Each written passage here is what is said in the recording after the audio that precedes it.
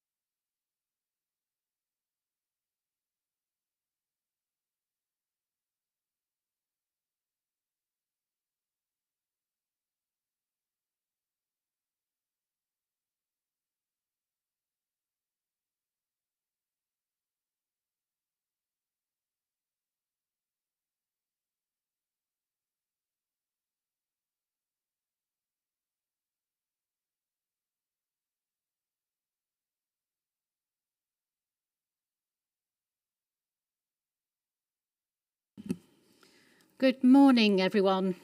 It's 9:30 and this Places for Everyone Joint Development Plan Document Examination Hearing Session is now open. I'm Louise Gibbons, one of the inspectors appointed by the Secretary of State to examine the plan, along with William Fieldhouse and Stephen Lee. Can everybody hear me okay? Thank you. Just a reminder, and it's pertinent at the moment because I can hear a noise, for everyone to switch your mobile phones, laptops and other devices to silent mode, please. Water is provided in the room and will be refilled during adjournments. Just a reminder, please, not to bring food or hot drinks into this room. There are no fire alarm tests planned for today, so if the alarm does sound, please vacate the building in an orderly fashion following the green emergency exit signs. And there's one where you came in and there's one to my right there. The programme officers, Helen and Yvonne, are around today if you need any assistance. Just a reminder that the purpose and the format of the examination is to help us decide if the plan submitted in February 2022 is legally compliant and sound, and if not, how it could be modified to ensure that it is. This session, like the others, will take the form of a structured discussion of the matters set out on the agendas that have been published. Today we are dealing with allocations in Bury, JPA 7, JPA 8 and JPA 9, and it is an all-day session. I will start each agenda item with some questions to the GMCA team, and they have been doing an introduction to the site, so we'll continue to do that. When I've heard the responses to those, I will invite contributions from others. When you wish to speak at I think most of you have been here before. If you haven't, just please turn your nameplate on its end and I will bring you in at an appropriate time. When I invite you to speak, particularly the first time, just a reminder to say who you are and, if appropriate, who you represent. We will give the GMCA the chance to sum up their position at the end of each item on the agenda. As I said, this is an all-day session covering the 3 sites today.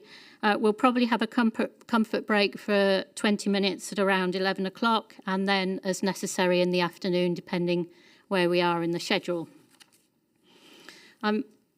Before we do, I'll do a few announcements on a few general and procedural issues, but before I do that, I think it would be helpful if we could go around the tables now to allow all participants to introduce themselves, and I'll start with the GMCA team as usual. Thank you.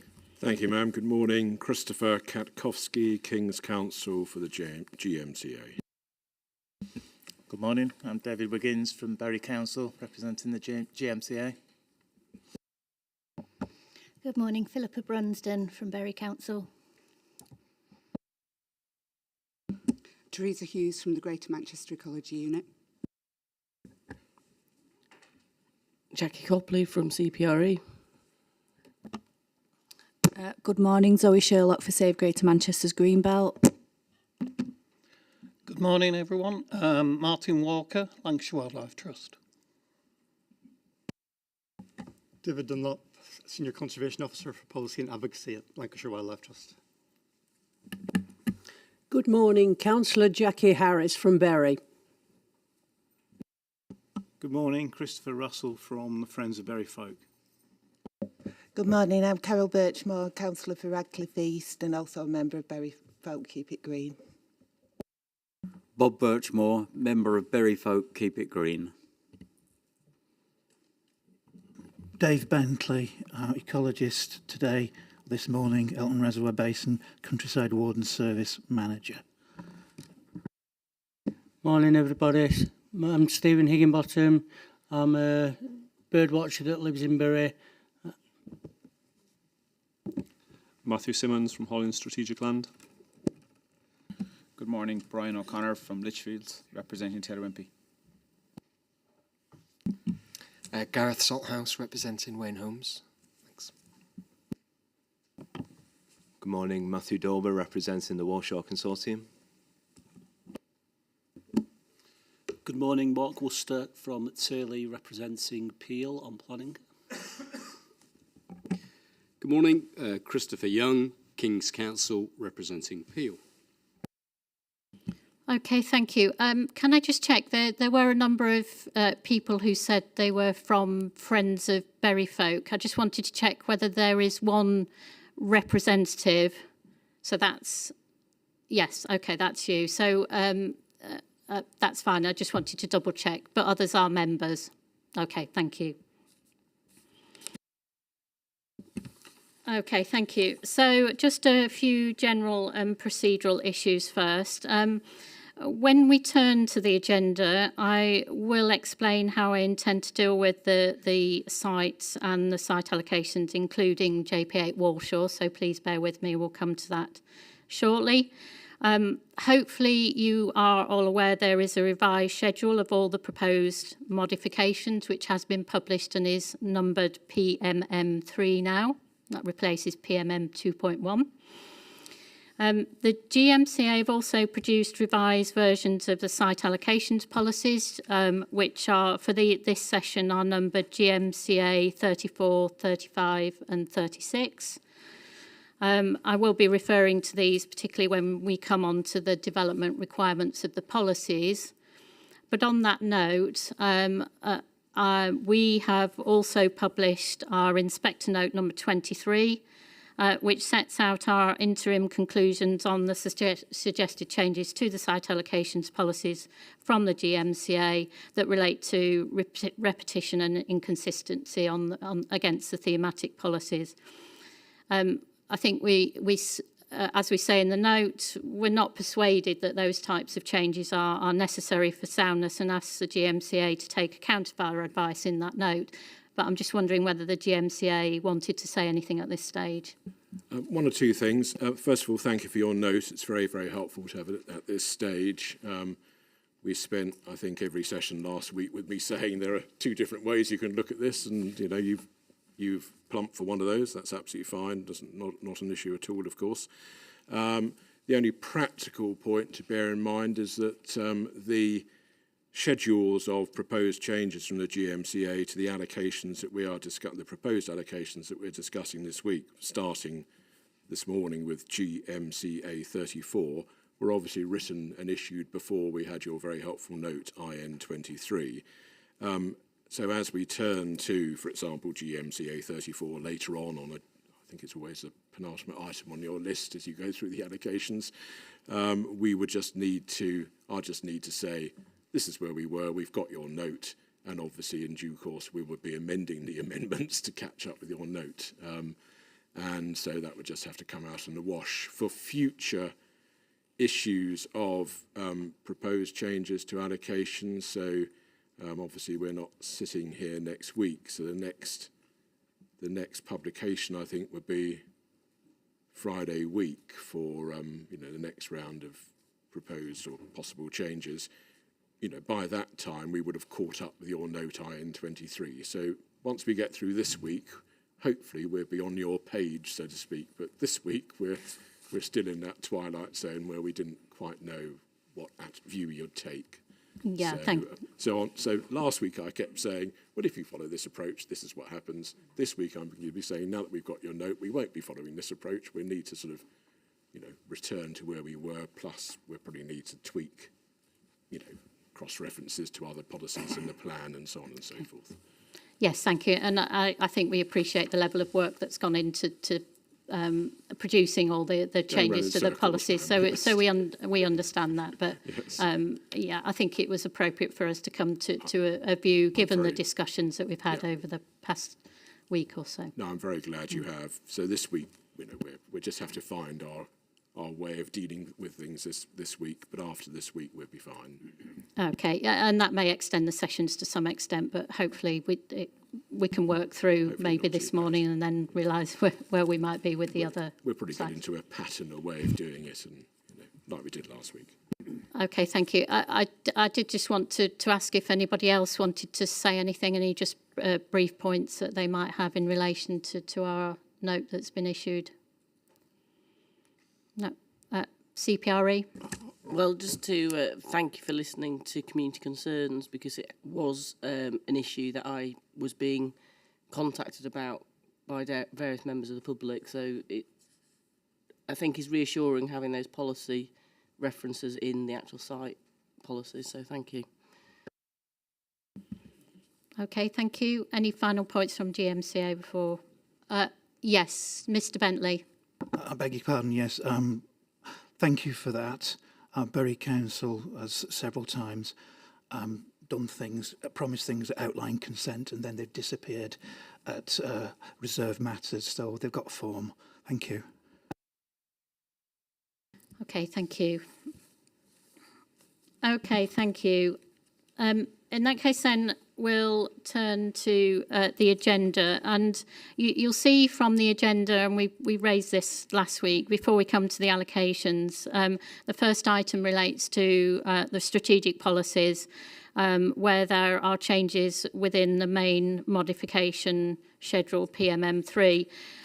We won't be covering the same ground where we discuss the strat policies, and I have no comments on those proposed changes myself, and it was just to really check whether anybody had any additional comments they wanted to make without going over the discussion of the strat policies themselves. I think in the past last week we didn't discuss them at all. There was no queries raised. Okay. In that case then, just with the agenda, we will deal with JPA 7 and JPA 8 first in the normal way, as we've done them in previous sessions, focusing on the questions we've asked in our matters, issues and questions, and I want to ensure those are dealt with first. When we come to JPA 8, I will just make a short statement how I intend to deal with this as we go through.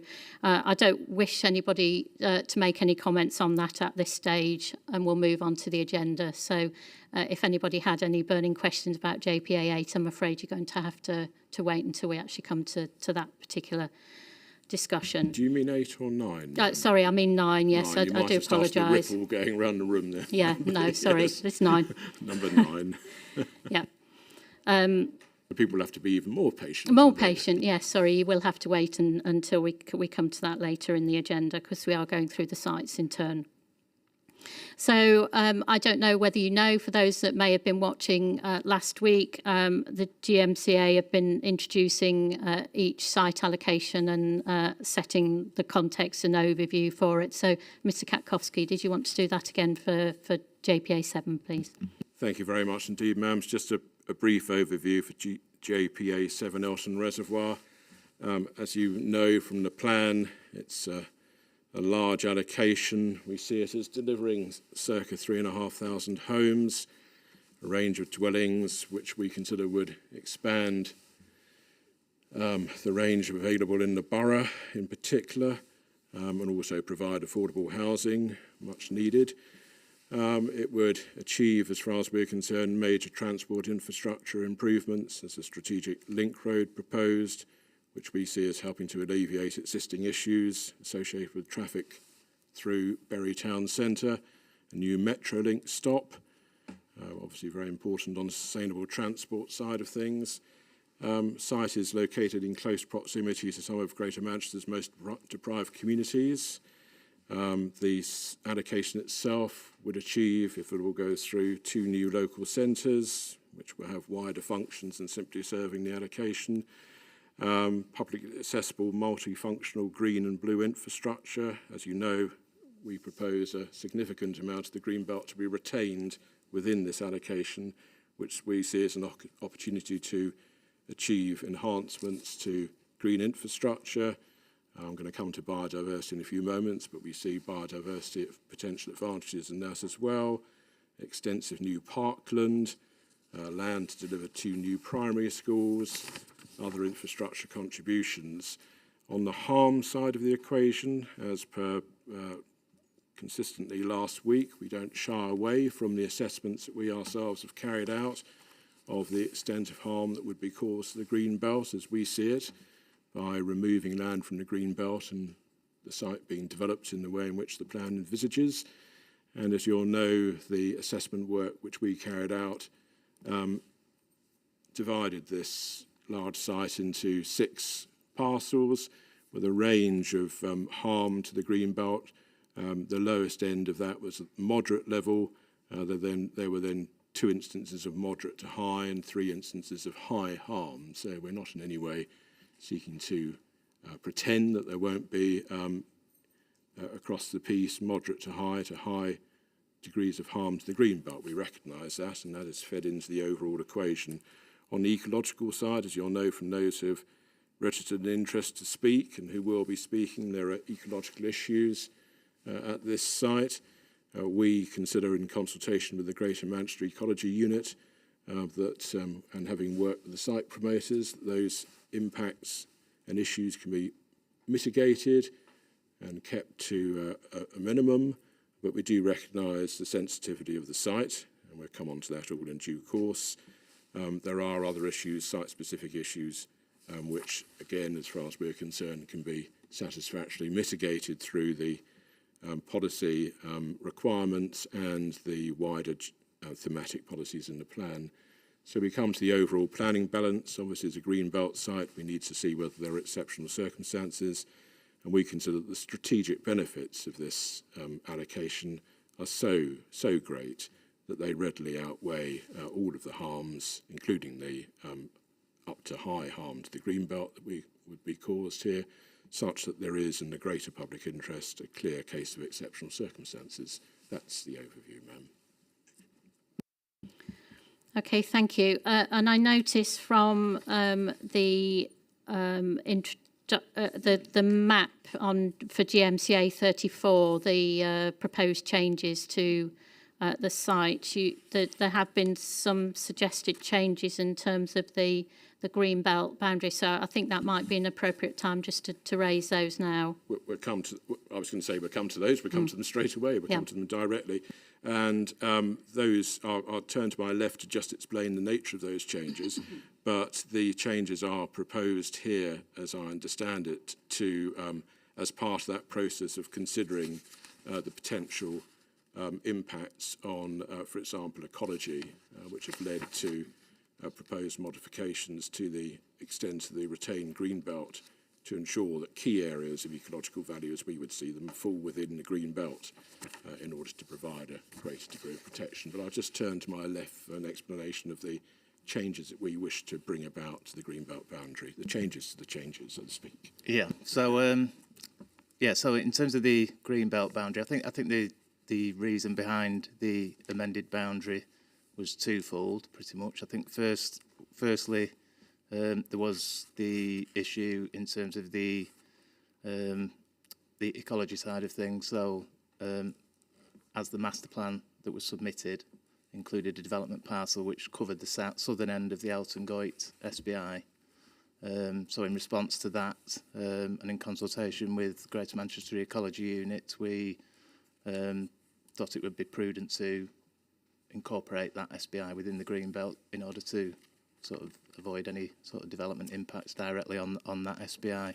And I think secondly, the reason why we suggested that change was in response to the question about the robustness of the green belt boundary. So, we just felt it was a better fit to follow the extent of the SBI, so it's a more readily recognisable boundary.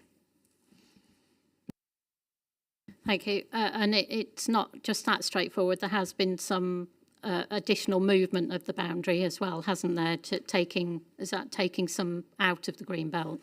Yeah, that's correct. Yeah, so some of the land that was originally identified as the green belt, it was to offset the additional land that would be included within the green belt. You know, we did come to the view that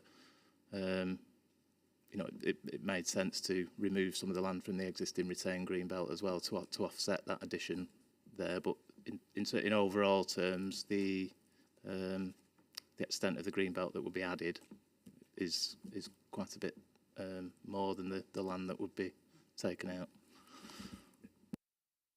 Okay, thank you. Did anybody want to make any comments at this point without getting into discussion about the ecology in detail? It was just really the principle of the greenbelt boundary. Yes, Councillor Birchmore. Can I just make sure that when you put your nameplate up, can you put it so that the water jug isn't in the way? Okay. Yeah, thank you. Sorry about that. Thanks very much. Councillor Birchmore. Yeah, it's just to follow on from Mr. Kikowski's comments and that. I'm actually I represent the residents of Radcliffe East, and Radcliffe East is one of the areas that's going to be most impacted by it. He mentioned high index of multiple deprivation. There is very high index of multiple deprivation for many of my residents. The life expectancy in my area is, well, there's 17 years difference between life expectancy in my area and the richest areas of Bury. Do you mind if I stop you there? I think we are going to come on to this point when we come to looking at the location of the Greenbelt site. There's a question I ask about whether it's suitably located and the site selection criteria, and that will come under that. So do you mind if you hold the point? Is that okay? Sorry about that. I didn't want to stop you in full flow, but we will come back to that. Yeah, it's not quite clear where it comes in, so. Okay, yeah, I'll bring you in under that. So just put your nameplate up when we come to that again. Councillor Harris. Thank you, Chair. Yes, I'm just a bit slightly confused, perplexed about this, what my colleague from Bury Council has been talking about, swapping over and sort of, if you like, doing deals and putting things in and taking things out. Could you please forgive me, I couldn't quite understand what you were actually saying. You're taking some of the land out of the Greenbelt and some in. Could you just summarise what you just said in a more clear, cohesive manner, please?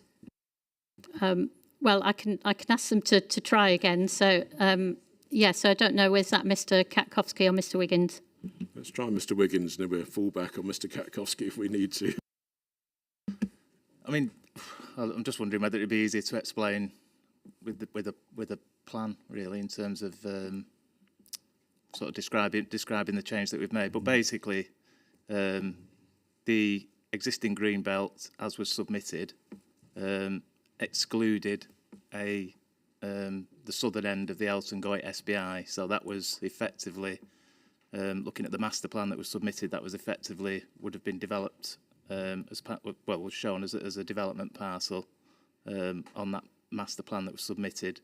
So what we've done is to address concerns around the ecological impact on the SBI. We have now incorporated that southern end of the SBI into what we are proposing would be the retained area of Greenbelt.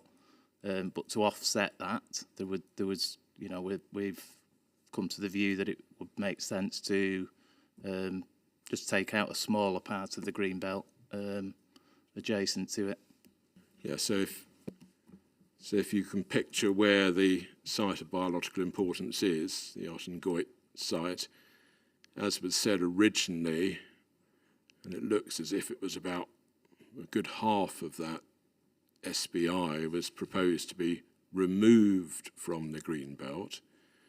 And the view that's been formed is, for the reasons which have been touched upon, it would be best to keep the entire site of biological importance in the green belt. So that's change number one, if you like. So the whole site of biological importance would be retained in the green belt rather than about half of it, as was originally proposed with the published plan. And to the west of the, this is going to be far easier with a plan, but to the west of the site of biological importance, there's a, in relative terms, a smaller adjustment proposed to the Greenbelt. So some Greenbelt land would be removed from the Greenbelt in these changes. As has been said, in terms of the balance sheet, the amount of Greenbelt land that would be retained by ensuring that the whole site of biological importance is in the retained Greenbelt, the amount of Greenbelt land that would be retained, the addition to the retained Greenbelt achieved by doing that is larger than the amount of Greenbelt which we propose to remove to the immediately to the west of the SBI. That's the balance sheet. Obviously, one can look at the detail, and there are boundary issues involved in this as well in terms of the definition of the boundary of the new Greenbelt or the new Greenbelt boundary. So that's the balance sheet, if you like.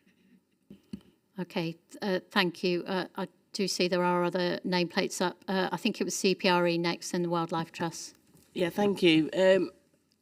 Whilst we understand the Greenbelt boundaries have been amended for wildlife reasons, I think there needs to be a realistic approach, because that boundary is not really a defensible boundary as such.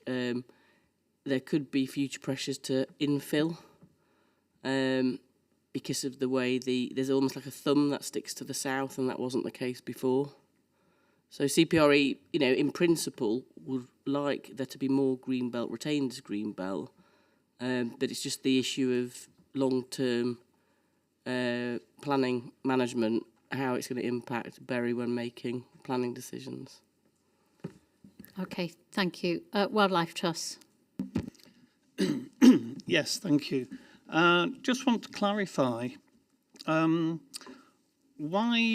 did the SBI boundary have to be included within Greenbelt to be protected? To me, the SBI in itself is a designation that should be protected. Okay, thank you. Did GMCA want to answer that?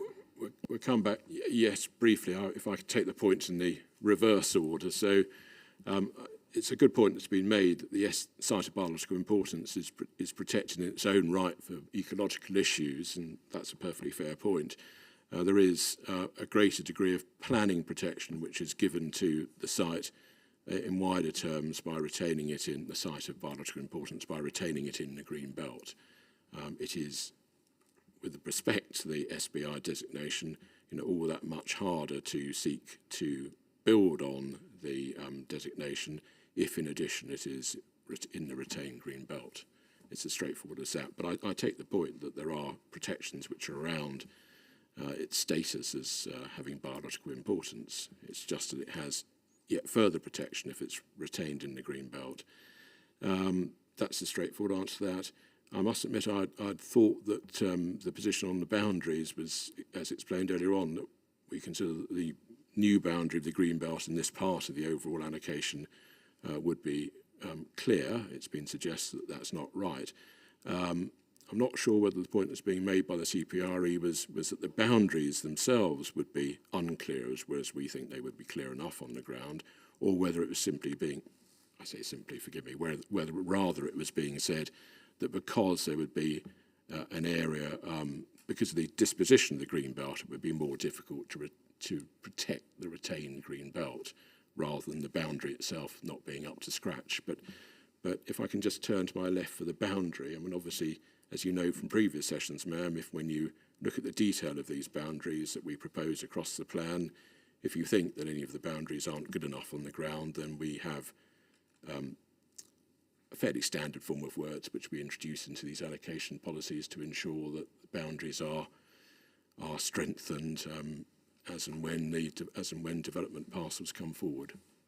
But I just turn to my left as how good, bad, or indifferent the boundary would be in this area. Yeah, I mean, I think we're of the view that the boundary that follows that SBI does follow recognisable boundaries on the ground as it is. But as Mr. Katkowski just said there is provision within the policy to make sure that boundaries are strengthened. I think there's a modification to JPA 7 along those lines. So, you know, if there is any development that you know, any development that doesn't necessarily follow recognisable boundaries on the ground, then there is a requirement for them to provide sort of robust boundaries.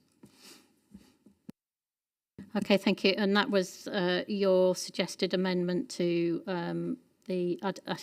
I don't want to get too much out of order here, but just very briefly, because we'll come on to this later. That was to criterion 12. That was to add an additional sentence at the end of that. That's right. Yeah. Okay, thank you.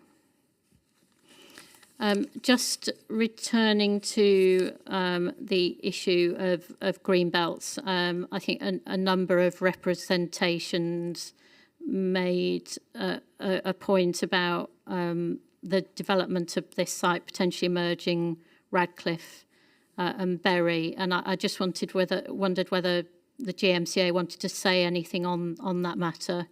I think there may be people here who wish to speak to that, but I just wondered whether you wanted to respond to those concerns. Yeah, I mean, it's. I think it's our position is that the swathe of greenbelt that's been retained through that site does provide that degree of separation between Bury and Radcliffe.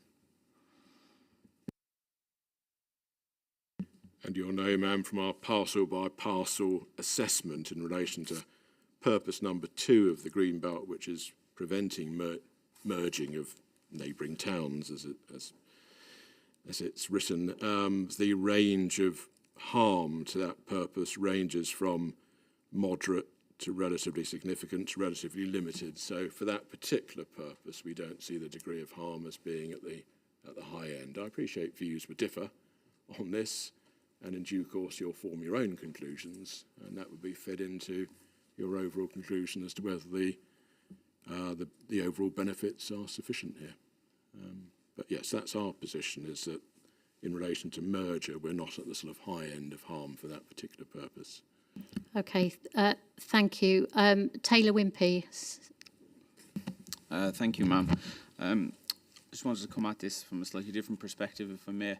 As set out in our representations, we're of the opinion that the retention of the green belt within this allocation is actually illogical, and when considering in the context of the purpose of the framework, we think that the retained green belt within the allocation will not form a strategic purpose any longer. It's too small and disconnected from the wider green belt.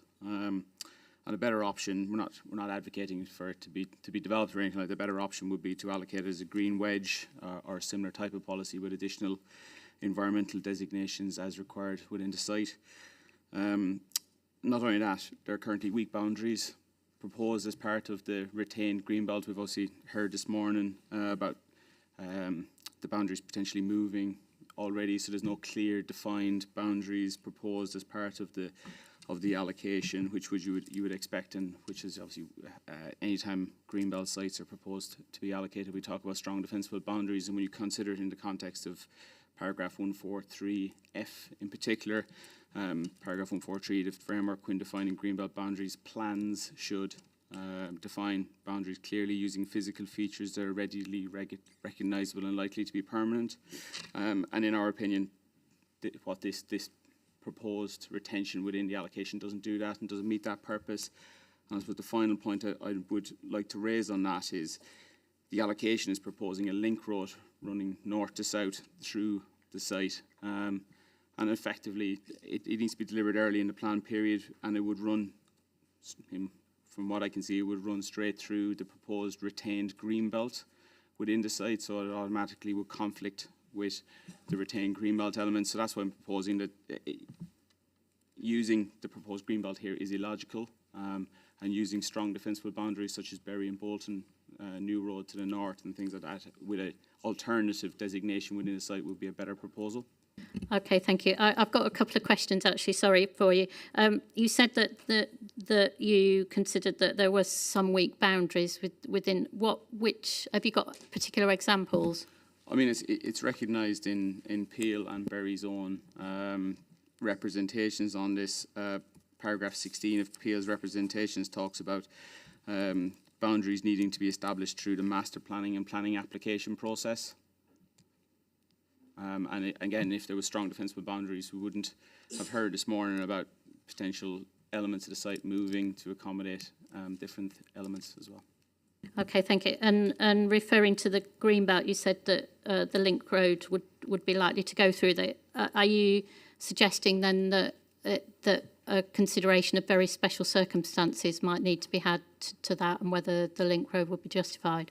As I understand it, yes, you have to demonstrate very special circumstances through the submission of your planning application. And that's why, again, another reason why allocating this as Greenbelt, as retaining as Greenbelt, is illogical in planning terms. Okay, thank you. Councillor Harris. Thank you, Chair. Yes, I'm interested to hear you use the word, Chair, very special circumstances, because it's a word I have not heard at all from the other side of the room, which is hugely significant when it comes to compromising the green belt.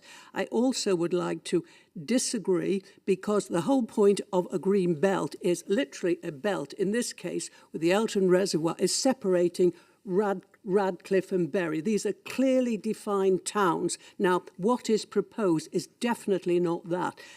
As it is, we do have a separation. It's clearly defined. The proposal does not do that. And my argument is, because of that, it completely violates any policy on the green belt. And from that point of view, this plan is not sound. Thank you. Okay, thank you. I mean, there is a difference between the very special circumstances that is needed to justify a planning application and the exceptional circumstances need to change the boundary, but GMCA might want to expand on that a little bit further. But just to make that point. Anybody else? Any comments? Sorry, Peel, I can't see your nameplate there. Are you okay to move it in between the two laptops? Yeah, yes. As promoter of the site, I just want to be clear when you'd like to hear from us. So I can respond to some of those points, but really Mr. Kitkowski has the right that you want to hear from him first. So I've got it up because I can respond to these points, but I only want to speak in turn, as it were. I think it would be helpful to hear from you before GMCA sum up. I do notice, though, that is it Councillor Walsh? Yeah, sorry. Yes, did you want to say something now? If you don't mind, Chair. I've listened to this about the urban sprawl, but at the moment you can enter Radcliffe and you won't know it because there are no road signs to say that you're entering Radcliffe. That land, and I wish we'd stop using the term greenbelt. It's as if it's a commodity to sell. It's countryside that have been used for leisure and health and well-being for many, many generations and hundreds of years. And it will, if these houses, it will cause urban sprawl. There's absolutely no doubt about it, because they want to build along the flattest part, which is, Radcliffe is in a bit of a valley. So every road out of Radcliffe is a hill. This, along the canal, is the flattest part, which is used by many, many people, and those sometimes in wheelchairs, because it's the only place they can. And it will create urban sprawl. And if I may be so bold, how much land do Peel want? 3,000 houses that they want to have at Edenfield, 3,500 at Elton Reservoir. It would be tragedy, absolute tragedy, to the health and well-being of one of the poorest towns in the whole of the borough to build on that land. It should be retained in its entirety. I do not accept moving these plans around and these boundaries. It would be an absolute tragedy, not just to the people, but to the wildlife that live there. Thank you, Chair. Okay, thank you. Peel, if you wish to say something now, and then I'll let GMCA sum up. Okay, so I'll, respecting the integrity of the process, I'll just make a couple of brief points, if I may. As for the exceptional circumstances, the test you're concerned with, obviously you've heard all the evidence relating to need and so on, so I'm not going to trespass on that and why that there is a need for this housing and the type of housing that's proposed. Just on the issue about the Greenbelt boundary and the SBI, obviously echo entirely what my learned friend says in relation to that. It adds additional protection. And in addition, of course, we're looking here in the first instance about taking land out of the Greenbelt. Now, if you're not proposing to develop because an area has ecological value, which the SBI does, then there's no need to take it out of the Greenbelt in the first place. So in answer to Mr. O'Connor's point, that is the answer, isn't it? Because we're not taking it out. And on this issue about the SBI, the Greater Manchester Ecology Unit were very strong on this point. We've been discussing this issue for 4 years now, this site, and they were very strong on this point that they did not want any of the SBI to be developed. And so we have responded to that, to criticisms, how much do Peel want? Well, the position is we have listened to the Ecology Unit carefully on this issue. It's important for a variety of reasons, including birds, particularly winter birds and invertebrate. But as for the boundary and where it is, a plan does help, and I've got plans of the different areas, and I'm sure you have as well. But we're not looking, it was described as a sort of thumb sticking out. We don't look at boundaries on the basis of what can be seen on a plan. When you visit the site, as I'm sure Mr. O'Connor has, and you have a look at where the Goyt is, it's low-lying, it's wet, marshy grassland. So it's clearly defined, but obviously, consistent with what's proposed through the policy, it would be appropriate to have landscaping. And in particular, on a site of this scale, there is nothing inappropriate at all about having a master plan which seeks to establish more robust boundaries through planting and landscaping and so on. So the boundaries and the amendment of the boundaries and the ecology all makes perfect sense because we have responded to what GMEU has said. Okay, thank you. GMCA. Thank you, ma'am. So if I can just go to the points made by Taylor Wimpey, who would rather the retained Greenbelt was not retained and should instead be the subject of some form of green wedge style policy, which necessarily, by definition, plainly would be a weaker degree of protection than retaining it in the Greenbelt.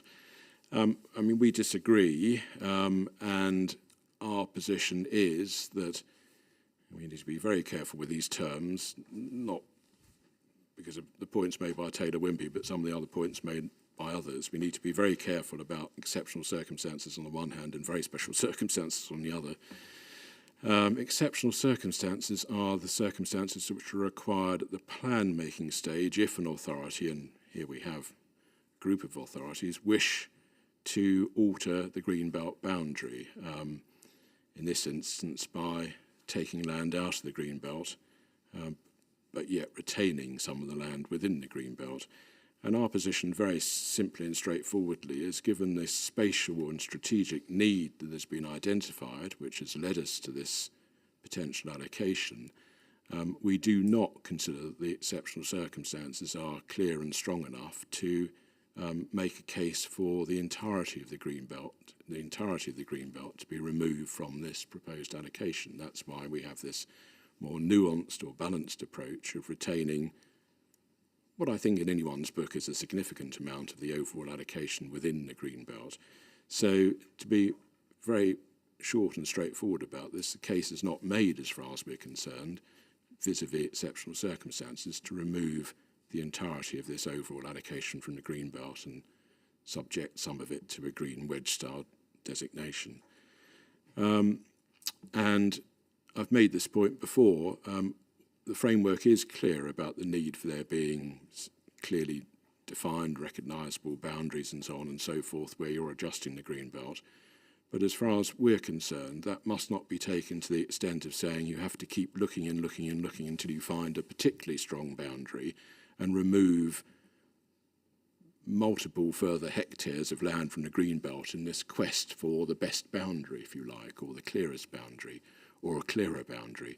If your boundaries are good enough, and certainly if they're good enough and can be strengthened through the master planning process, then there is no good reason for keep looking beyond that to in a quest for a better greenbelt boundary at the price of removing a very large amount of further land from the greenbelt. I mean, the case is just not made as far as we're concerned. That's our response. Others would disagree, I'm sure, but that's our position. Turning to the points that were made about the link road and very special circumstances, at a planning application stage, if one proposes development in the greenbelt, and to the extent that the link road would cross the retained greenbelt, the applicant for the link road would, to that extent, need to grapple with the greenbelt issues involved in that. The approach and the framework it's relatively nuanced, if you like. Not every development in the greenbelt is required to demonstrate very special circumstances. In the case of the link road, paragraph 150 sub C, we consider would apply, or at least certainly potentially apply. This is obviously a matter for further down the line. And that is that if you are an instance of local transport infrastructure which can demonstrate a requirement for a greenbelt location, then in the wonderful language of the framework, you are not inappropriate in the greenbelt. So therefore, you do not need to prove very special circumstances. So in due course, if as and when the link road proposal is brought forward, and if it crosses the retained greenbelt, the first consideration would be, well, can the link road make out a case under 150 sub C? If it can, it would not need to demonstrate very special circumstances. If the view is formed that it can't, then yes, very special circumstances would need to be demonstrated. But that is all for the planning application stage. Given that the Places for Everyone, if it is adopted in anything like the form in which it's in front of these hearing sessions, will have specifically referred to the need for the link road and would have made the development plan case for it, then any very special circumstances will, to use a non-planning term, be given a considerable leg up by what's written in the Places for Everyone in relation to the link road. But we mustn't, it is difficult, this. It's easy enough for those who spend their lives doing this stuff, but if you take a step back and think, well, there are many people who don't spend their lives doing this all the time, it is difficult to think, well, there's exceptional circumstances on one hand, there's very special circumstances on the other. Do they mean the same? No, they don't.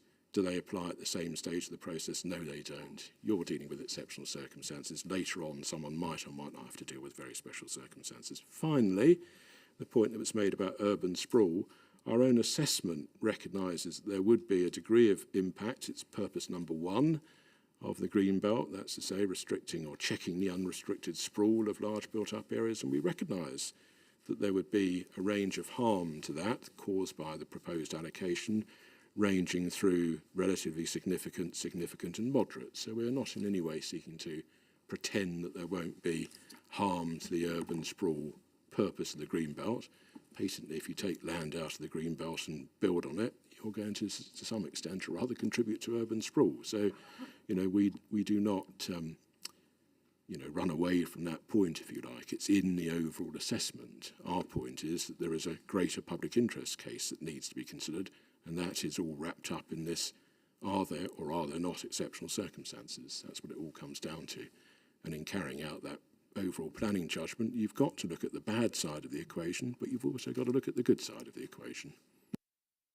Okay, thank you. Councillor Harris, your nameplate's still up. Did you have something else to say? Yes, I just want to make a brief point, actually, because Mr Kitkowski has given a long, very detailed speech, which is obviously GM's opinion, and I have to disagree. I think a number of colleagues on this side of the room will, because the link road is definitely inappropriate development on the green belt, and I certainly cannot see any exceptional circumstances to put it there. But basically, the opinion is quite different, and with all due respect, obviously, the people who will be deciding it is yourself. So that's what a point I want to make. Thank you. Okay, thank you. Mr Katkowski, did you want to make any further comments? No, ma'am. Okay, thank you. We have covered now really a significantly questioned 7.1, which relates to the Greenbelt purposes, and 7.2, the boundary. Did anybody else wish to say anything in relation to those 2 points? And then we'll move on to the next question, which relates to compensatory improvements. For those that may have been listening in, we have had just a brief, I suppose, header to this discussion. GMCA have proposed changes to policy JPG2 to seek to resolve the issue relating to compensatory improvements. But I think this site is slightly different. Mr. Katkowski, did you want to say anything? Why not? Yes, ma'am. Just a few words about this. So this site is slightly different because, of course, within this allocation, although there are others like this, not a great number, but there are others like this in the plan, this site has retained Greenbelt within it. The allocation has retained Greenbelt within it. And that retained Greenbelt within the overall allocation is the subject of specific items in the allocation policy. We'll come to this all in due course when you look at the requirements one by one. But the retained Greenbelt is referred to in particular in item number 12 in the list, which we'll look at later. So for the, I imagine, so for the Greenbelt within the site allocation itself, there is a specific element of the allocation policy, which we'll discuss later on, which seeks to explain what it is that is envisaged. There is also within that item, that criterion or requirement, a cross-reference to the thematic policy G2, which, as you've rightly said, we propose should be expanded. Policy G2 generally, not simply in relation to this allocation, but generally, to ensure that compensatory improvements to the wider Greenbelt are sought when development is brought forward on land that has been taken out of the Greenbelt in order to facilitate that development. And as you will know in the relevant topic paper, because we have done across the board, we have done an assessment, as has previously been referred to at these hearing sessions, of how the wider Greenbelt could be improved, riding off the back of, for example, contributions from developers who bring forward allocated sites, and in the relevant topic paper, which is paper 10.03, 10.03.43, the Arton Reservoir topic paper, to give it an easier reference, paragraphs 15.5 to 15.8, we bring together the specific items of work which are drawn out of the wider assessment.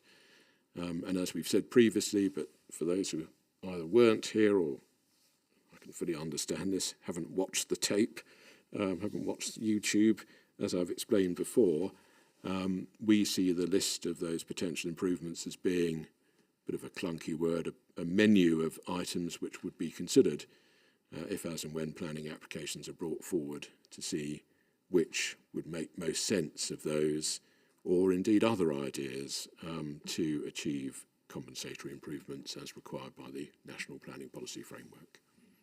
Okay, thank you. And that menu is such that things may have moved on since then. Certain projects might have been completed or no longer required. Indeed so, ma'am. And of course, you know, depending on which allocation it is we're talking about, and, you know, we'll hear from Peel later on the deliverability side, but, you know, some allocations are seen as coming forward in phases over a considerable number of years. Some allocations, depending on their size, are, you know, going to breast the tape much sooner because of the particular circumstances of that particular site and location. And it may very well be that, you know, for an earlier site that comes forward, many of the items in the topic paper will remain, you know, pertinent for parts of sites or for allocations which come forward several years down the line. Things may very well have moved on.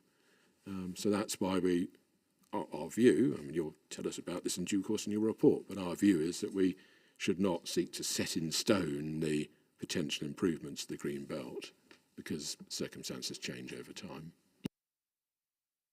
Okay, thank you. And yes, we will come on to part criterion 12 of that policy. So I have no further questions because I think the focus will be on that particular requirement.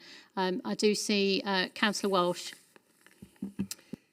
Thank you, Chair. I'm just reading from Berry's UDP Part 2, Recreation.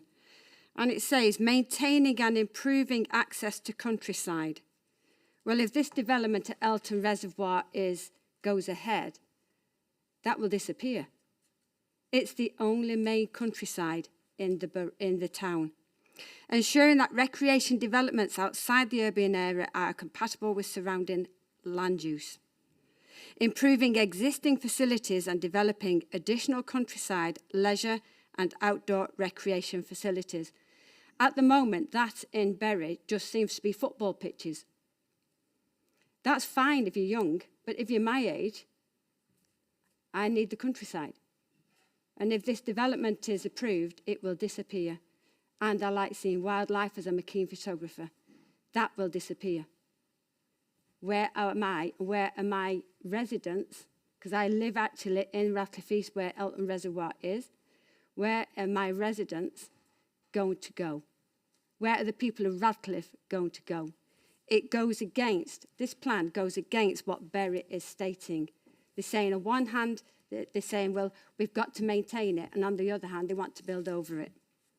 Thank you, Chair. Okay, thank you. Mr. Bentley. Sorry, can I remind you to put your mic on? Thank you. Thank you. On the subject of improving the countryside, I've said Elton Reservoir Basin Countryside Walden Service exists. We're an NGO funded by a private benefactor, public donations, local groups and Bury Council.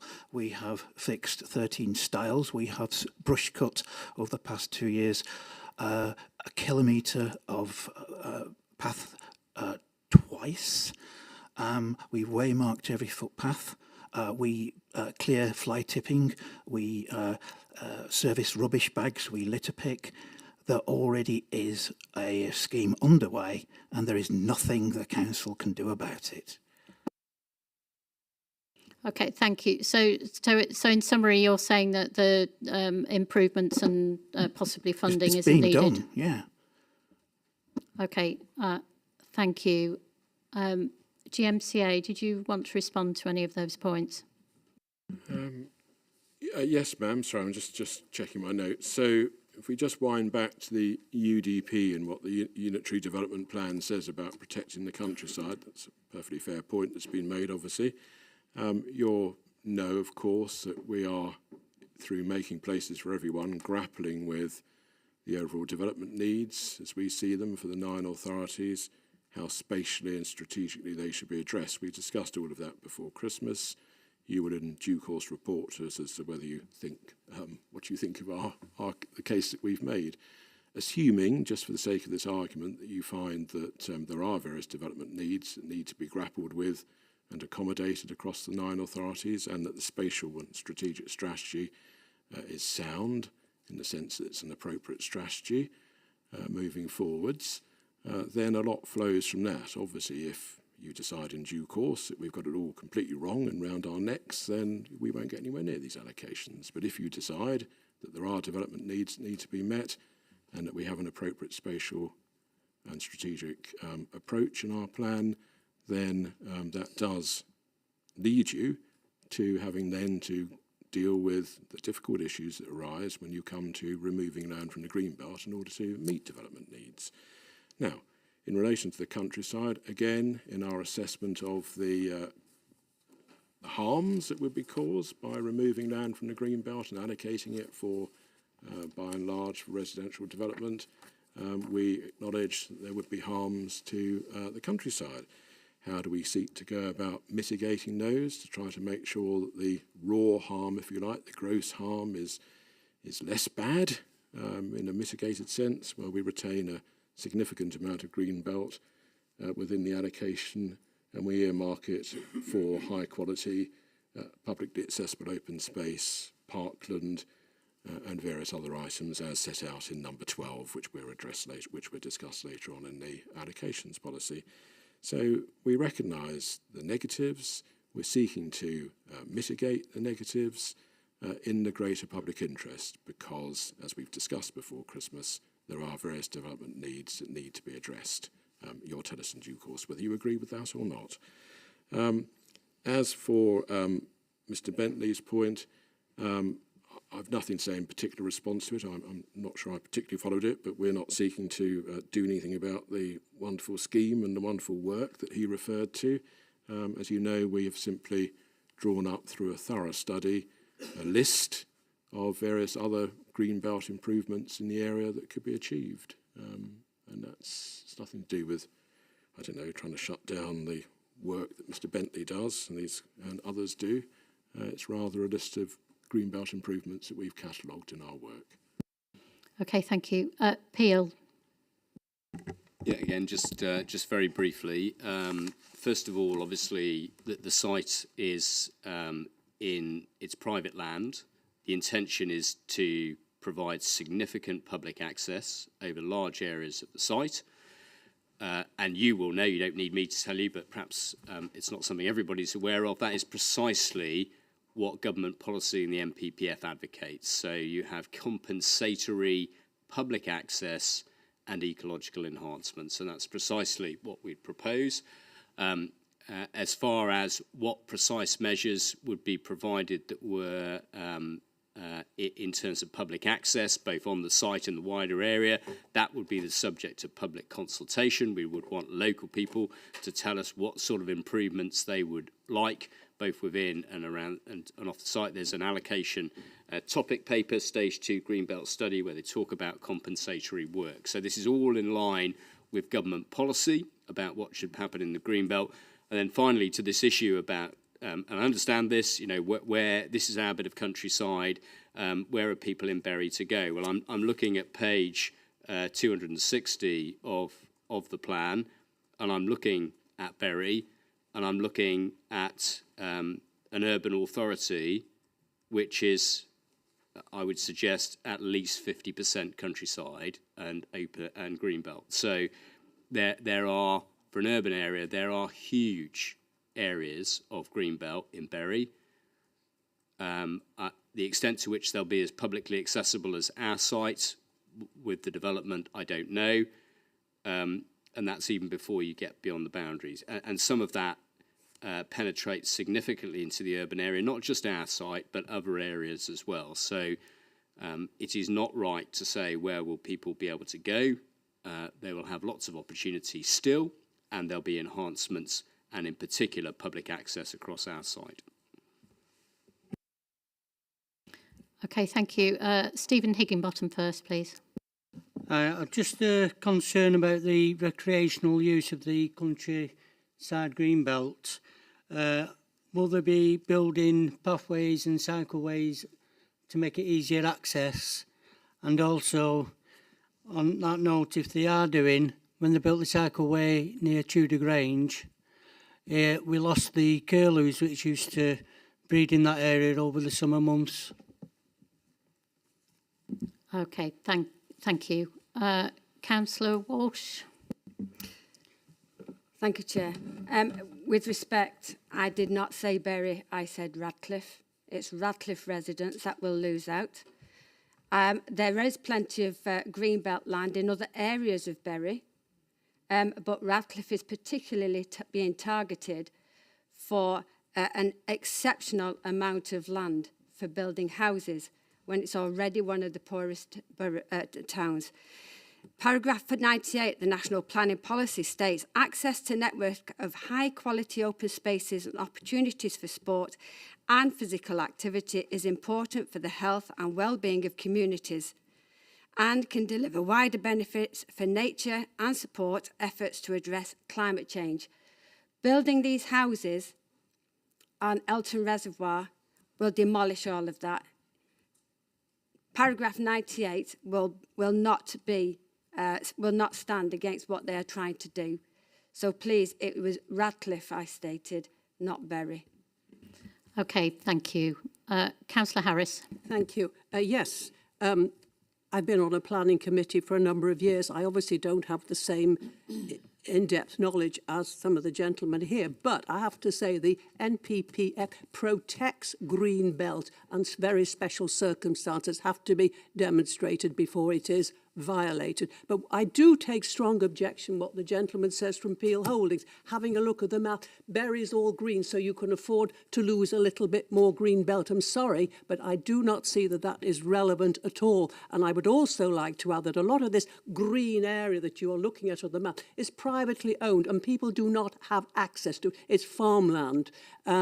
In the case of the reservoir, Elton Reservoir is for the public, and there's very little land within Bury, regardless as it might look like on the map, that can be accessed by the public for recreation, walking, leisure, which is so important. I might also add to absorb pollution, but I presume we're going on to another area on that. And also, I also challenge the ecological surveys and their accuracy, but that's another thing. But I just want to stress that it is very wrong to say, well, because Bury's got plenty of green spaces, they can afford, that's your implication, they can afford to lose more. That is totally irrelevant. Thank you. Okay, thank you. We will come on to the ecological things. I think that's under criterion 13. We'll discuss that later. Wildlife trusts, please. Yes, thank you. Hopefully I'm not going to stray too much on kind of the detailed ecology. I think, just backing up Councillor Harris, it seems that that Helton Reservoir is already a very good recreational hub. It's also an outstanding biodiversity hub as well. The reason these two coexist is because of the open space that is there. Once you concentrate that down, which the development will do, that is when you're going to get conflicts. You're going to get loss of species like the curlew, like lapwing. And unfortunately, there's nothing that can be mitigated to actually stop that happening. Thank you. And again, we will come on to the detail. I do know that you've made some comments about the lapwing in particular and your concerns about that. So we will, I would like to focus on those issues when we come to the ecological, but I take your general point about the use of the site for public recreation. Thank you. When you finish speaking, can I just remind you to put your nameplate down?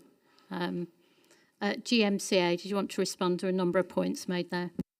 Thank you, ma'am. Just briefly, I think I'll take my lead from you, or my steer from you, that we're going to be discussing ecological aspects later on in more detail. So I'll wait until then, to be honest, rather than sort of answer out of turn, so to speak. Obviously, I note the points that are being made, but we'll return to that in more detail later on.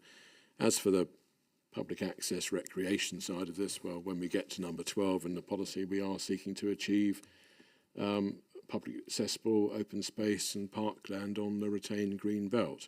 And the ecological implications of that we will then turn to discuss when we get to, I think it was item number 13 of the policy, or whatever you use as your springboard for that discussion. So, yeah, in terms of, I mean, there are conflicting points which have been made, aren't there, about the need on the one hand for recreation and public access, and then the ecological consequences potentially of that, and we'll deal with that tension, if you like, when we get to the specific requirements later on. I'm not going to obviously get involved in the cross-table disputation. Mr. Young can defend himself. He's well capable of that, and he doesn't need me to do so.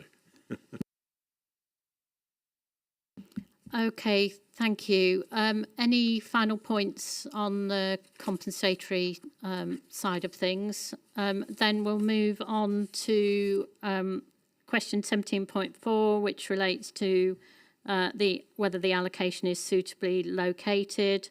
Again, GMCA, did you want to do anything by way of introduction to this particular element? Briefly, ma'am, as you know from last week, sometimes one or other of, your colleagues have in effect done this for me, and where you haven't, then I do it myself very briefly. So in terms of our assessment criteria, this site was seen as satisfying criteria 6 and 7. So 6 is where there would be transport investment, long-term viable, sustainable transport options to be delivered, significant wider community benefits, and 7 is delivering to address significant local issues, so significant local benefits. When we go through the requirements of the policy, obviously we'll flush out these points in more detail, but those are the criteria which we saw as being satisfied for this particular site. That's all set in the sort of wider spatial strategy that we have in the plan that we discussed before Christmas. Okay, thank you. And I will come back to Councillor Birchmore. Obviously, criterion 7 with this particular site does refer to regeneration in Radcliffe, but you had some points to make about deprivation. Would you wish to do that now? Yeah, can I just make a point really about, you need to consider the green belt with it, also the brownfield sites. And if you consider this existing site, or this site that you're discussing, it has within a mile of that site, it has a brownfield site for 427 houses at East Lancs Paper Mill, 211 houses at York Street, Abden Street is 90 houses, Green Street is 137 houses, Warwick Road is 70 houses, and Morris Street is 27 houses. And those are just the large developments. Those are within a mile of this site that you're talking about, which actually says to me, if you've got a choice of developing between greenbelt sites and brownfield sites, you will develop greenbelt sites every time. So we're in the danger. We're keen to have affordable housing. There are brownfield sites there to make affordable housing, but we're in danger of the greenbelt being developed and the brownfield sites being left. That's a really important point. Talking about social deprivation, there is a difference of life expectancy between residents in Radcliffe of 17 years compared to the biggest one. Your life expectancy in Radcliffe on average is 72 years, which means a lot of our residents won't even make it to retirement. There's issues, very high issues of poor health in Radcliffe. We've got social deprivation index of 1 in many areas. And actually, the residents need access to green space for health and well-being. There's a big issue of mental health issues as well, and we need that access to those spaces for health and well-being. We haven't got it if you take it away. According to Friends of the Earth, they described it, if I can just get the quote, they said it was an area deprived of access to, areas most deprived of green space, including parks and gardens.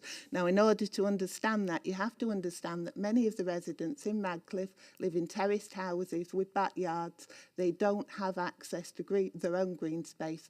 They need this green space. Thank you. Okay, thank you. Did anybody else wish to make any points in relation to the location?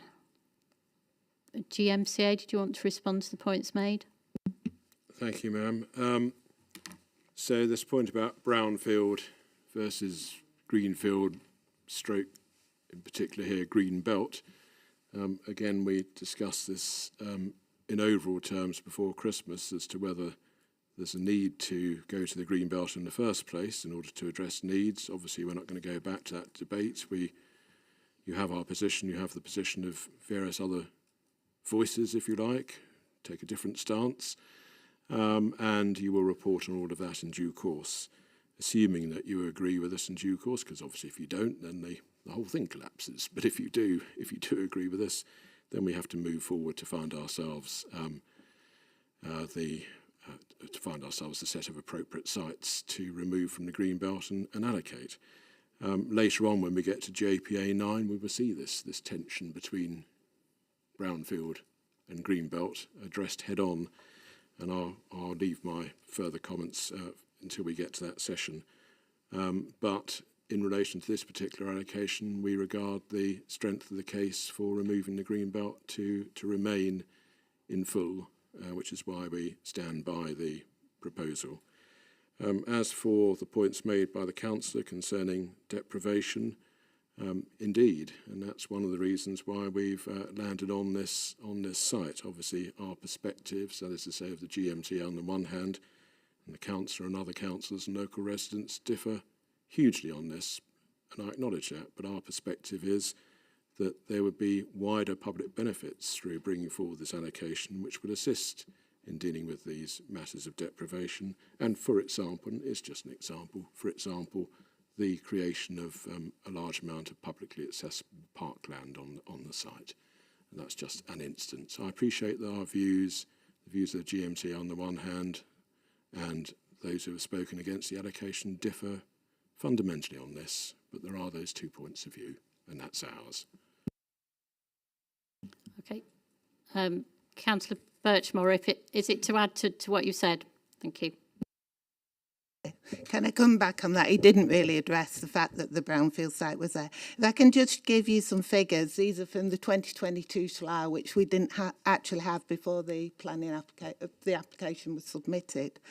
If you look at land with planning permission, I didn't really want to get into a debate about the housing land supply situation, particularly here, because we have done that in previous sessions. I take your point about you being concerned that if this site is developed, then it may potentially stop brownfield sites coming forward. So I acknowledge the point that you've made, but I don't really want to get into a debate about the housing land supply. Can I just say about fairness and distribution of land? Because 72% of all land within Bury that has planning applications approved, 72% of it is within Radcliffe. If you look at the land with unconstrained potential, 23% of that is within Radcliffe. And if you look at the land with constrained potential, 30% of that is within Radcliffe. So the majority of brownfield sites are in Radcliffe, so we're already contributing. Okay, so it's not just a concern about potentially other sites being stopped from coming forward, but actually you say that Radcliffe is an area that's already got a significant amount of development. Okay, thank you. Massive amount. Thank you. Councillor Harris, is there anything to add to that? Yes, just to add a point. Going back slightly, because my point was that the whole point of a green belt, clearly defined, is meant to divide, in this case, Bury and Radcliffe. It's interesting, just a point, because Councillor Birchmore and I, we are neighbours, your ward butts against mine. But I refer to my ward as Bury, and Councillor Birchmore refers to her area as Radcliffe. There is, I'm sure, perhaps if you look on the map, you don't realise, there is a distinct difference between the two places. I am a councillor in Bury. This lady, who is virtually next door, is a councillor in Radcliffe. That green belt, as my understanding is a belt is supposed to be, is to separate. And I've already made this point, but I also feel it is important the fact that Councillor Birchmore are using two different towns, suggests or confirms that the two places are distinctly different and need a wide, proper, defined green belt as it stands to separate the two, as within planning policy. Thank you. Okay, thank you. Councillor Walsh. Yes, just to follow on from a point from the KC from Peel, is it's all right trying to mitigate by building these parks by building these little green spaces. That will be for the 3,500 houses on that site.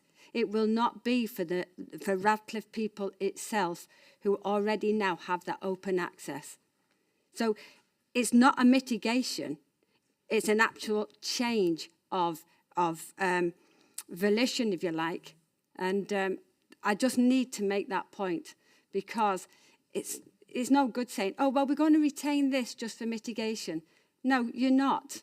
It's not going to mitigate the loss that will be felt by the people of Radcliffe. Radcliffe, not Bury. Okay, thank you. GMCA. Just briefly, that I won't return to this brownfield, greenfield point, but the point was made that there's a loss of development, if you like, taking place at or earmarked for, envisaged at Radcliffe. and that's because, as we perceive it, there are a lot of opportunities at Radcliffe given the nature of the place. As for the parkland, the publicly accessible parkland that's envisaged as part of the allocation, that is, we disagree with the point that's just been made. The parkland that's envisaged and made provision for in the allocation would be of strategic scale and would serve a considerably wider role and function than simply addressing recreational needs, for example, of the new residents on the allocated site. So we see it as a strategic scale provision. Obviously, our views disagree on this, and I'm just explaining ours. Okay, thank you.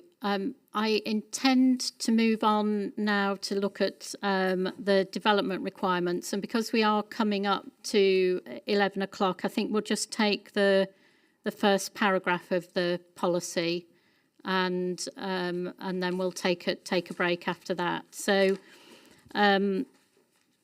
we are dealing now, just for those that are here, I am going to refer to the document that has been produced by the GMCA, that's GMCA 34, which sets out some proposed main modifications to the policy. So that's what I'm dealing with as we talk through things. I hope you've all seen those.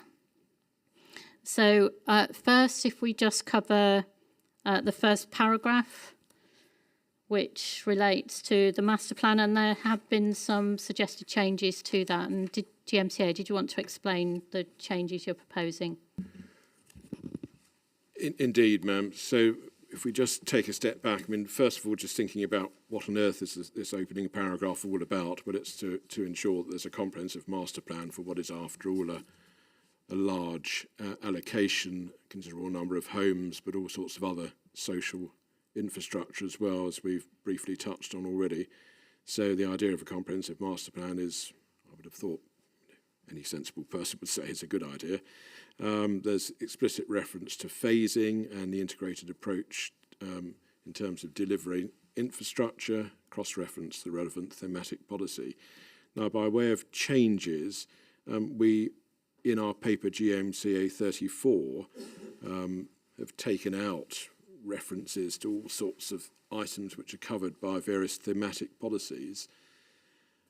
I must admit I haven't sort of caught up in my own mind with the implications of your paper 23, IN 23, for that sort of sentence. I appreciate the point you've made about the requirements, and we're going to look at these requirements, after the short break.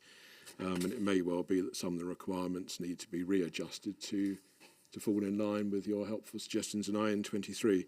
But I have to say I'm not sure that I'm clear in my own mind as to whether following the logic, which is very clearly explained in your IN 23, whether that would involve sort of reintroducing that sentence that we've crossed out. I mean, we don't mind either way. As I've said before, a lot of these points I don't consider to be points of soundness, to be quite frank.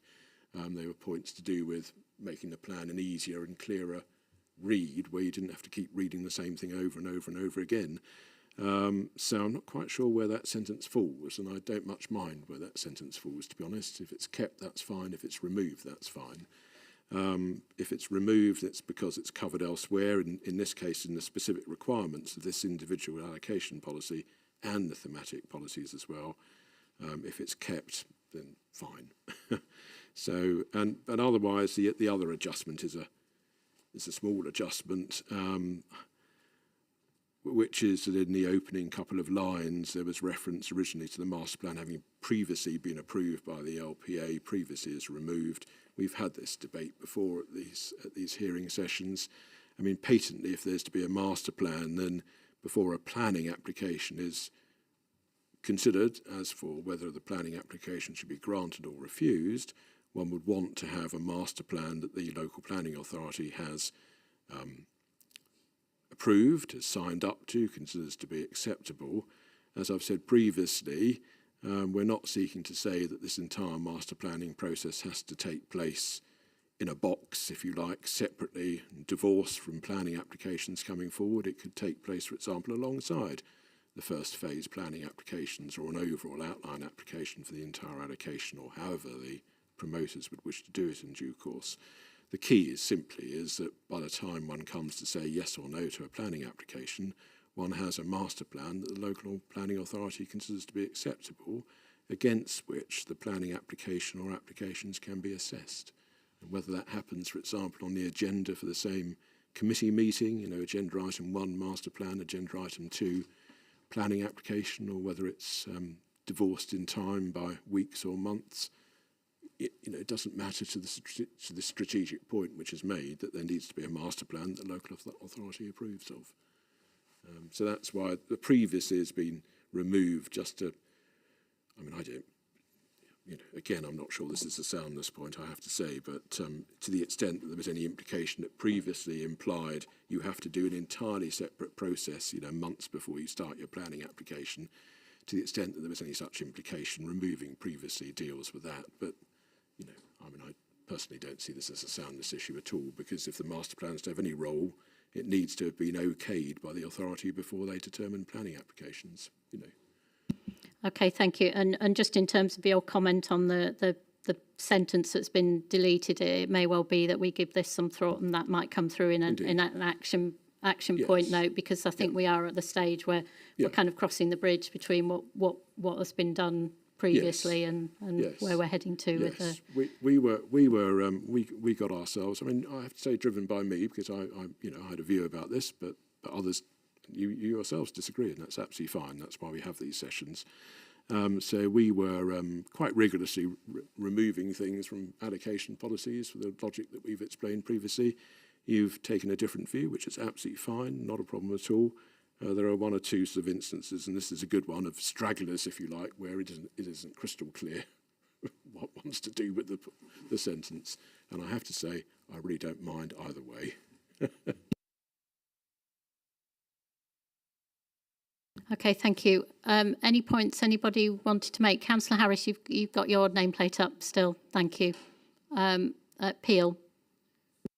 Yeah, thank you very much. Specifically on that point that Melinda Friend was just raising, which was your suggested changes in note 23. So we've had a look at that, and I just place on record, we don't perceive any difficulty with that. That doesn't cause us any difficulty. If you want to put them back in, I have to say my experience is the same as Melinda Friend's. I've done lots of local plans, and inspectors have been busy taking criteria out. They say to take them out if it's anything to do with national policy or it's elsewhere. But, this is the plan you're examining. If that's what you think is appropriate and you have your reasons for doing so, then I'm just making absolutely clear we don't have a difficulty with that, and we're perfectly happy with that. Can I just check, we were talking about the first part of the policy before the break. That's the text before we get to the numbered criteria, or is it? Yeah. Yes. Yeah. I've nothing further to say then, thank you. Okay, thank you. Did anybody have any points that they want to make? Councillor Birchmore, you've got a confused look on your face. Hopefully we can sort that out for you. I just want to check this because, this isn't our background. This is not what we do. I just wanted to check, because when are we going to discuss about provision of infrastructure and things? Is that now or? That will come on as we go through the policies, and it depends if there's a particular point that you want to raise, either particularly we come to the end of the list of criteria and you think, hang on, this we haven't referred to this, then do pick that up. I'll give the opportunity for people to make any final points. So this is infrastructure relating to this site? Yes, it will be. Peel's statement of common ground with the council. So. Yeah, well, if you've got any particular points, what we're doing at the moment is we're going through the criteria of the policy itself. Yeah. So that sets out the development requirements, which includes infrastructure. So if there are particular points on that you want to make, we'll cover them. If you think, well, no, that's not a point that's been covered, then do raise it, and we'll decide whether you can do it now or whether you can leave it to the end. Right. So, but not at the moment. Not at the moment. Brilliant. Thank you. We will come back to that. We're just we will take a break now and then resume with the rest of the policy requirements after the break. Okay. Brilliant. Thank you. Okay. So we'll take a break now and we'll resume at 11:20. Thank you.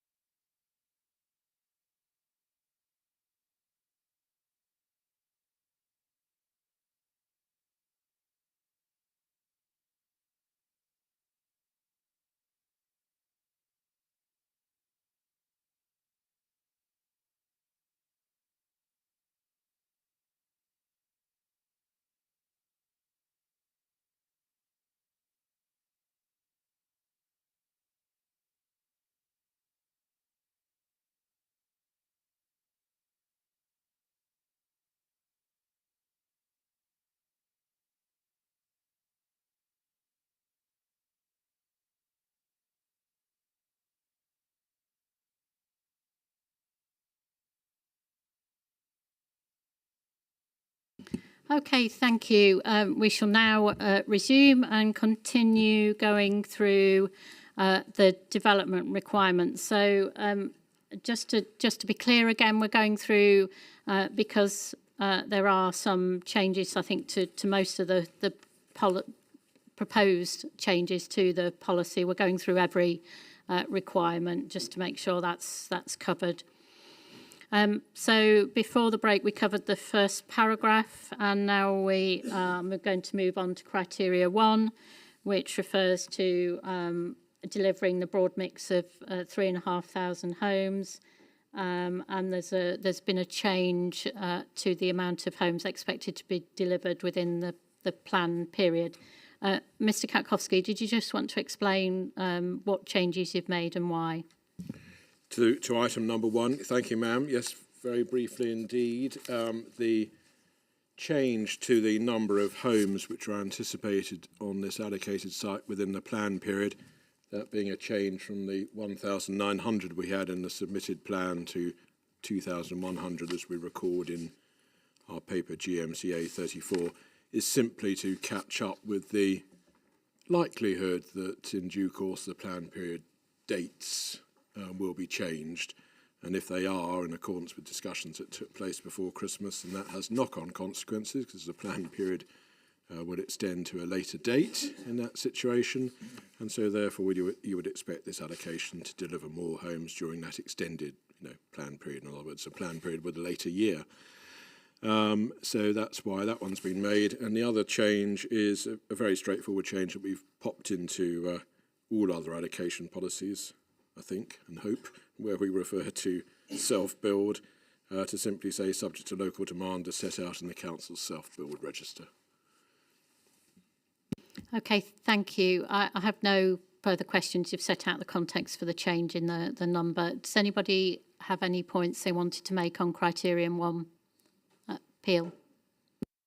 Yeah, just generally to offer this observation that to the points that have been made about the housing coming forward, obviously you will be aware there's a strategic regeneration framework that has been drawn up for Radcliffe. That involves numerous projects, including in the town centre.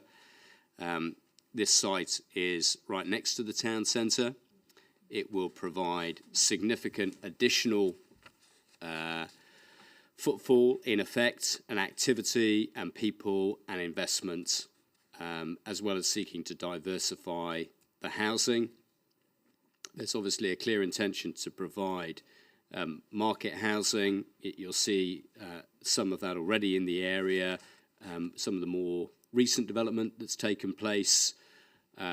It's a continuation of that, but as is made clear and in line indeed with the government's latest position about increasing the provision of older persons housing so that there is appropriate housing for elderly people, self-build in terms of what's available on the register. A surprising number of people register for this type of housing, which is not easily available unless it's properly planned, proper definition of self-build and custom-build housing. But just in particular, it's all in line with the strategic regeneration framework for the area and the benefits that will be delivered through that. Okay, thank you.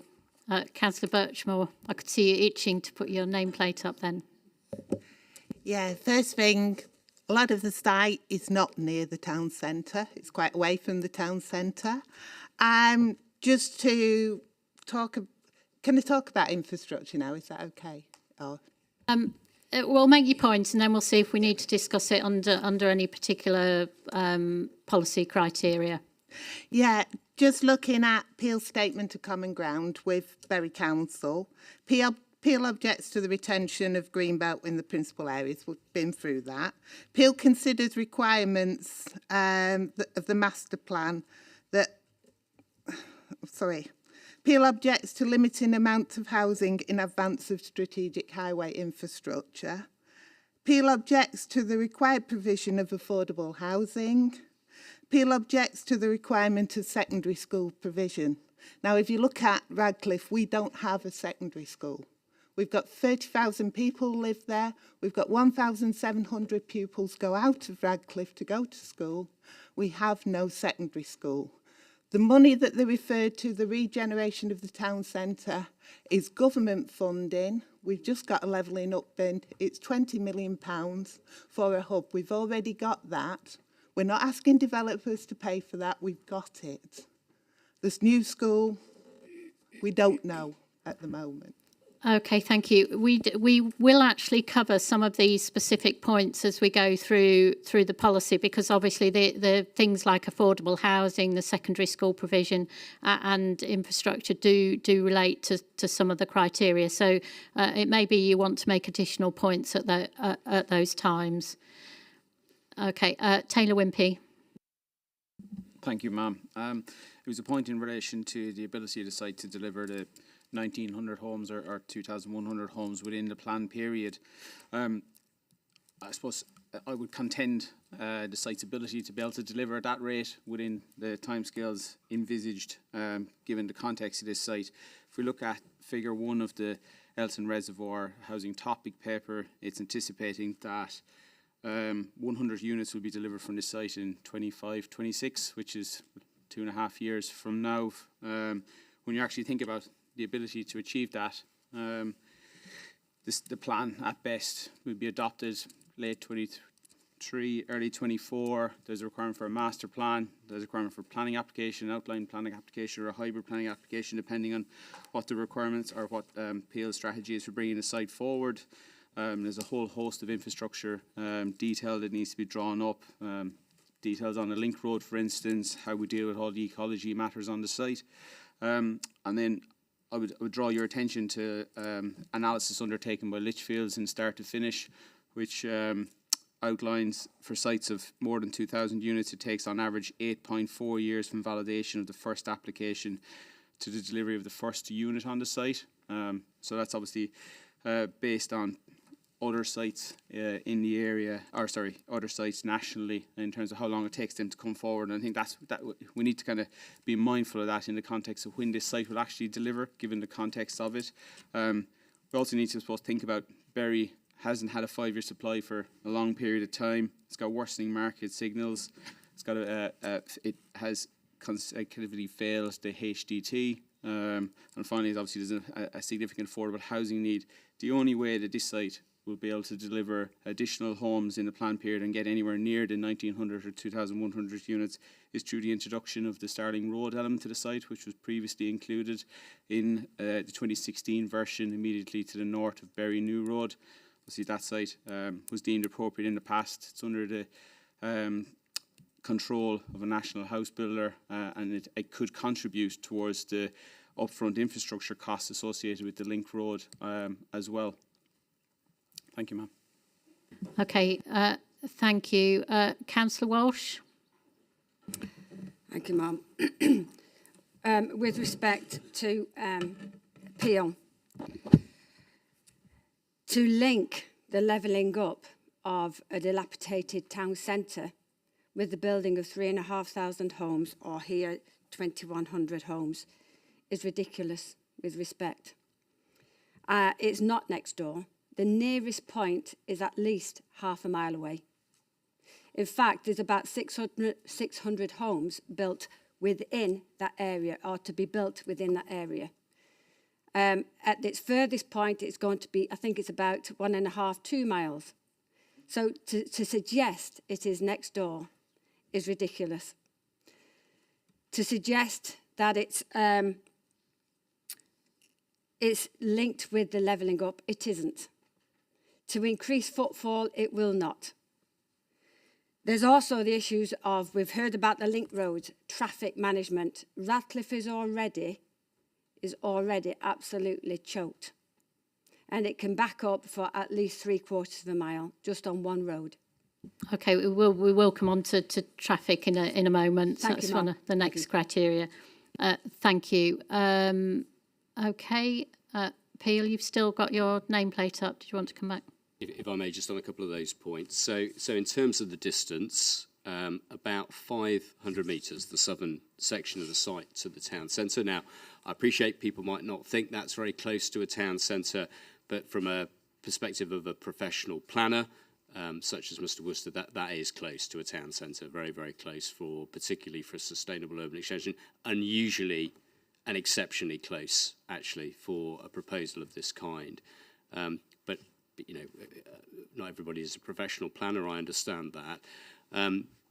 In terms of the ability for that to then translate into investment, it is, I'm afraid, just straightforward fact that if people in the area have expenditure, they have the opportunity to spend in local shops, use local facilities, engage in local community activities, and it isn't just the economic, it's the social infrastructure.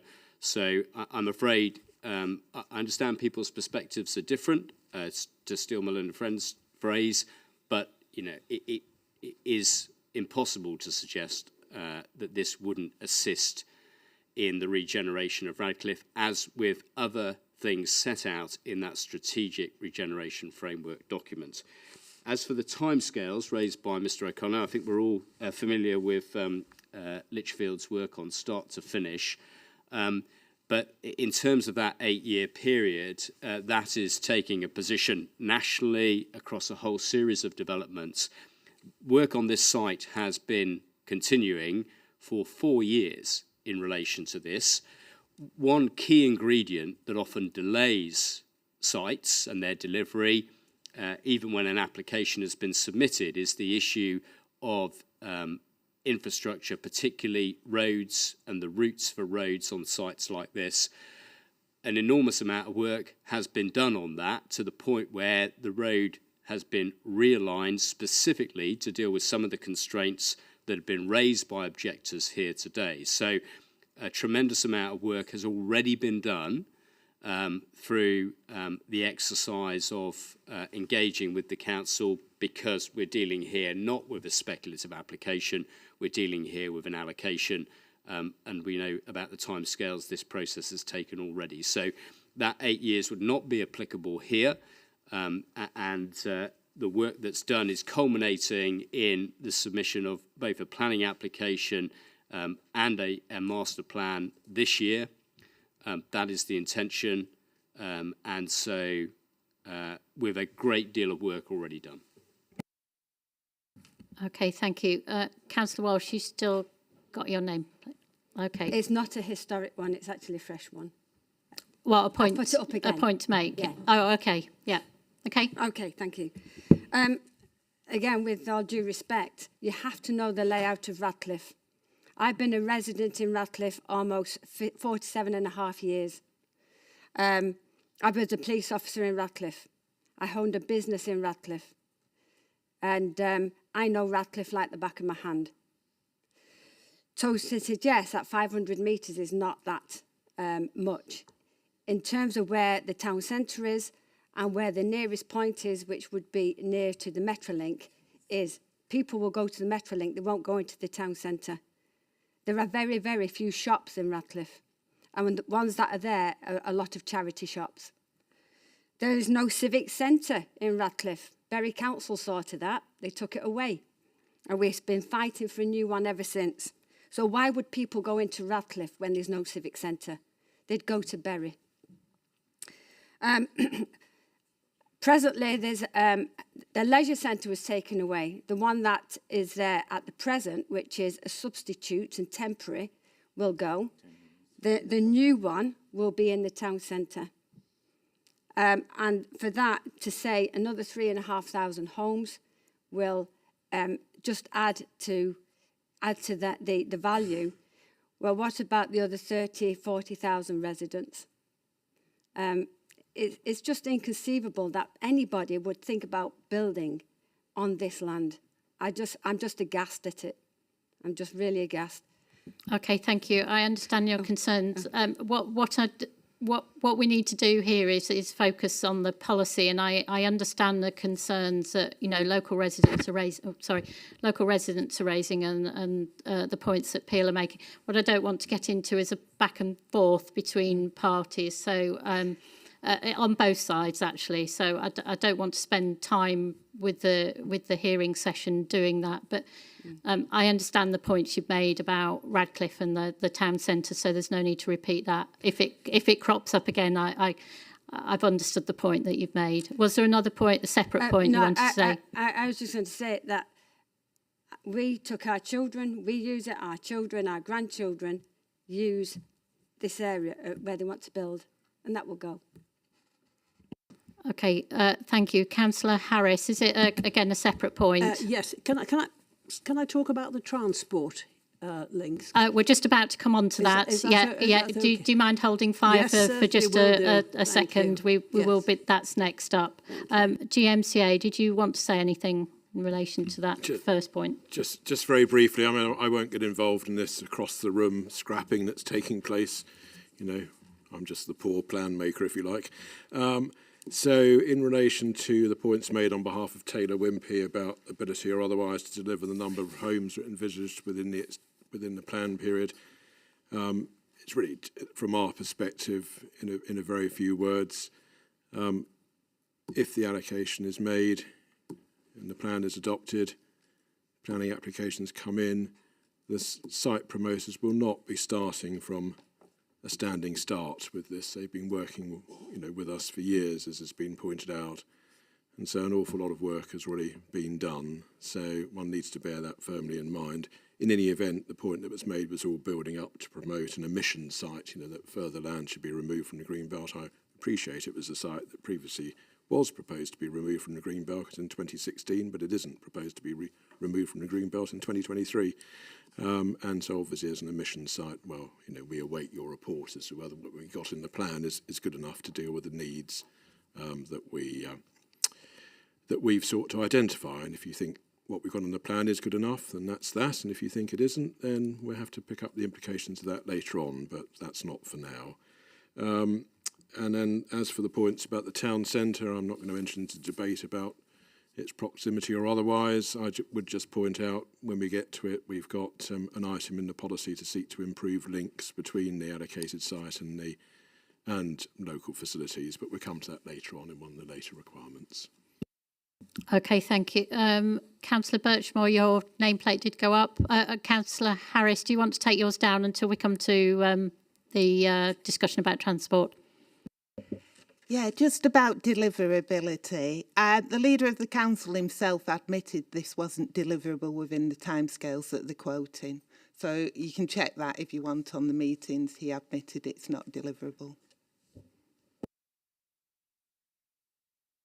GMCA, I can see you wanting to respond to that. Whatever the leader of the council said or didn't say, and whether I can or can't watch some or check something, we're the site, we're the plan promoters. We have sitting opposite us the site promoters. As far as the plan promoters are concerned, the site is perfectly deliverable within the timescales envisaged. Later on, we're going to come to the subject of viability. Forgive me, I have not laughed during anything that's been said by others around this room, although on some occasions I've wished to do so, but I've treated everyone with respect. Could you provide me with the same courtesy as well? Yeah, I would appreciate. I'm sure you can understand keeping background noise is to a low level is important in this. If you don't agree with something that's said, I can understand that, but there's no need to make any loud noises in response. Thank you. I don't want to disturb the proceedings. Yes, the debate is being conducted in a very reasonable manner, I have to say, and everyone has views. They're strongly held on all sides of the room, but we approach this whole debate with respect for each other and respect for the fact that we hold different views. Okay, thank you. Any final points on criteria 1? In that case, then we'll move to criteria 2. And before I take comments or questions, again, this is a policy that some suggested changes have been made to it. It would be helpful, though, if we focus on the first 2 criteria. There have been no changes to those, so if you could just explain the reason for those. Once we finish knocking things over in terms of swapping our ecologist for our transport person. Yes, so we have three items in item number 2. The first and the second we propose to retain in any version of the policy, and they concern the Spine Road. I'll turn to my left in a few moments' time for an overview as to why the Spine Road is seen as being strategically required here and the wider issues which are involved in addressing that. Just very briefly, item 3, which, as you know, we proposed to strike out, or had proposed to strike out. This is about other off-site highways works. Probably in the wake of IN23, we would reinstate item number 3, frankly. So I think that would fall within your scope, but we'll come to that in a few moments' time. Can we just start with an overview of the case for the Spine Road, please? Who should I turn to? Yes, Mia Crowther, TFGM. So there's been a large amount of work done for the transport locality assessment, but actually an awful lot has been done subsequent to the transport locality assessment, so it might be that our colleagues across the road update some of the information. Sorry, I'll bring it a bit closer. Thank you. Is that any better? Hopefully. So I was just saying that there's been a large amount of work done for the locality assessment, but actually there's been a large amount done subsequent to the locality assessment as well, which actually adds a lot more detail to that. The locality assessment itself demonstrates that the impact of the development can be mitigated effectively, and indeed will make the site a very sustainable site when you take into account the potential for bus route improvements, Metrolink, walking, cycling opportunities with the hub on site. The particular issues of the Spine Road very much relate to the fact that it's very much an opportunity to bring a bit of resilience to the network in this area. There are a couple of places around Bury and Radcliffe which act as very significant pinch points on the network.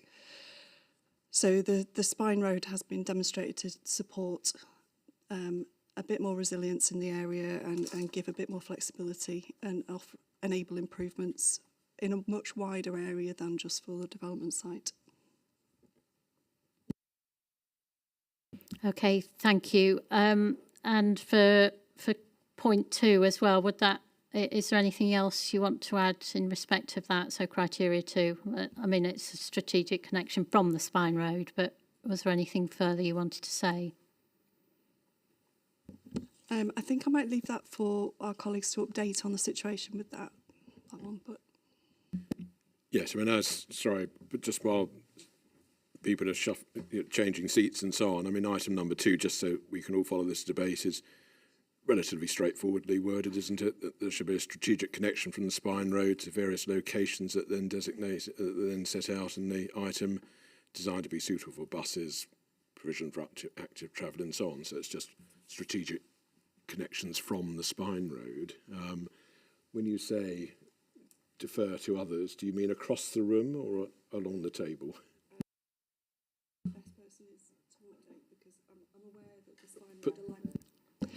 I'm aware that the Spine Road alignment may have changed slightly, so I think the principle of the Spine Road is... I think it would be helpful if GMCA could set the context if there's somebody who knows that, rather than going with due respect to Peel. Some more movement of people. That's fine. I understand this might happen with sites like this where we need to have an input from different people. So do bear with us on that. Hopefully it won't interrupt us too much. Thank you, ma'am. I'm David Bland, lead engineer for Bury Council. So the Spine Road as proposed at the moment basically puts a strategic link in from the north of the site down through the site, connecting into Bury Road, with a spur off going through the what we refer to as the Coney Green site, so where the proposed new school is going. That basically takes an awful lot of traffic off Bury Bridge primarily, or we believe the traffic modelling demonstrates that takes an amount of traffic off Bury Bridge, alleviating, as Mia said, traffic congestion and also providing additional resilience and stuff like that. There's some talk about more recent work sort of in relation to the precision of the alignment, but the principle is obviously what we're dealing with through this plan. But did you want to say anything about more recent work that's been done or not? I can do. I mean, the alignment is effectively being tweaked by sort of Peel in terms of what provides the compromise between the development or the potential development and also ensuring traffic can flow through the site in a safe and serviceable manner. So these sound to me like points of detail which are, at a scale below what we're dealing with, and these points of principle at this stage in making a plan.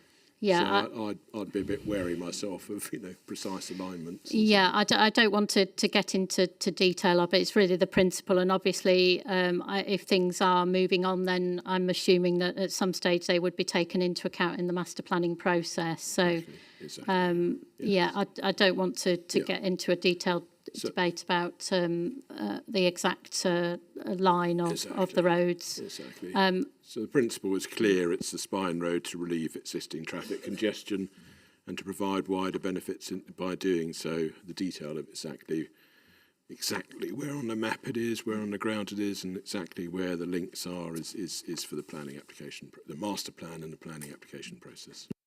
Okay, thank you. And before I take points from people, I just want to cover the final point in this policy, which is a new element to the policy, which is the investment in public transport infrastructure.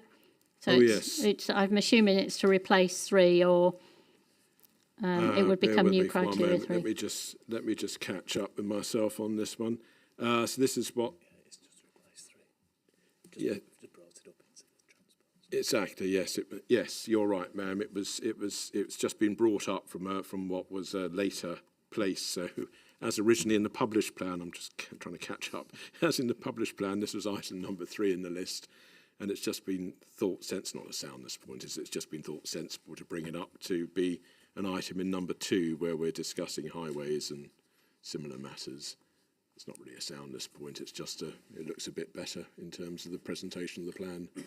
Okay, thank you. And we have previously referred to Appendix D in the in PMM3, which sets out transport interventions, and some of these are referred to are actually in the necessary category, and there is a supporting category as well. So that's right, ma'am. Okay. And so, as I said, we had originally. Bear with me for one moment. We had originally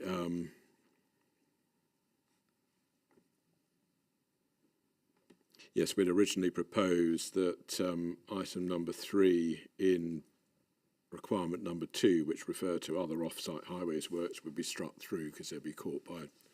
But we would suggest that in the light of your paper IN23, we would need, following that logic, to have something in requirement number 2 which refer to other off-site highways works, but on this occasion we would specifically need to refer to policy JPC7, which is the thematic policy, and the Appendix D. So we would need to just bring that all into the policy to follow your what you've said in your paper IN23. Yeah. Okay. All right. Thank you.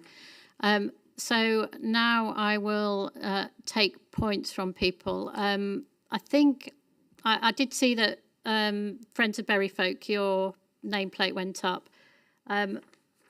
Because, again, I don't want to get into this to and fro between parties, I think I'll take Peel first, and then you can respond to any points, so we're not in this backwards and forwards position. Is that, from Peel, is that okay from your perspective? And I understand entirely what you're saying. I mean, what I would emphasise is, you're not conducting a planning inquiry here. We're not investigating every development control matter. You're just dealing with strategic issues. So whilst I appreciate people want to make points about various aspects of this, we have to remember where we are and respect the integrity of this particular process outside of the application process. That said, just a couple of strategic points, if I may. So my clients have always understood the need for the link road. That's not questioned. Indeed, that's part of the raison d'etre for this allocation. There are issues relating to traffic in the area, and this is a road specifically and deliberately designed to provide alternative routes and avoid congestion in certain areas. That's not in question. Secondly, in terms of the alignment, lots of work has been done in effect in anticipation of the planning application. There's a model, it's called HFAS. It's a micro simulation model for the enthusiast. That's where you can actually see the cars on the screen. But what it does is allow you to much more accurately look at traffic movements. That model has led to a number of strategic decisions being made. First of all, just 3 points really. First of all, as far as the alignment is concerned, we've carried out what's called sensitivity testing. That's looking at the alignment in different locations. And perhaps unsurprisingly, but important to test these things, the alignment of the road doesn't affect its ability to deal with the traffic. So the final decision through the application of where that goes will not affect its ability to effectively redistribute traffic. The second point is that, and this goes to Mr. O'Connor's point in relation to delivery, what the evidence is showing is that up to 900 dwellings can be delivered without completion of the link road. Peel in particular control land in the north of the site, and those areas can be developed without the completion of the link road. Obviously, given this number of units on the site, and this is my third point, there is obviously a commitment to deliver the link road. That's in the policy, that will be adhered to. But as is normal, there'll be a trigger at the point at which it needs to be completed. And delivery, early delivery on the site doesn't need the completion of the link road. That will be ultimately a matter for the authority, but that's what the evidence is showing. Okay, thank you. Thank you, Friends of Bury Folk, for waiting so patiently. Your nameplate has been up for a while. Thank you. Thank you. I suppose I just want to make a point of principle about this link road. A road to nowhere is not a link road. If you're going to take all the traffic, and I know it's later on mentioned also for a justification and defence of Bury Bridge for Walshaw, but most of the traffic is going to be going across to the M66 and wanting to go onto the M60. It is not going to go, it's going to end up just causing a massive jam at the end of the link road. So a link road like this is not actually going to serve any purpose, and I would have thought the planning would have looked into that a lot more. All it's going to do is move a bottleneck straight into the wrong place, right into the middle of all the housing. So I just wanted to make the point that you can plan, oh, I'm going to get all of my people out, but you're going to get them to the boundaries of your allocation and no further. And we all know how bad Bury Bridge is and what needs to happen. And unless someone's going to invest in another motorway bridge going over the River Irwell or something like that to join it, which I can't believe you're going to do, then I see that there is no real way out of justifying all of this traffic moving into bottlenecks. And any simulation that can be done, I think, is incorrect, because I've sat in the traffic for years. So I just wanted to make that point, that in principle, what you should be doing is looking at not just, I'm getting the stuff out of my allocation, where's it going to go when it hits the edge? And at the moment, there's no case that's been shown that proves what's going to be, what that's going to do. And until it's done, it's just not valid as we see it. Okay, thank you. Councillor Harris. Thank you. My colleague actually has made the point, and I think the point is, I'm not wishing to go on this backwards and forwards. We are local and we know. We were all stuck in Bury Bridge this morning, so we know it. Forget computer programs. We're actually there. So what I'm saying is, can I get this right, that 900 homes are going to be built before this spine road is completed. So that means that an extra 900 homes, and we assume it's 1 point something cars, will be trying to cross Bury Bridge. Even when this link road is put in, then there'll be extra houses. So you can't say it's going to relieve Bury Bridge, because you've got that many more houses using it, and a lot will use Bury Bridge. It really is unacceptable. May I talk about what it says here, or should I come back to this about make provision for major investment in public transport infrastructure? May I bring that? Yes, right, okay. Because a new Metrolink stop and associated. Can I just ask who is going to pay for that? Because having been a member of GM Transport Committee, I do know about buses and I know where the funding is coming from. The funding it's all been changed now. They're not private companies. They're now part of GM and the government is funding them. So what I'm saying is make provision for major investment in public transport. I'm not quite sure who's going to do that, how much it's going to cost. Also, a new Metrolink stop. I mean, is this something that Peel are agreeing to pay for? Because we are talking about a lot of money, which would be needed, but it doesn't actually clarify. It says make provision. I'm not quite sure what make provision means. I like to be precise. We will build not make provision. Please understand, I'd like to explain the difference. Thank you. Okay, thank you. Well, with the wording of the policy, obviously that's come from the GMCA. I'm just wondering whether whether you wanted to respond as you weren't nearly falling asleep though. No. Oh, I was just rewinding to where I would start my response. Okay, thank you. So the Spine Road. No, I'm certainly not falling asleep, ma'am. That would be impossible during these sessions. You jumped. Absolutely impossible. If only, ma'am, if only. So item number 2, the Spine Road, there were points made about whether it would serve its intended purpose and so on and so forth. Just to be clear, as you've heard earlier on, it is perceived by us, the plan promoters, as having a key purpose of redistributing traffic away from congested areas such as Bury Bridge, that is very much why it's being promoted. It isn't being promoted simply to accommodate traffic on the allocated site itself, from the homes on the allocated site. It's being promoted to relieve existing problems in the area. Obviously, views differ about whether it will work or not. We've explained ours. Others have a different view. As for 900 homes being built before the Spine Road is completed, I'm not getting involved in that debate. I mean, the plan doesn't say that. Peel have indicated that's what their work shows. In due course, that would all have to be the subject of, if the allocation is made, etc., that would all have to be the subject of a planning application. It would be thrashed out then.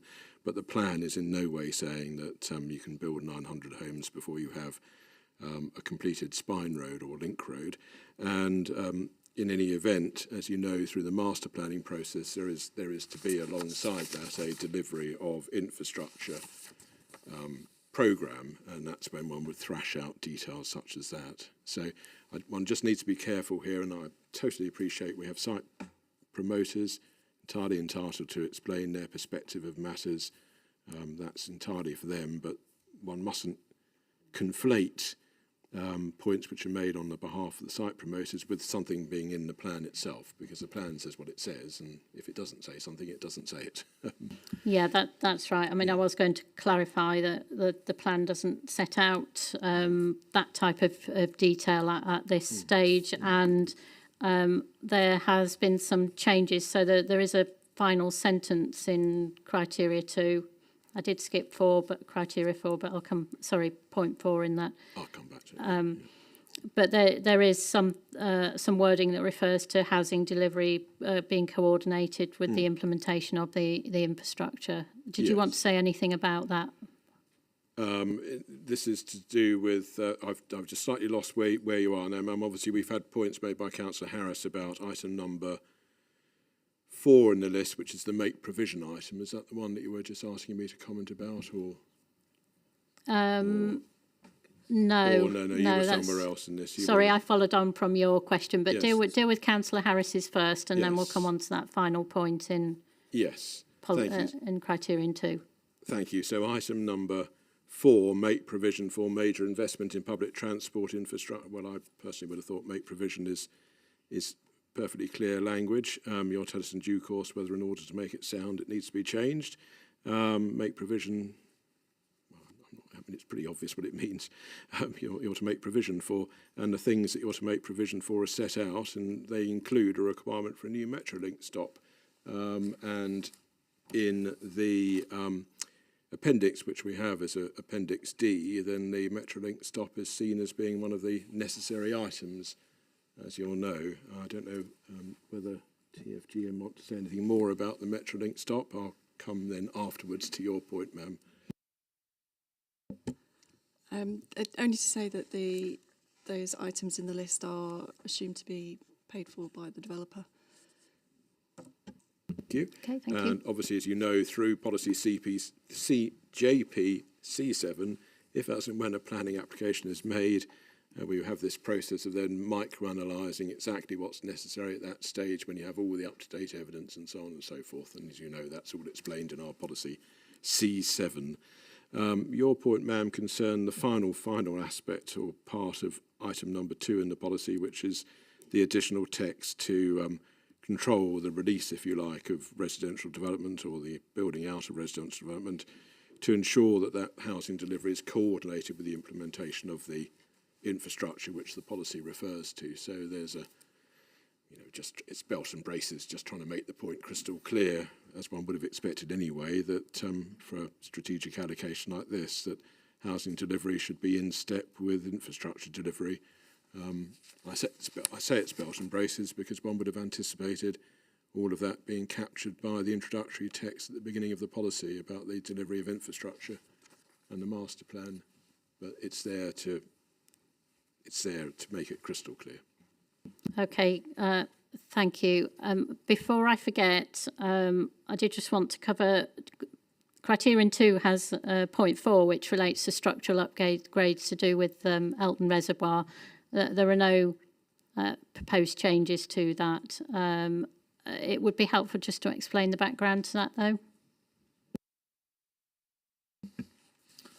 Yeah, so so the topic paper for Elton under paragraph 12.7 refers to an updated risk assessment and reservoir safety report that was done by HR Wallingford, and that basically one of the conclusions from that is that the dam categorisation is likely to be impacted by a range of factors, including but not limited to the construction of development downstream. So there'll be a need for sort of further investigation into whether the dam structure that's retaining Elton Reservoir is sufficient, but that will get picked up through that criterion, if necessary. Okay, thank you. Councillor Wells, sorry, I did see your nameplate up. Is it in relation to some of the transport points that were made? It is, yes, Chair. Okay, thank you. I've looked where the Spine Road is, and I alluded to earlier about the traffic. If you bring a Spine Road out into Spring Lane, close to the Metrolink, that, I'm going to come on to that, and that is where there's can be already a 3/4 of a mile backlog. You bring a Spine Road out there, that will add to it. Plus, at the Metrolink itself, there are 3 tiers. I think it's the largest one in the whole of Greater Manchester, car parking. And because people come in, because it's free parking, people come in from places like Harwood. They come in from other places in Bury to park there, because Bury Metrolink does not have a big enough car park. It's very small. The other thing is you bring in the Spine Road out next to a proposed new school. We talk about fumes, we talk about for children breathing in, and yet you want to put a Spine Road in right next to a new school. The other thing is the bus service. Councillor Birchmore and I have been fighting because some of our residents, because they have to travel outside the borough, can't even get on a bus to go 2 miles to the school that they are supposed to go to. So they are late, it impacts on their education because the buses are not good enough. I don't know what the contract is, we're trying to find that out. So to suggest that there's have to be a robust, and really I'm going to suggest that it'd have to be an undertaking by TFGM with Bury Council and with the schools to ensure that if this goes ahead, that there is absolutely enough provision, because the new proposed school will not even take the residents that are going out of the borough presently. It's an absolute minefield what's going on. And to add this proposed site allocations and houses to that, I'm sorry, there's no words. Thank you. Okay, thank you. Mr. Bentley. Thank you. I'm just going to echo what Mary said. I want to fly the flag for Red Vales Ward, the third ward that's affected here. I live near the Derby School. That road's called Bury Road, and it's also called Radcliffe Road. We get 1 mile tailbacks either end of that road, and there will be a lot of traffic dumped onto that road, and it's especially bad at school arriving and leaving times, and we're going to have 2 schools at the either end of this 3-pronged road. Thank you. Okay, thank you. Councillor Walsh, is it a similar point? It is, ma'am. It's where Mr. Bentley is saying that you've got the Derby School, you've got Bury Church, you've got the Roman Catholic School, you've got Bury Grammar School for boys and girls, you've got Bury College not so far away, you've got Holy Cross College, you've got the Prep School, all within a very, very, half a mile square? Maybe a mile square. But you've got all that, and as I'm just echoing what Mr. Bentley is saying. Okay, thank you. Councillor Harris, your nameplate's still up. Yes. You want to make some point? Yes.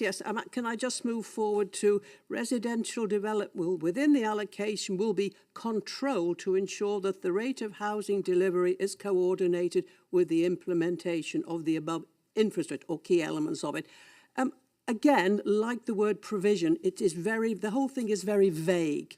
Does it mean that, for example, and I do have to go on practicalities, being a member of a planning committee for, I think, 12 or 14 years, because when a planning application comes in, and this is important, a planning application comes in and people are objecting, saying, well, there's no infrastructure. That has never been considered a material planning consideration to turn down something. So what I'm saying is it actually says that it'll be controlled, the delivery, to make sure that presumably that the infrastructure, well, it's talking about the transport.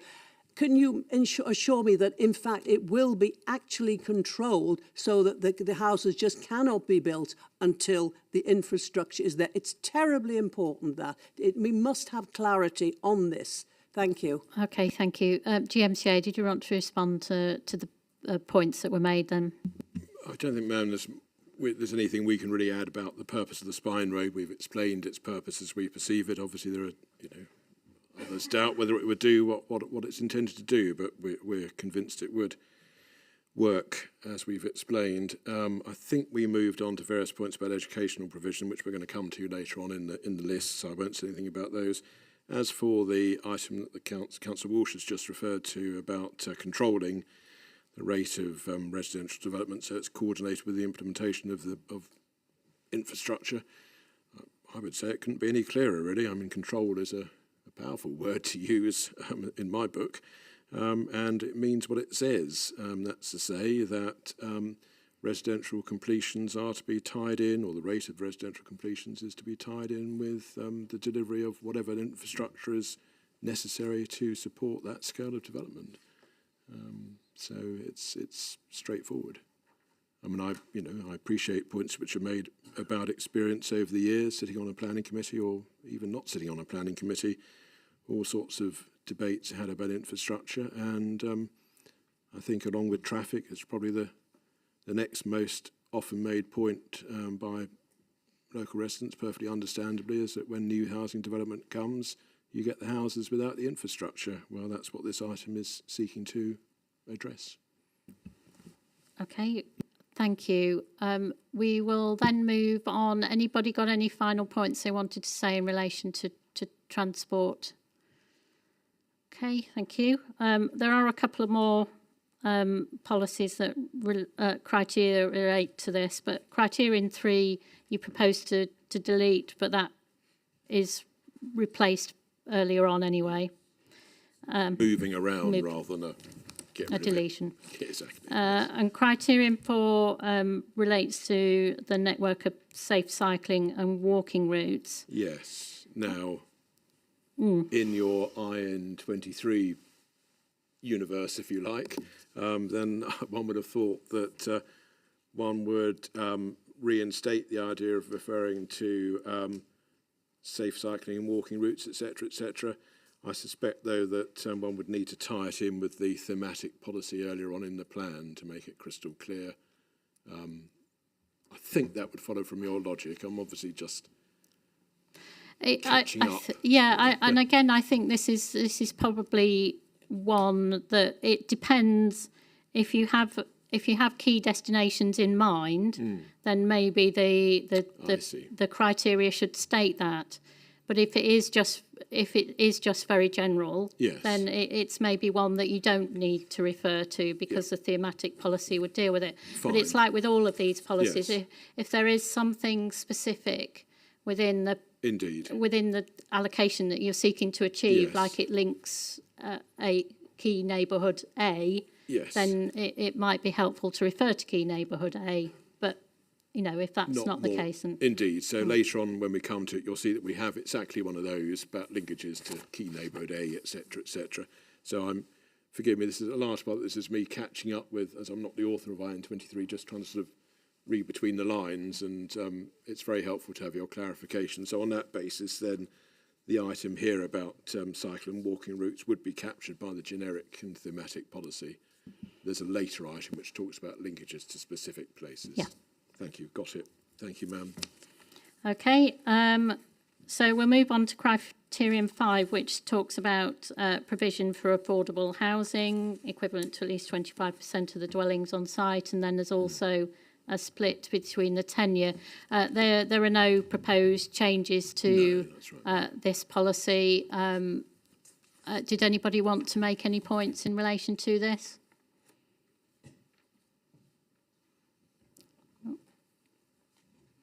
No, okay. Criteria 6 relates to provision for two new two-form entry primary schools. Again, that's not one that's proposed to be changed. Does anybody have any comments on the provision of primary schools? Councillor Birchmore? Yes, every single primary school in Radcliffe at the moment is struggling. They're oversubscribed. We have a problem already. Provision of new primary schools, but you're bringing a lot more residents into the area. So I really don't think this is going to answer the problem. Okay, thank you. And Councillor Harris? Yes, forgive me going back on this, but I read make provision as being a very loose statement. It doesn't actually say build two two-form entry primary schools to meet the needs. It doesn't say that. I'm still saying that make provision means nothing. Maybe put in £1,000 or something. I do like to talk precisely because there will be a need for some new schools there, and where we need some clarification. What is Peel's contribution actually going to be? Thank you. Okay, thank you. GMCA, did you want to respond to those points? Well, plainly, the two new two-form entry primary schools are, as it says in the item, to meet the needs of the prospective school-age residents, so it's related to the allocation. Make provision, as far as we're concerned, I'm concerned, are perfectly clear words. I appreciate a different view is held about that. Make provision, bear in mind, of course, that when it comes to a planning application, one would then need to work out the fine detail of whether, for example, money is being paid so that someone else builds the school, or whether the developer itself is providing the school. All these matters are addressed through the planning application process. The words make provision are, as far as I'm concerned, clear enough to explain very clearly that this allocation is to come forward with two new two-form entry primary schools as part of it. Okay, thank you, Councillor Walsh. Thank you. On the plan, on the site visit maps, they've got 3 yellow places for proposed schools. One of those is the high school that's already, that we've hopefully secured. Nothing to do with this inquiry and nothing to do with what is proposed. The other 2, I presume, are these primary schools. One of those is next to the Metrolink. It's not exactly the safest place. And the other is, they talk about in point 7 about where the high school, they might provide another high school, but where? Where are they going to put another high school? Because this one that's suggested on this plan has nothing to do with this allocation or application for 3,500 houses. That's already hopefully been secured, irrespective of this. But where, if these 2 new primary schools go, one within a site of SBI, so will that have to be moved? Where are they going to build or suggest a new high school? Okay, thank you. Sorry, thank you. Yeah, I was going to say we're going to come on to the secondary school shortly because that is actually referred to elsewhere. Did anybody else want to add any points? Councillor Harris, your nameplate's still up. Sorry, I just want to make sure I'm not missing anything. And just, Councillor Walsh, you referred to the 3 schools. When you say the high school, which I'm looking at the site visit map now, which... It's at the bottom. At the bottom in that corner. Yes, where there's a P and an arrow and a vantage point star. Okay, thank you. Thank you. GMCA, did you want to respond to any points in relation to that? I wanted to make a general point, which is I wouldn't mind if when we get to these items, everyone who wishes to speak around the room could get everything off their chests about the item, then I'll reply at the end rather than what's been happening, which is I say something, then 2 or 3 other... I'm not trying to stop people making their points, they must make them, but it would help, I think, if we got them all out and then I could respond to them rather than, keep talking. Believe it or not, every now and again I wouldn't mind talking less. So I don't know what else I can say about the 2 two-form entry primary schools. The site's perfectly large enough to accommodate 2 primary schools. There isn't a fixed location for them, but that all comes through the master planning process. There was a site visit map which was provided for information purposes, just so you could locate yourself as you poodled around the area and had a look. The site visit plan is not a map which is in the Places for Everyone document. Places for Everyone does not seek to fix the location of primary schools, nor should it. Because that is all for the master planning process. Do you want me to come on to the secondary school, or shall we get everyone's views about the secondary school out and then I can respond to them, or we can respond to them in one go? Yeah, I think that might be best. Did anybody want to add anything about the secondary school provision? Councillor Birchmore. Yes, we have... As I said previously, we have 1,700. That's a conservative estimate. It's probably some figures say 2,000, over 2,000 pupils currently travelling out of Radcliffe to go to school. We don't as yet have a secondary school in Radcliffe. We have got one which is supposed to be being built. It's in the progress at the moment. That school itself initially will provide for 700 pupils, going up to 1,200 pupils. As you can see, we've already got more pupils in Radcliffe than we've got a secondary school for. If you bring more houses into the area, then you're increasing the demand. Now, my concern is because Radcliffe's quite a big area. Some of our residents will still not get into secondary schools if you bring more houses into the area. Bearing in mind, you've also got brownfield sites of 1,100 homes.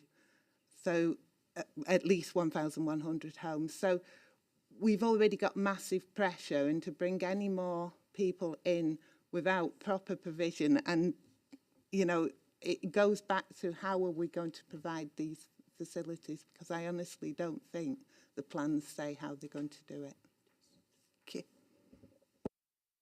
Okay, thank you. I can't see anybody else wishing to speak. So GMCA, did you want to sum up on the education side of things? On the secondary school, yes, item number 7 indicates this is to meet the needs of the school-age residents from the allocation. That's its purpose, its function.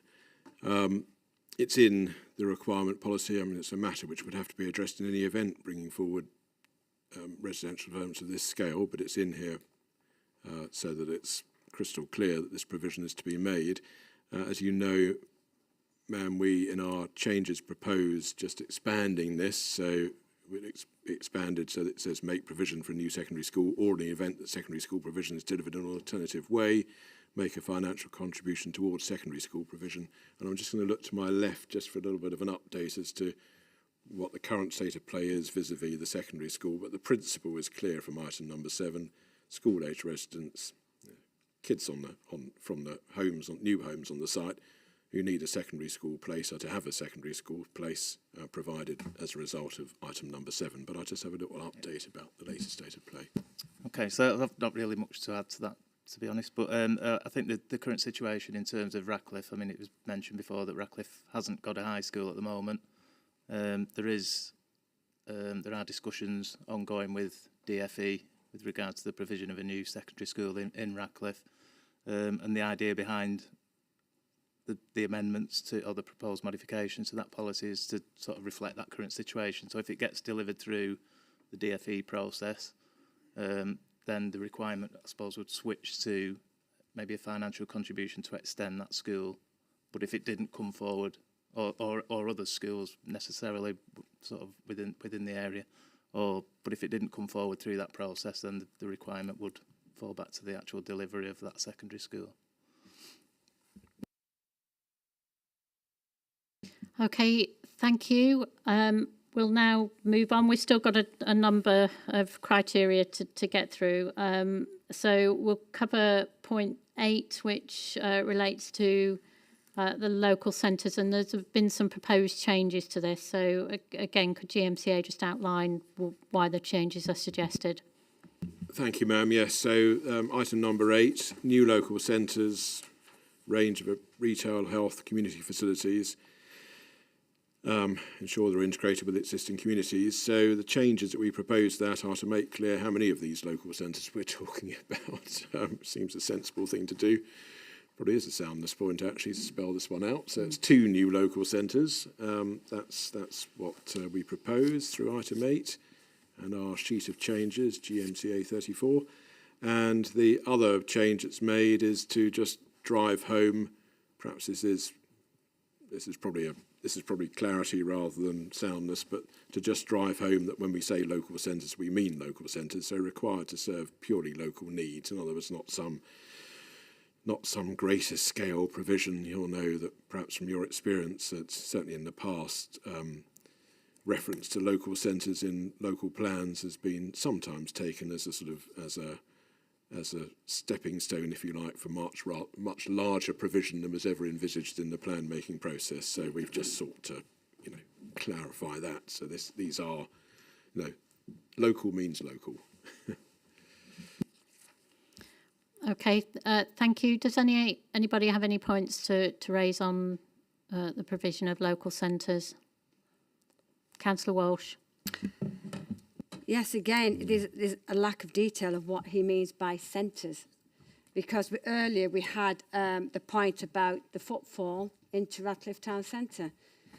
If you've got shops or health and retail, it says appropriate retail, health, community facilities within this, then that contradicts the earlier point about the increasing footfall into Ratcliffe.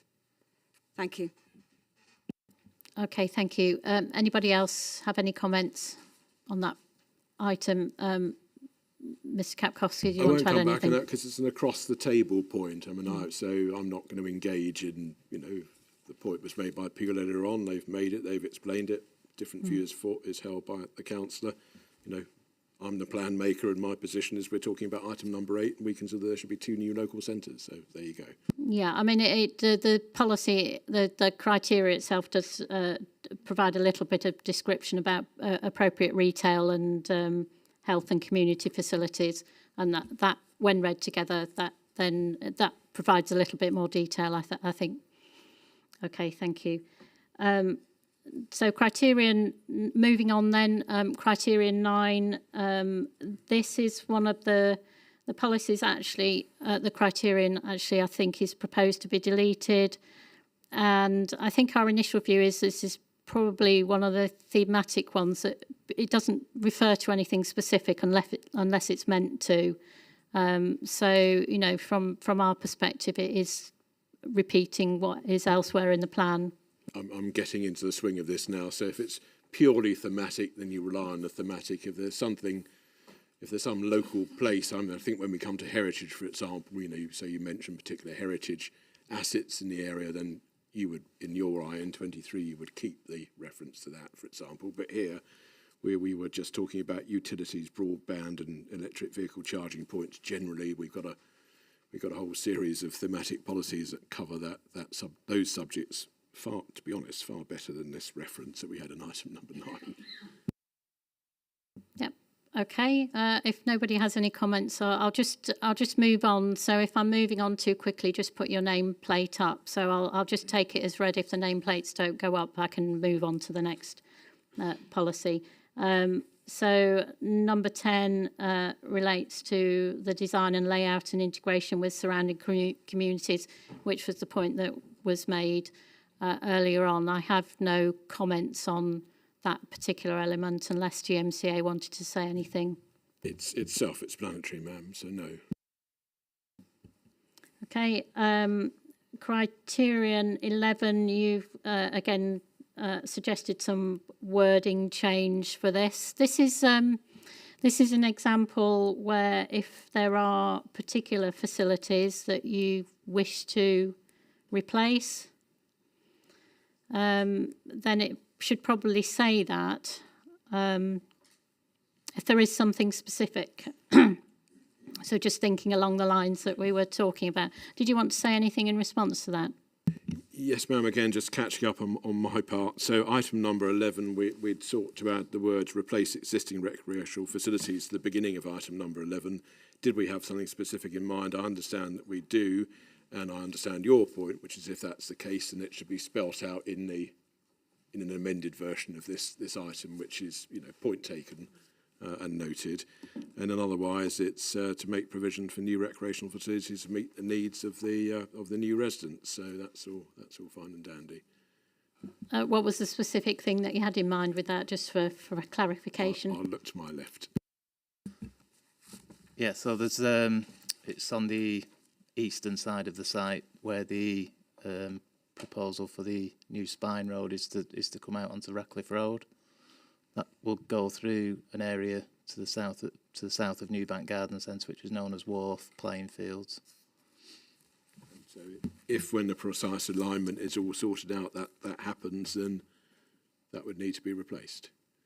So, ma'am, I think in your book, so to speak, one would just refer to that in the item in the policy. Yes. Yes. Yeah, I think if that's what you want to see happen, then yes. Yeah. Better spell it out so yes. there isn't confusion. Yep, got it. Okay. Any points on recreation facilities from anybody? CPRE, you looked like you wanted to say something. So yeah, I'll let you. Last week we talked about horse riding facilities, and we were minded to mention it again, but I was wavering because I wasn't sure whether the horse is kept in the fields that you can see when looking at the site from Google Earth and Google Mapping, but I don't know if they're privately owned or if there's facilities for riding, so I didn't want to be incorrect in the way I was posing it. But if there is a provision of horse riding on the site, is that a recreational activity? Yeah, and I think that's where the specific reference to the playing fields is the appropriate thing. And I think we did have this discussion last week about whether recreational facilities included stabling and other things like that. And I think we asked GMCA to have a think about the implications of that related to the Simister and Bowley site. If that will probably be in our action point note. David Bentley. Yeah, there's about 6 establishments that have got stabling on this site, and they would all close.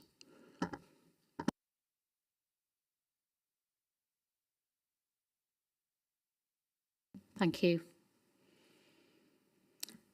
Okay, so thank you for that. We'll move on to criterion 12. We have discussed this to some extent. Did the GMCA want to say anything by way of introduction to this? Forgive me for one moment, ma'am. I'm just catching up. Sorry, I've got so many versions of GMCA 34 in front of me. So this is the provide a significant green corridor. I'm just making sure we're on the same sheet, if you like, in terms of the numbering. Well, we, as you rightly say, we have touched on this already. Well, more than touched on it, I think, because it's about the retained green belt, and it indicates the various roles and functions of that retained green belt as this policy allocation would have it. I mean, I could read it all out aloud, but I don't think there's much point in me doing that. Its purpose is to explain what the retained green belt, the various roles and functions of the retained green belt, including this sort of strategic parkland that we've previously mentioned. We had proposed sort of taking out a reference to one of the thematic policies, and again, we just need to think again about whether that's the right thing to do, given your IN 23. But it seems, on the face of it, to be a clear explanation of the roles and functions of the retained green belt. Yeah, thank you. And this is again a policy that has refers to specific features within the allocation that you would wish to see enhanced and integrated. And indeed so. And where you have an allocation like this, and as I said earlier on, there are a few of them in the plan, but where you have an allocation like this that retains greenbelt within the allocation, and you have in your mind's eye specific things that you want that retained greenbelt to do, then, you know, even in my book, you would spell them out in the allocation policy, because it is very specific. Okay, thank you. Couple of nameplates up. Councillor Harris, please. Thank you again, Chair. Yes, it's just, I'm looking, actually going on to number 12. There's just one word which intrigues me, the wider drainage strategy. One assumes that this means, and perhaps that could be explained, that the drainage is going to be sort of joined into the rest of the area. You see, the point is, we here know our areas like the back of our hands, so I do know there's a serious drainage issue in the area. I'm not quite sure, not being an engineer, the kind of massive infrastructure project that would have to take place to solve that problem. But could you just sort of give me a little more detail on what it means by a wider drainage strategy, please? Thank you. Okay, thank you. I'll see if the GMCA will want to respond to that shortly, but I will take other comments. Councillor Birchmore, please. Yeah, with all due respect, you talk about the retained greenbelt, but actually there's lots of other features. You know, Bury Bolton Canal doesn't just go through the retained greenbelt that you're proposing, it goes through the whole area, and actually it's a site of significant importance. I think Miss Bentley could tell you there's some important species and things there, and you know, it's all very well saying, well, we've got this little bit of greenbelt that we're going to big bit, whichever you want to say, of greenbelt that we're going to retain, but actually, does that mean we're going to lose the canal itself and the importance? Because many of my residents, when I talk to them about it, the canal, in many ways, is more important to them than Elton Reservoir. It's used for exercise, it's an important feature. Okay, thank you. Councillor Walsh. Thank you, Chair. Just 2 points, really. When I was referring to the Bury site maps before, I was told that they are not fixed with regards to the schools. And yet we've got here now a significant green corridor. Well, how do we know what that fix is going to be? Because they're not saying exactly. There's no, they're saying it's going to be for future. And the second is that a significant green corridor does not prevent the urban sprawl. It's no good using that as a form of mitigation. It's no good using that to try and get through and push through this proposal. Thank you, Chair. Okay, thank you. I don't see any other nameplates up, so GMCA to respond to any of those. Thank you. Taking them in the order in which they were raised, Councillor Harris, the drainage point in item number 12. This is not about drainage across the entire allocation. This is in relation to this retained greenbelt land, the parkland and other features that we propose should be here, and it simply states that that within that retained greenbelt, one should have linkages to the sites, should be an apostrophe S, the site's wider drainage strategy.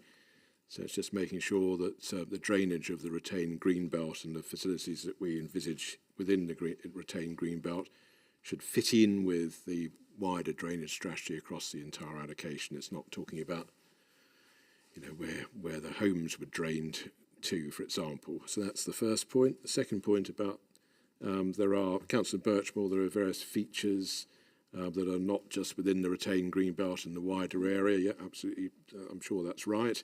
But this item number 12 is talking about what's to happen to the retained green belt, and it also, though at the end, does refer specifically to including enhancement and the integration of various assets with, and amongst other things, the canal. The canal is specifically name-checked, if you like, to create an extensive recreation, tourism and leisure asset. And Councillor Walsh, how do we know that the green corridor is fixed when Mr. Katkowski said earlier on that the location of the schools, for example, isn't fixed? Well, the green corridor is the retained green belt, and the retained green belt is fixed by the plan. That is something which is fixed. So the location of the schools, for example, isn't fixed because the plan doesn't descend to that level of detail.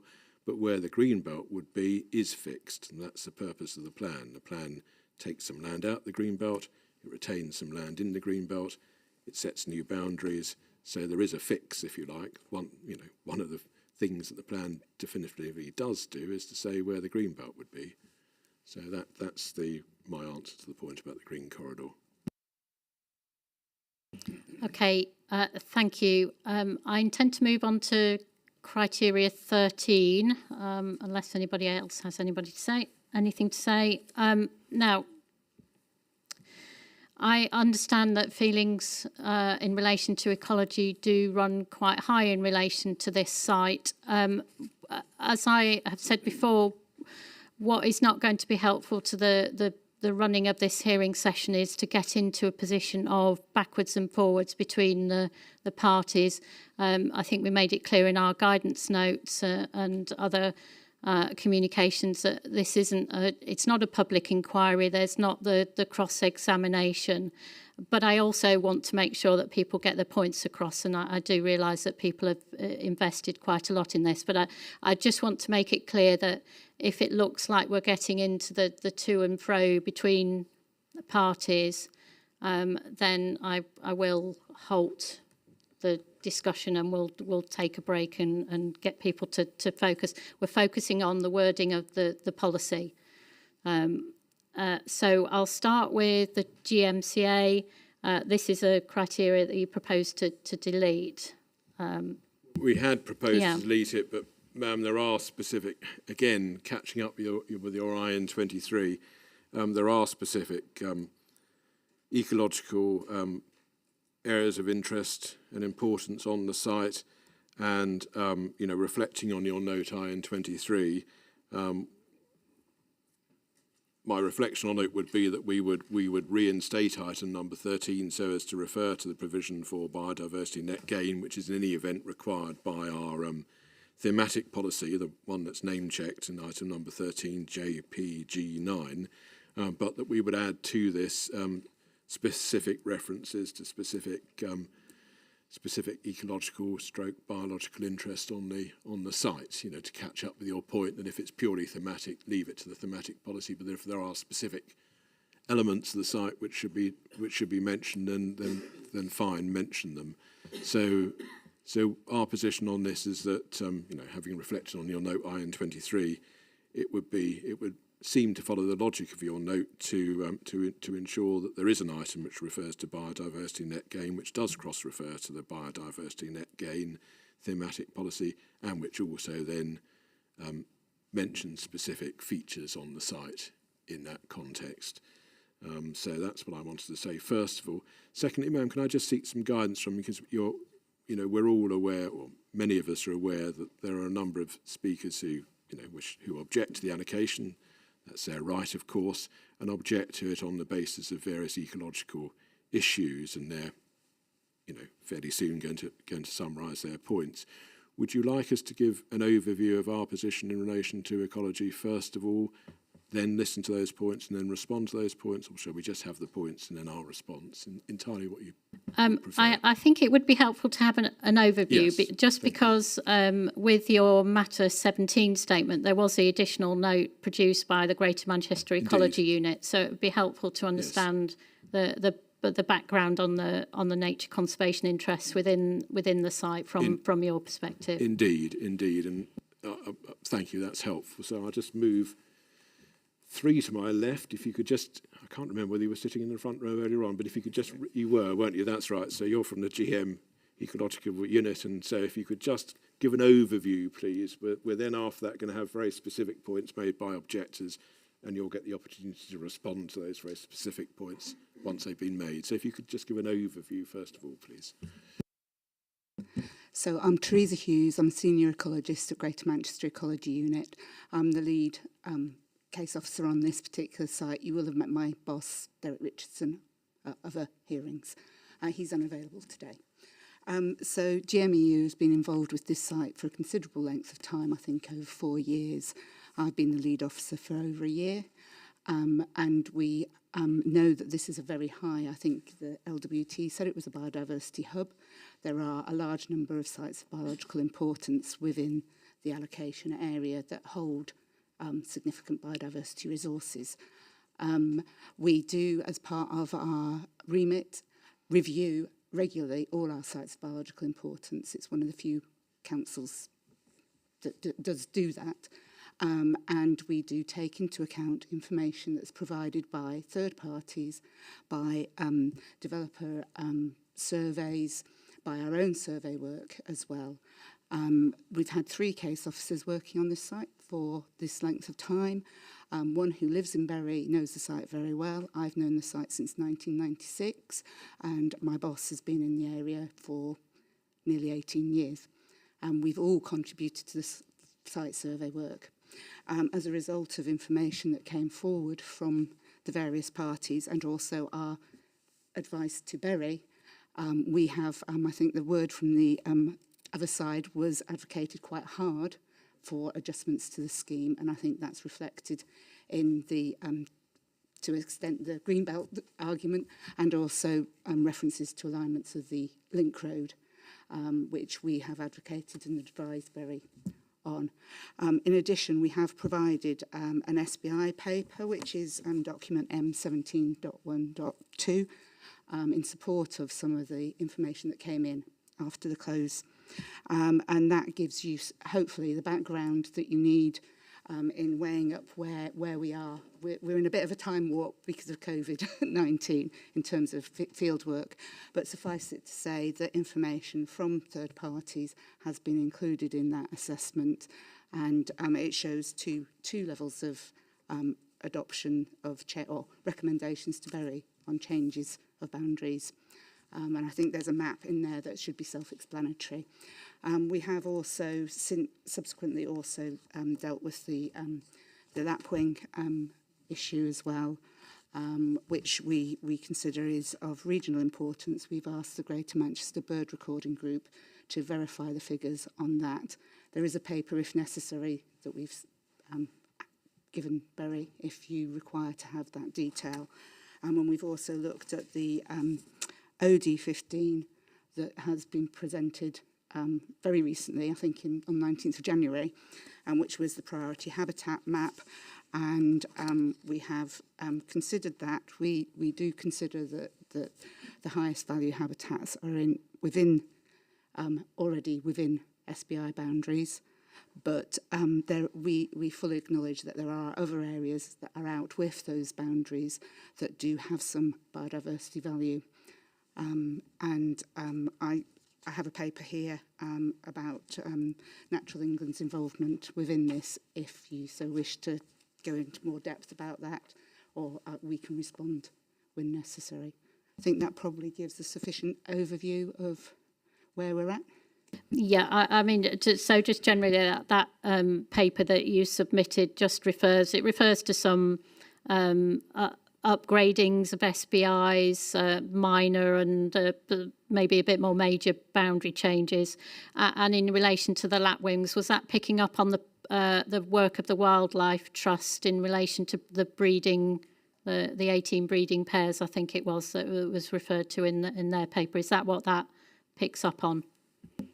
So yes, we've done an internal note to Berry explaining the status at which we consider is of some county importance, but not worthy of SSSI designation.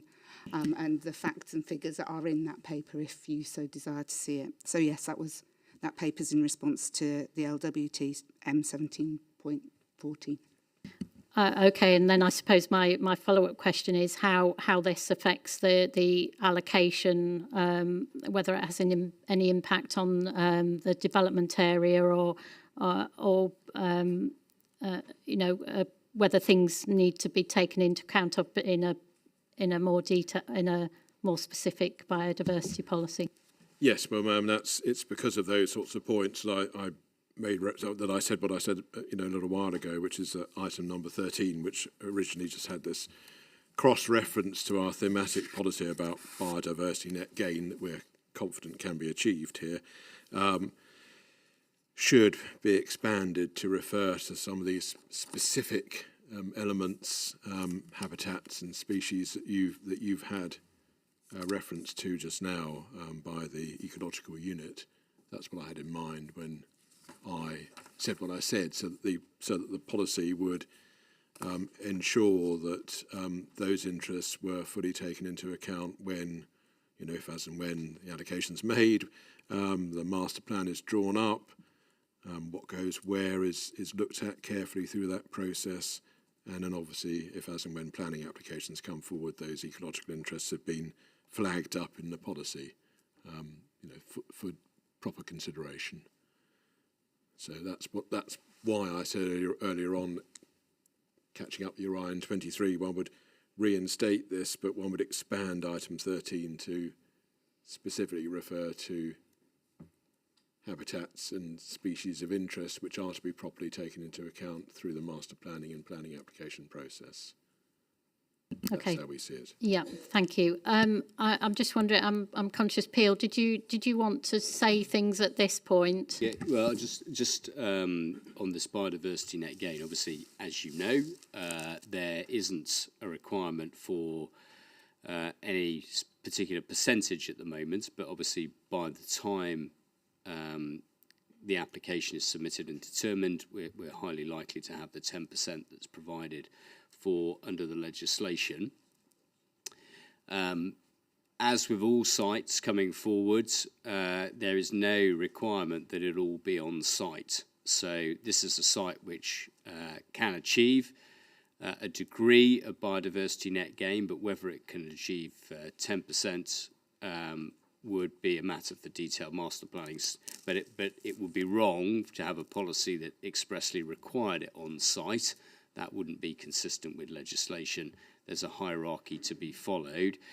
And the answer to that, and indeed some of the other points about the birds and the brown hare, for example, when it cannot be compensated on site, farmland birds, then Peel is a significant landowner in the area and is able to provide off-site mitigation, which is very common, increasingly being recognised as appropriate, indeed sometimes appropriate to have concentrations biodiversity net gain in particular zones. So the position is no difficulty with the criteria in terms of the principle, in terms of its actual delivery. Obviously, we'd seek to do as much as possible on site, but we need the flexibility to deal with the potential to provide off-site.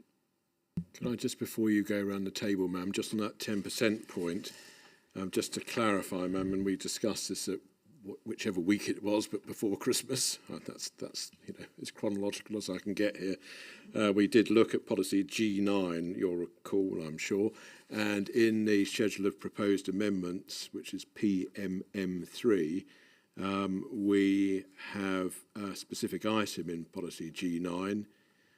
It was already in policy G9 in the event, but we sought to make it clearer that there should be a measurable net gain in biodiversity of no less than 10%. So the 10% is in the plan as far as we're concerned. It was in the plan before, and we've clarified it in the proposed changes. But that doesn't say 10% on site. And at that point, again, was discussed in our pre-Christmas session on biodiversity net gain.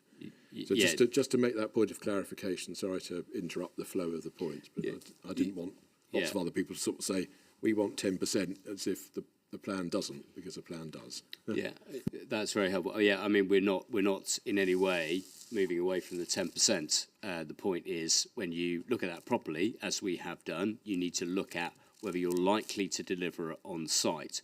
And when you have development of this scale, that simply isn't always possible.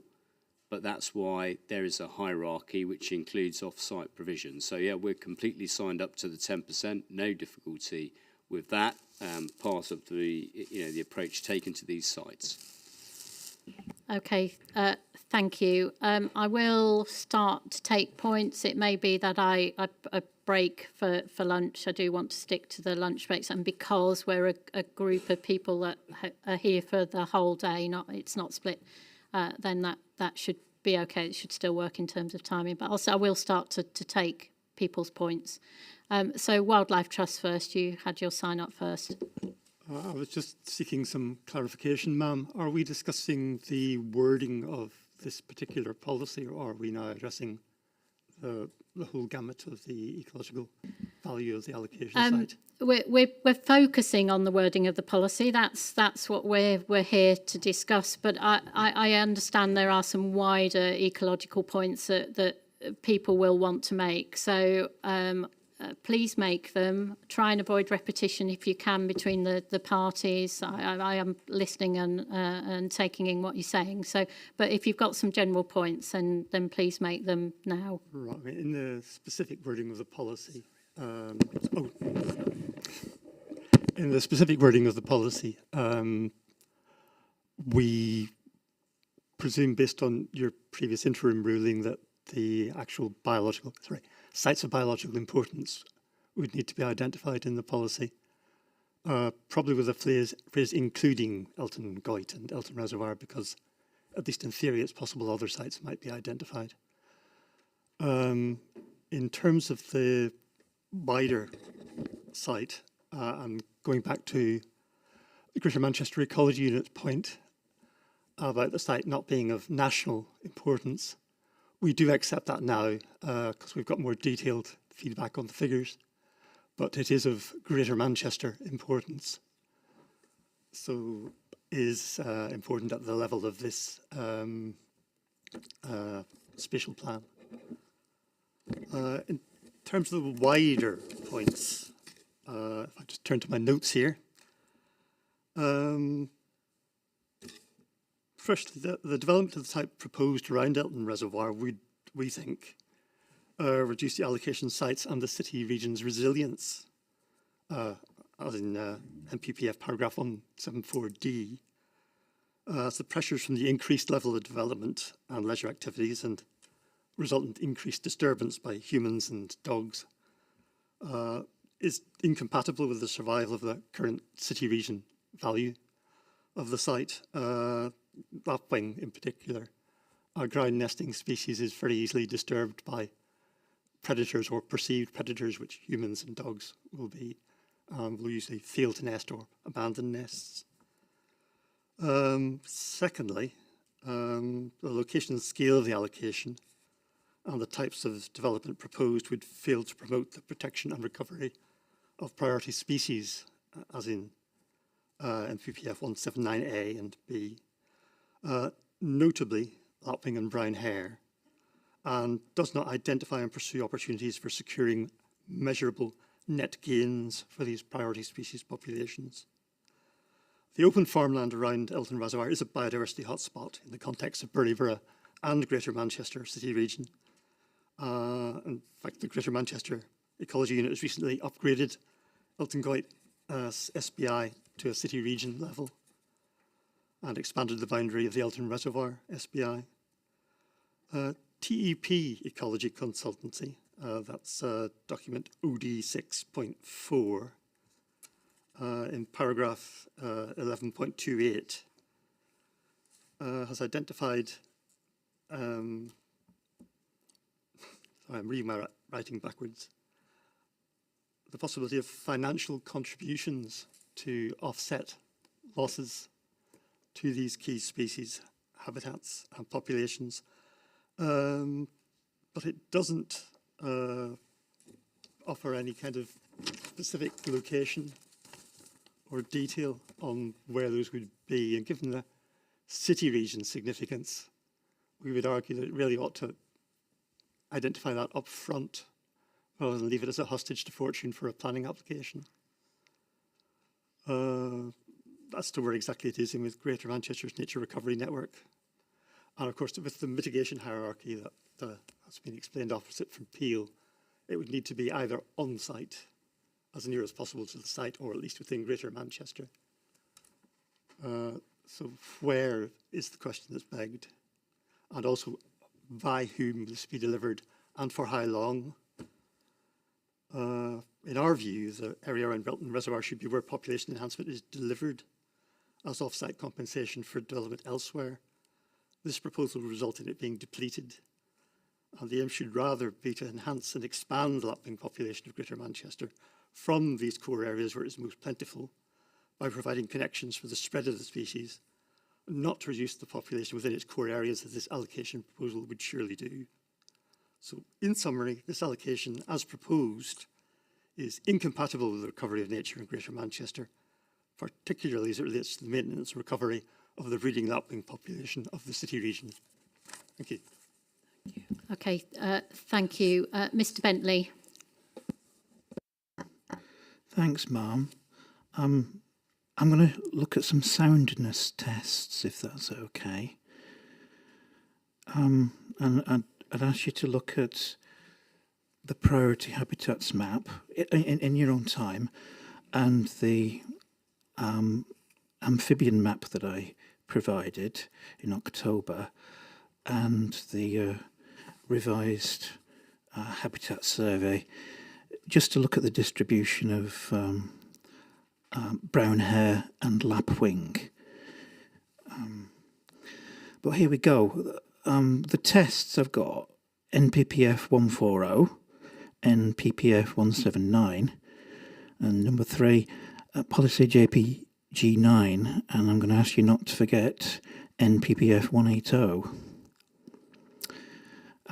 Soundness test 1, NPPF 140, once established, green belt boundaries should only be altered, blah, blah, fully evidenced and justified through the preparation or updating of plans. And soundness test 2, NPPF 179, to protect and enhance biodiversity and geodiversity plans, what we're discussing, should identify, map and safeguard components of local wildlife-rich habitats. And obviously that includes the list of things that's given there, but also priority habitats and priority species. And indeed, B says, of 179, promote the conservation, restoration and enhancement of priority habitats. So, my argument is that any allocation that has not done any of the above soundness tests completely to final conclusion has automatically failed the tests of soundness. So, here's an admission. I have personally failed to get this over the soundness threshold of each of these tests for the following reasons. Insufficient wax cap fungi surveying. We've only recorded 16 confirmed wax cap taxa, and the threshold for SSSI consideration is 19. So we're going to have to settle for a regionally important site for wax caps this year. I did not get my veteran and ancient tree survey to you on time, so it wasn't added to the examination database. There are over 30 veteran and ancient trees. Peel's ecologists have identified one veteran tree. I failed to conduct any great crested newt population studies, only presence-absence. TEP for Peel have been doing a population study and have failed to present that to the examination. I have failed to complete my invertebrate surveys, and had I put in more effort, I would have identified more than 1,043 species and 30 scarce species. Peel's ecologist, TEP, has been surveying invertebrates in 2022 and has failed to identify a single animal in time for submission. However, in TEP's report that they submitted in October, there are 3. They admit this site is of county importance for invertebrates. I have failed to complete a testable botany survey over the whole site, and thus I cannot tell you if there are priority habitats on Brook Bottom Farm. I ran out of summer. Before I started, 8 plots had priority habitat status, and now Natural England have registered 28 plots as priority habitats. There's more to look at. Madam, we don't have the evidence to proceed per NPF 140. Fail. The allocation runs completely contrary to NPPF 179, as it seeks to destroy exactly what NPPF 179 seeks to protect. Fail. You cannot shunt all the priority habitats and protected species and priority species that Bury Council wants to destroy under the pylons on Spenmore. This being the only land that Peel own that they are prepared here to free from development. And TEP have admitted the extinction of the brown hare, and as this shares habitat with the lapwing, that'll happen too. NPPF 180 says, I'm just wrapping up, if significant harm cannot be avoided, planning permission should be refused. Ma'am, there's no point in making an allocation that should only result in refusal. Thank you. Okay, thank you. Any other points in relation to ecology that anybody has a burning desire to say that they haven't already referred to? Stephen Higginbottom. Thank you, ma'am. Just want to make a point. The open fields around Elton Reservoir are used by Schedule 1 bird, the barn owl, and it uses all the fields to find food. There's breeding pairs at one of the farms and singles at 2 of the other farms that I know of. And if they lose all the fields around it, they will not be able to survive on the site. Thank you. Okay, thank you. I'm just going to turn to Peel at this stage and see if you want to say anything. I mean, because we're dealing with a policy, it's mainly for GMCA to respond to, but was there anything you wanted to point out in particular? Yeah, just a couple of points, if I may. So your your focus is on the policy and obviously the wording of the policy, and that's what I want to make sure we do. As for observations by the Wildlife Trust and Mr. Bentley, I appreciate people feel very attached to the area. They've got a lot of knowledge about it. But the bottom line here is we are dealing largely with arable grassland, and a number of different uses are present on site. It is always possible to portray the image that, or the view, I should say, that things will be lost. I'm afraid there is always a degree of loss with greenfield sites by definition. The issue is whether that can be mitigated appropriately, and it can be mitigated. There is displacement. We haven't denied that there would be displacement of brown hare, there would be displacement for certain bird species, and that's why compensatory measures are necessary. But otherwise, you effectively adopt a position that there'll be no greenfield developments in this country, and we've already got an enormous housing crisis. That isn't really a sensible option. So. Yes, we accept that there are some negative impacts, but we are not dealing with, in this situation, a site in which the whole of the site will be developed. It won't. We are dealing with a site where there is certainly plenty of scope for biological and ecological enhancement, which will take place. We've specifically sought to not develop those areas with the highest ecological value, consistent with appropriate hierarchy. And as Mr. Bentley concluded, planning permission should be refused. We are jumping far too far ahead in asking you to decide whether a planning application should be refused. The work that's been done demonstrates that this area is capable of accommodating residential development and associated residential development together with appropriate mitigation, as is the planning system that we now have. And there is nothing by way of a showstopper here or anything close to it. There are particular interests that need to be addressed, and all of that has been looked at in very considerable detail by the Greater Manchester Ecology Unit, who, as I said before, have been very strong on those features that they think should be retained.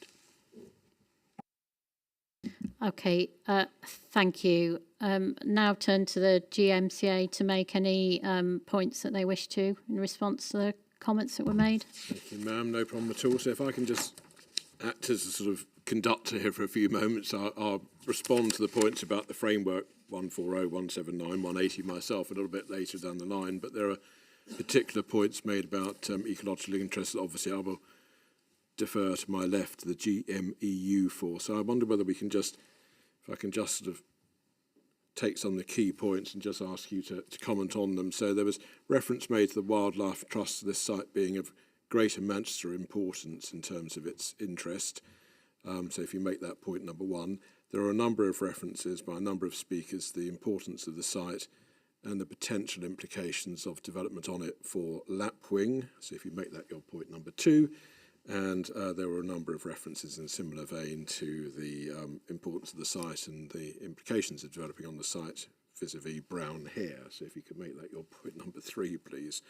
And then fourthly, there was a point about whether or not GMEU, or whether or not, so as you know, we're relying largely on the advice of GMEU, whether we had any particular specific locations in mind for any offsetting in relation to ecological matters, and if yes, perhaps you could help with that, and if no, then simply say no. So those are the 4 points I'd just like you to address before I then sort of move to the particular points made about paragraphs in the framework.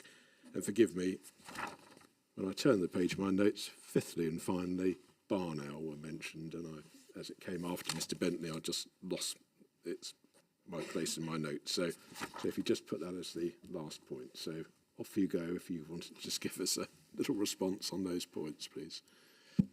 Okay, so it's Teresa Hughes again for Greater Manchester Ecology Unit, some of the points that have been raised by the speakers in terms of brown owl, lapwing and brown hare are all mobile species. There are other mobile species on this site as well. The lapwing, I think we've agreed, is of county importance, but that's across the whole of the allocation site, including the greenbelt areas. These species are very difficult to compensate for or mitigate for on site, but there is the ability to compensate for them.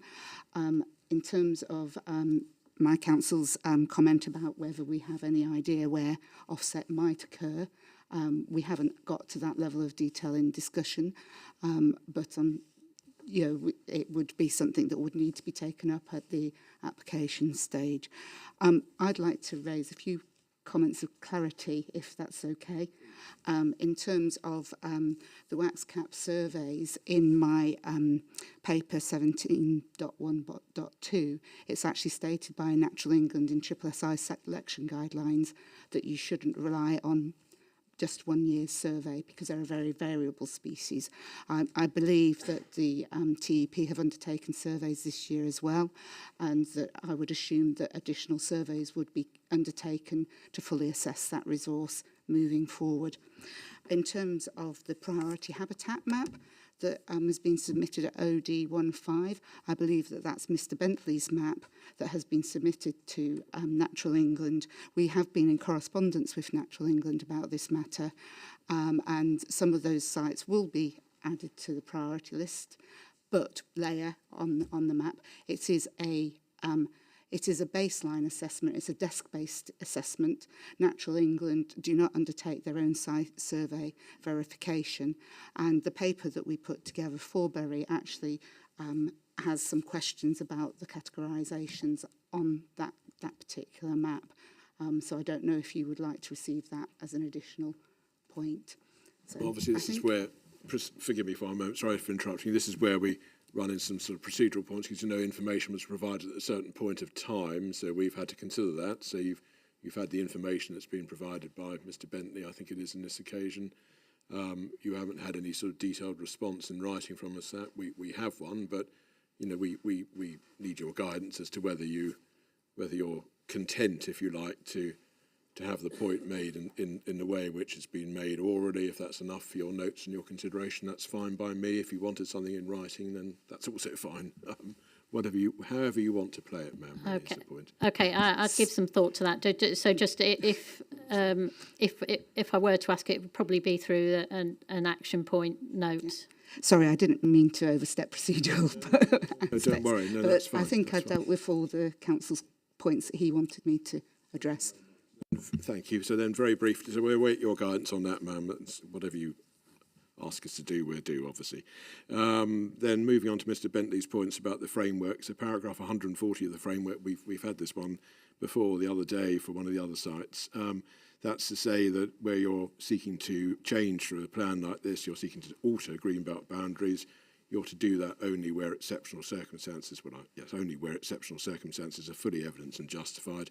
You'll appreciate that as far as we're concerned for each of the allocations, and we're talking about one in particular now, we consider that we have fully evidenced and justified the proposed changes to the greenbelt. Mr. Bentley has a different view. You'll tell us what you think of all of this in due course. Paragraph 179 of the framework is the paragraph which indicates that plans should, and amongst various things which plans should do, they should safeguard components of wildlife-rich habitats and wider ecological networks and so on and so forth. We've sought to do that through the thematic policies in the plan in relation to this particular allocation. I've made the point a couple of times, but I'll just make it again in response to Mr. Bentley. As you know, I've said we would propose reinstating item number 13 with its reference to biodiversity net gain, but expanding it to refer to particular elements and features of interest and importance on the specific allocated sites. So that's how we would seek to tackle that. Paragraph 180 of the framework, this is the last point, ma'am, paragraph 180 of the framework is indeed about determining planning applications. Mr. Bentley makes the point, but there's no point allocating a site where you know that you're going to fail paragraph 180. Well, as far as we're concerned, we're not in that position.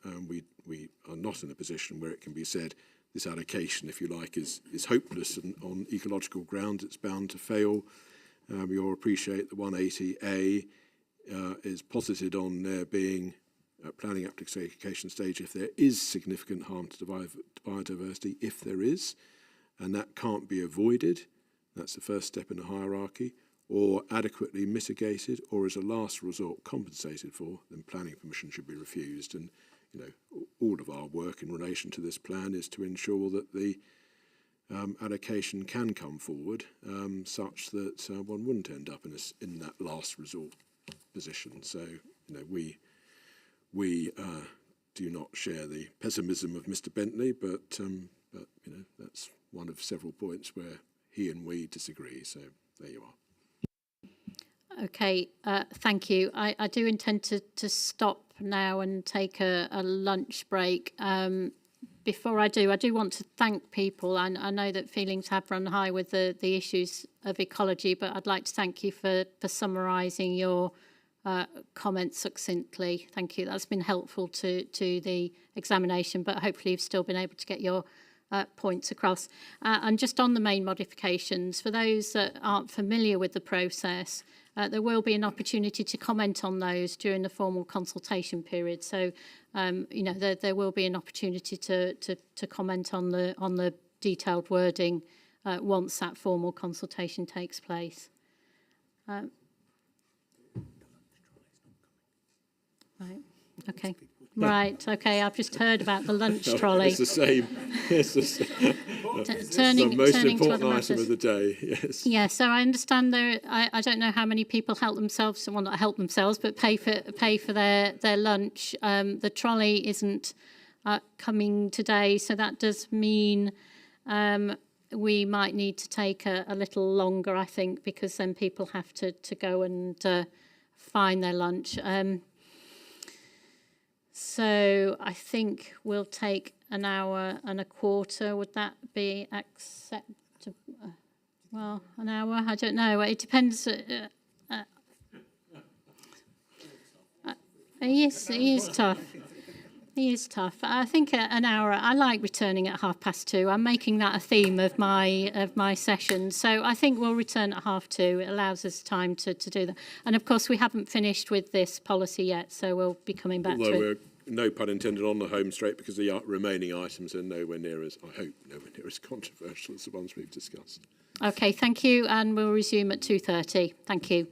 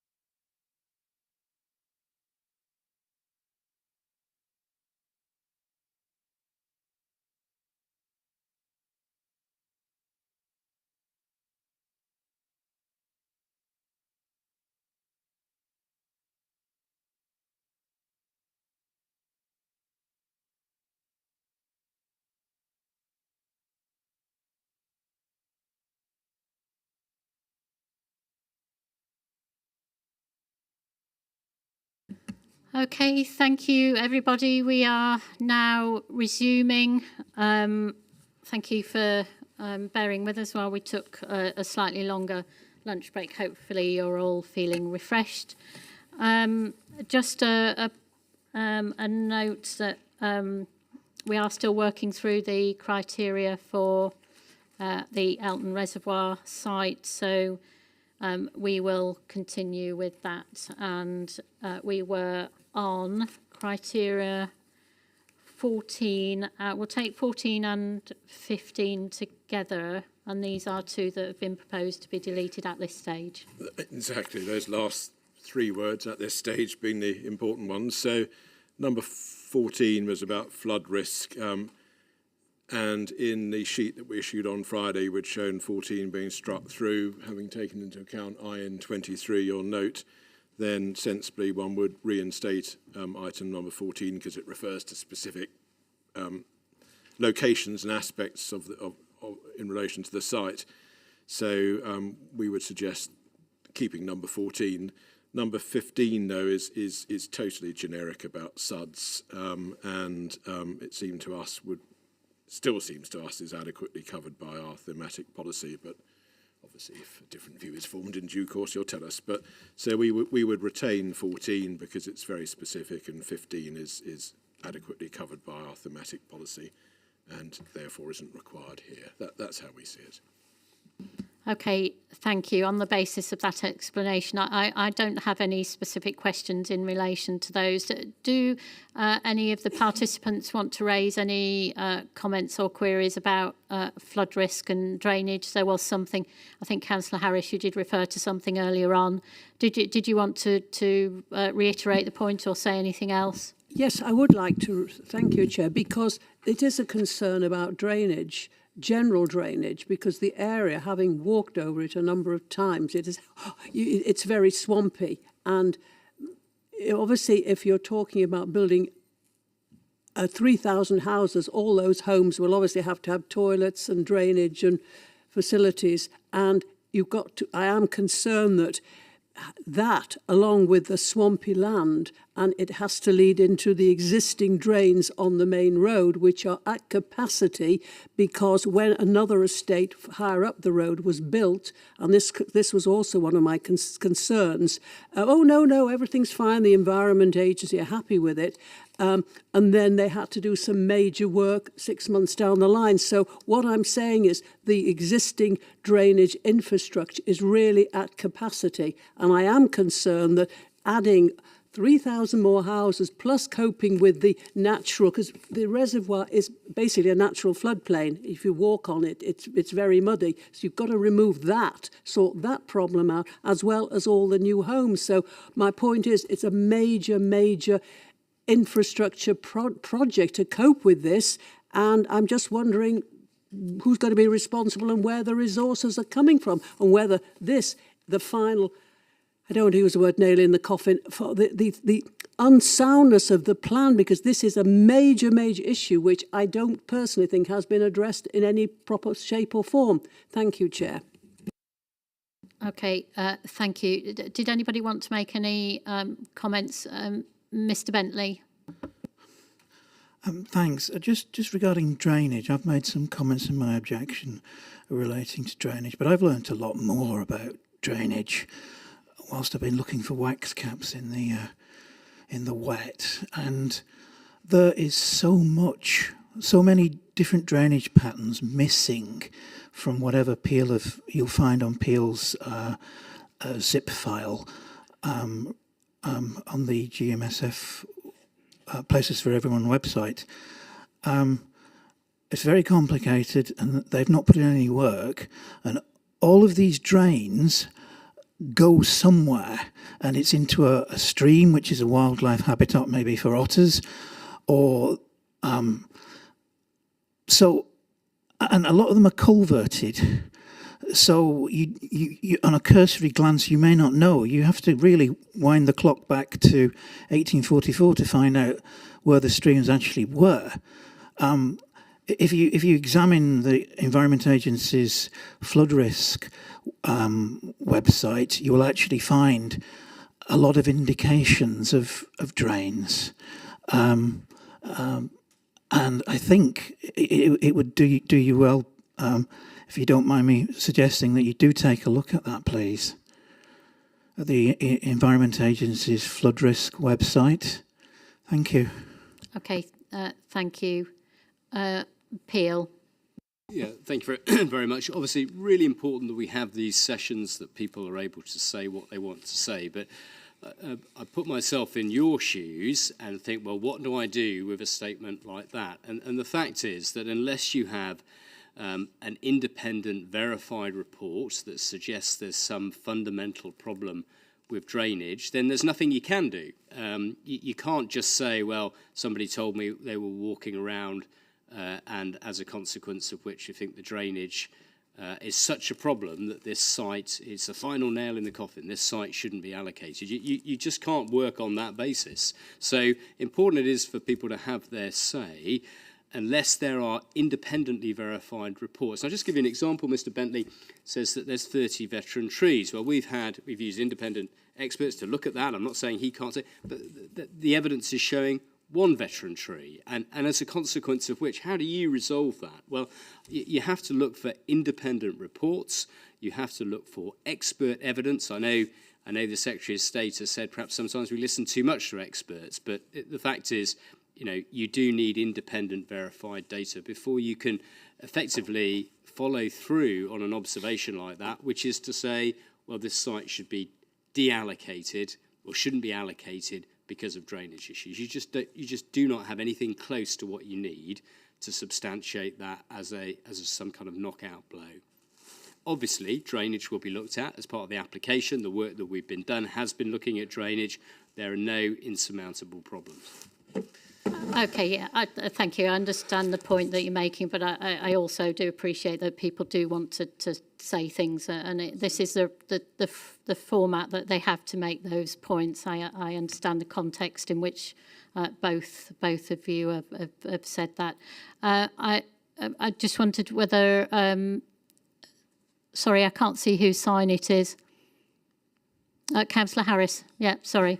Yes. I realise you don't want this sort of back and forward banter, and I do get that, but I am very well conversant with the site. It's actually at some stage dangerous to walk over. I also know a planning application was 7 years ago with some houses a little higher. So I do have a lot of local knowledge because I do live in the area and I'm regularly there. I'm on the ground, on the streets, if you like, regularly. I know my area. So it's not just a sort of a random question. The other thing is this, the original sewers and drains from come from the Victorian days, and we've clicked into them and clicked into them and clicked it. So it's not just a random thing. It is based on fact and common sense. But I do agree it should be an independent report. But I have to stress that an independent report, we have to see who's actually commissioning the people and paying for this report. That's all I'll say. Thank you, Chair.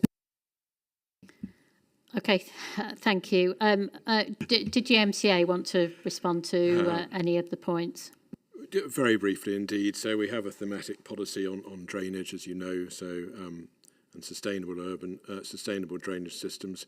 So I've made that point, and as for the particular circumstances here in the evidence base, we're not aware of there being any evidence to substantiate that there's a fundamental problem here that stands in the way of allocating the site. So I appreciate that the points that have been made, but on the evidence, we don't see it that way. Okay, Councillor Walsh. Again, as we did this morning, can you make your points and then I'll come to the GMCA, and it just helps the GMCA so there's not they can summarise at the end. Councillor Walsh, was it a separate point you wanted to make? No, it's regarding the flooding, because the sluice gates failed at Elton Reservoir in 2010. 50 homes were flooded, and the water flow went across the Metrolink tram tracks, across the canal, onto Berry Road and flooded. And I appreciate that they will look at the integrity of the reservoir, But my concern, if you've got more houses, especially along the canal, they would be in front line. And I think it's an important point that yourself should know. Thank you. Okay, thank you. GMCA to add anything? Point noted, and that's a reason why it would be sensible to reinstate item number 14, which is very specifically about flood risk, very specifically in relation to this site and allocation. Okay, thank you. Right, moving on then to point 16, which relates to the long-term management and maintenance. So this is a slightly different point to the discussion we were having earlier about the specific mention of biodiversity areas. Indeed, yes. I mean, 16 seems to us still to sit on that generic or thematic side of the line. So we would say all these points, depending on which issue it is. Biodiversity, for example, you'd look at the relevant biodiversity policy and you'll find that's comprehensive as far as we're concerned. So one doesn't need to draw together these points in item 16. I mean, I have to say, I don't suppose we mind much one way or the other on this. But to be frank, if someone puts forward a proposal and they don't set out how it's going to be managed and maintained in the longer term, then it's absolutely obvious the planning authority would ask for that information. But there are thematic policies that cover these points anyway. So we think this is still on the side of the line of take out, but we don't feel strongly about it. Okay, thank you. David Bentley, your sign is up. Did you want to make a point? Yes, please. It's about long-term management and maintenance of areas of green infrastructure. Now, the Elton Goit and the priority habitat hay meadows at Old Hall Farm are managed by Longhorn Cattle. I hope you've had a chance to see them. They're lovely. Now, so I assume then that GMCA and Bury will be arranging for a continued management of Longhorn Cattle on that site, because they manage the habitat. And also, that farm needs the full complement of hay meadows to feed the cows. And these people want to take one of the hay meadows away. So it's going to be difficult to manage in the same way. That's all I want to say. Okay, thank you.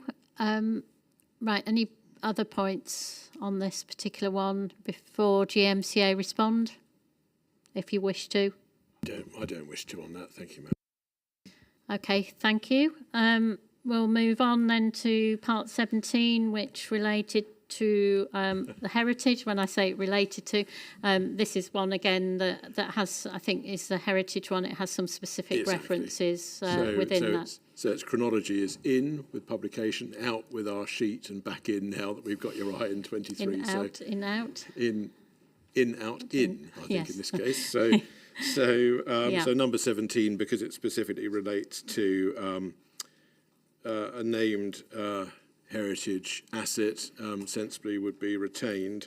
We would, I think, to avoid the risk of the argument that we discussed last week, that if you mention one heritage asset, that potentially means that one doesn't really have to worry about other heritage assets, we would need some cross-reference to the heritage policy in this reinstated item 17, which I think is the thrust of your note, actually, that, yes, yeah. Yes, thank you.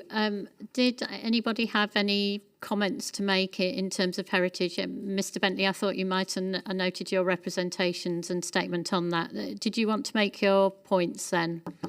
Thank you for telling me that. Yes, I want to talk about soundness in relation to the heritage asset. The Old Hall Farm farmhouse is a red herring. So, just to remind you... Sorry, can I just stop you there? I did notice that you said that in your representation. By red herring, do you mean that it's not actually on the site or shouldn't be considered? It's not the most important thing there, and indeed, it's not within the ownership of Peel, so they'd have to buy out the farmers anyway. I don't know if you're aware, but Peel don't own plenty of this site. They don't own Old Hall Farm, they don't own Woods Nab Farm. Well, they don't own Elm Reservoir. Okay, well, we're not here to, No. not here to discuss ownership per se, but if you've got further points about heritage, then please make them. Right, I'm going to discuss soundness. However, first, elements of bocage landscape found on the 1766 Asherton map still survive. These are the tall hedges you will have seen, and they're from the pre-Napoleonic re-enclosure. The short box hedges date from around 1814. I am concerned about the Hengiform monument and the associated features in that field. Now, about a year ago, Peel subjected this to a partially destructive archaeological examination. I went to look at it and spoke with the archaeologists. The report of survey has not been made available via the Places for Everyone website or the examination website. So the evidence and justification has been withheld and is therefore contrary to NPPF 140, as it is not available at the time of plan preparation, i.e. today. The plan as published and brought to this examination is to put a road through the henge. Nothing else has been agreed. So, NPPF 190. Plans should set out a positive strategy for the conservation and enjoyment of the historic environment, including heritage assets, at most at risk through neglect, decay, or other threats. This is a heritage asset most at risk because they plan to put a road through it. And then ABCD says how you can bring out those assets, but the plan is to destroy the henge. And then 193 of the NPPF, local planning authorities should make information about the historic environment gathered as part of policy making or development management publicly accessible. Now that's a fail because a survey has been done and withheld from this public examination. It's a fail.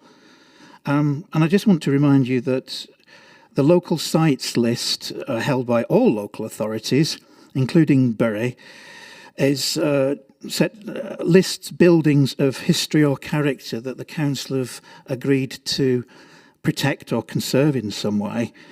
That doesn't appear in any of the evaluations, and a lot of the farmsteads on this site they are on that list, the local sites list. You can find it on the council website by Googling. Thank you. Okay, thank you. So the Hengiform monument that you're referring to is the one that's not too far away from the cemetery, is that correct? I think of that as a ritual area, Mum. Yeah. Okay, thank you. CPRE, I did know your nameplate was up. I forgot what they were called then for a minute. Yeah, I was going to just raise heritage because obviously I noticed a new document's gone on the website, the programme officer's website, about heritage issues being identified by Historic England. So I don't know if we're going to get more information from Historic England in terms of what is specific to Elton Reservoir site. Yeah, I think the Historic England letter is in response to the GMCA's main modifications that have come out through the past weeks. We are aware of the letter, that's why it's been published. GMCA, did you want to respond to that particular point? Just very quickly, so that we don't needlessly spend time on this. So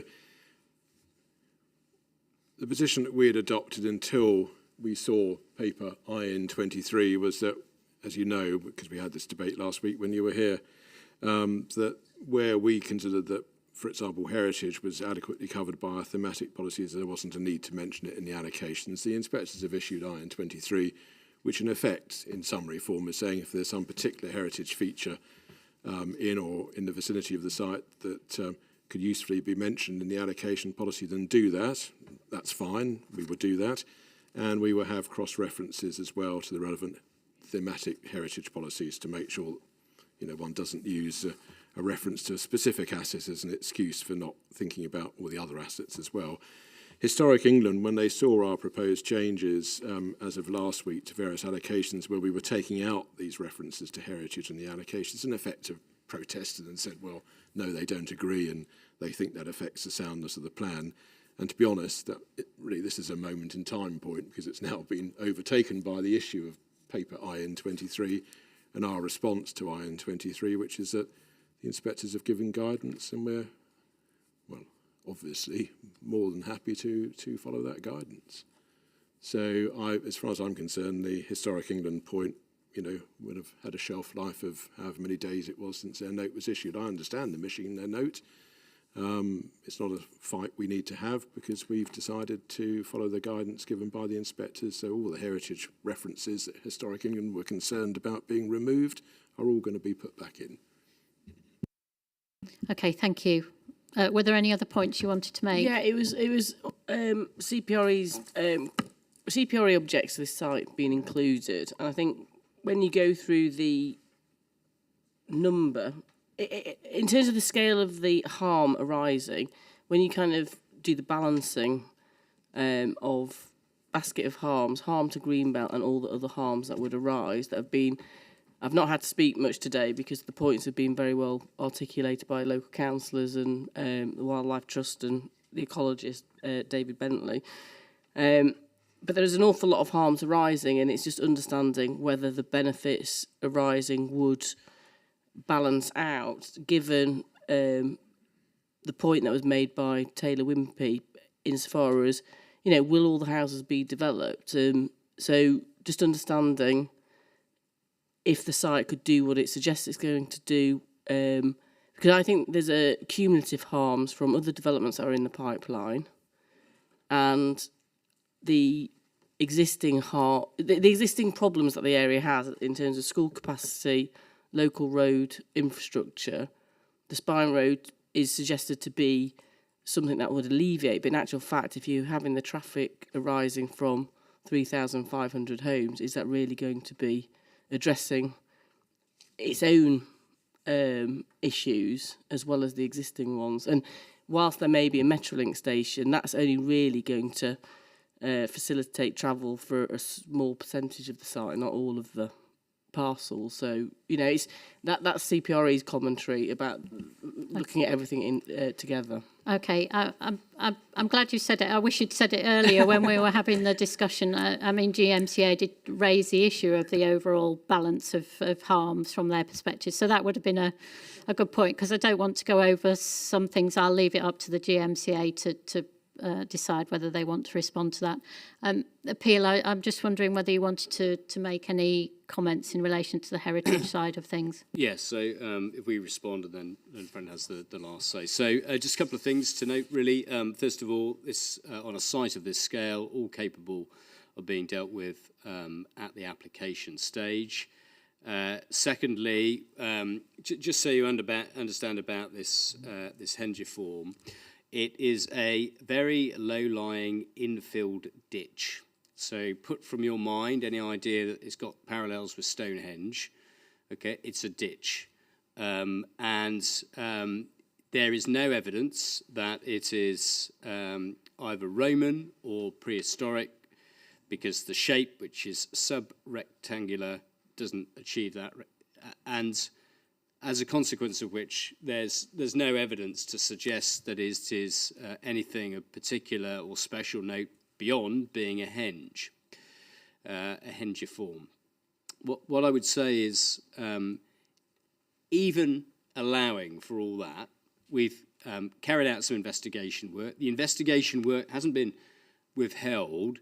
The investigation work was inconclusive as to whether it had any status as prehistoric or Roman, and as a consequence of which further work needs to be done. And that really is the essence of it, because we're dealing with something here where it is probably the case that investigation of it will deliver a better heritage outcome by understanding the nature of it than it is to preserve it in situ. In other words, you have to effectively penetrate it to investigate it, and that is more useful than just leaving it in situ. However, even allowing for that as a sort of third level of protection, the road has already been realigned so that it doesn't go over or immediately next to the hengiform, and could be preserved in situ if that was what was required. But we're talking about something which is under the ground and therefore isn't going to have some wide setting like Stonehenge or a listed building. It's important to get a sense of proportion about what we're talking about here and the approaches that are considered appropriate, which at the moment appears to be further investigation rather than preserving in situ. And all of this has been done in consultation with the relevant archaeologists on behalf of the GMCA. So if you want an acronym, it's the GMAAS. Okay, thank you. And GMCA, did you want to pick up on any final points? Briefly, in relation to heritage, we're content that heritage assets in and in the vicinity of the site can be dealt with through the thematic policy and through the specific reference in item 17. As you know, in heritage cases, or cases involving heritage assets, one through the planning policy identifies the extent of any harm, and through the planning process identifies the scale of any benefits, and one weighs the one against the other and comes to an overall conclusion. We don't see any fundamental issues here, such as to tell us that this allocation is a non-starter because of heritage issues. And again, just that sort of slight note of caution on my part, one needs to be careful, I think, about getting concerned about and involved in issues which are not in the plan itself. So, for example, the plan says nothing about putting a road through the hengiform. So, you know, on the face of it, depending upon the analysis of what the hengiform is in heritage terms, and depending on whether one was putting forward a proposition for a road through it, there may very well be heritage issues which would have to be considered. But that's not what the plan says.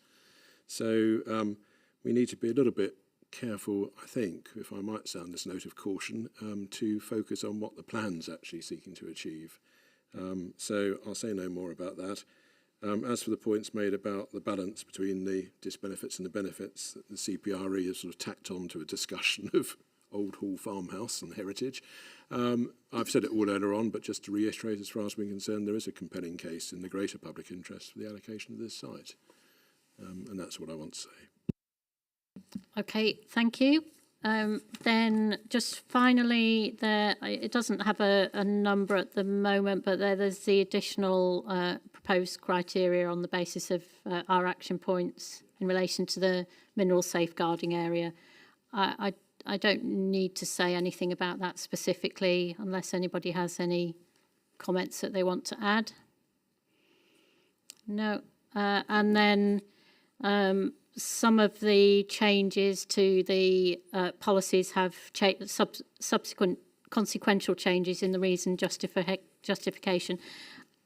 Because they follow on from our discussion, I've got no further points to add in relation to those. They may be affected again by whatever comes of the policy, eventual policy wording. So I intend to move on to JP8, which is Seedfield now. Sorry, GMCA, did you want to say something? No, it's just that small subject. It seems to be because we get so pleased to have got through, pleased to have got through all these requirements. Okay, yes. That we keep I knew forgetting. as soon as your face fell that we were moving on too soon. No, it's just that, I do apologise for that. It's that V word we need to sort of not forget. So thank you for so the yes, for the viability. reminder. This is a category 1 site. So as far as we're concerned, it's a jolly good site in viability and deliverability terms. We've got the site, a site promoter here, but as far as the GMCA is concerned, this is not one where there are sort of question marks against viability. Thank you. And we did have some discussion earlier when we were talking about the infrastructure elements of the policy. There was discussion about forward funding of some of the link road. I don't really want to cover that again, but I see, Peel, you've got your nameplate raised. Just I think in terms of the PPG, it's probably important that you hear this from our team, which is that we've looked at the council's viability evidence. We've also carried out our own viability assessment work. It's commercially confidential, but we've carried out the work, and given the scale of this proposal and the number of units we're talking about, there are absolutely no viability concerns at all. It is fully intended that, despite what was said earlier, that it will be what indeed have been raised in representations, although not always summarised accurately. My clients are committed to the provision of the infrastructure. They recognise the need to deliver affordable housing. All of this is absolutely fundamental from a developer's point of view to make sure that the allocation is something that is worth progressing, and that all that work has been done. So our own viability work demonstrates that this is a very viable site and can deliver what the council is asking. Okay, thank you. Did anybody want to make any points on viability that haven't already been made in terms of infrastructure and funding? No. Okay, thank you. GMCA, did you want to say any final points on this site? No, thank you, ma'am. Okay, thank you. In that case, then we will move on to policy JPA 8, and if it looks like I'm going to march past viability again, do stop me, please. So this is the seed field allocation. We'll come on to Walshaw JPA 9 once we've done this one. So again, did GMCA want to do a bit of scene setting for this? Thank you. Thank you, ma'am. It's a wonderful thing about making a plan, which is in effect 9 local plans together, that we've moved from a debate about a very controversial site with a large number of new homes proposed to an allocation for 140 homes, but even so involving greenbelt issues that we need to consider. This is a site where we see the contribution it would make in the spatial and strategy that we have of some 140 homes as being a worthwhile contribution to diversifying the housing mix in the area. We already, I'm instructed, are in receipt of a planning application for 86 homes on the previously developed part of the site. The site is, as you know, is in the Greenbelt, but it's a site which is about a half made up of previously developed land. The proposals that are in front of us, the proposition that we put forward, forgive me, in the plan is one that we recognise would cause harm to the Greenbelt, but this is an instance where the harm to the Greenbelt in overall terms is assessed by the study that we've had carried out as being very low.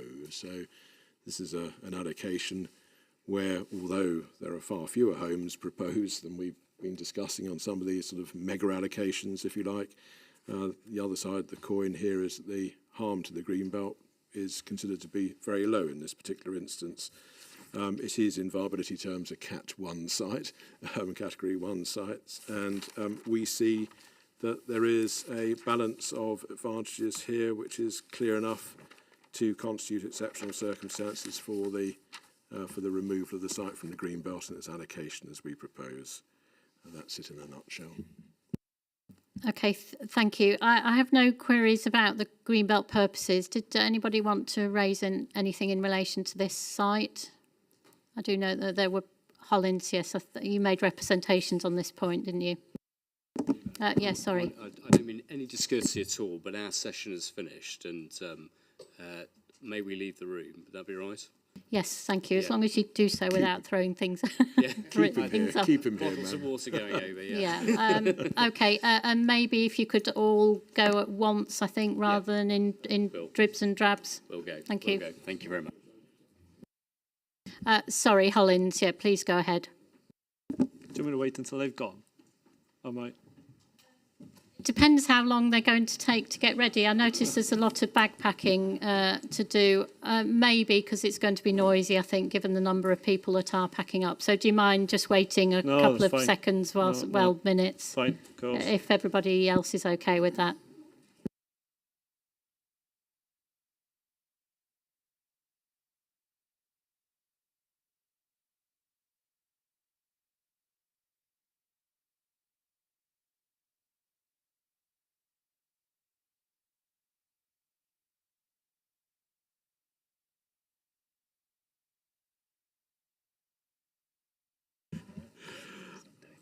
I was going to say, it's big enough to get at least one ecologist in it.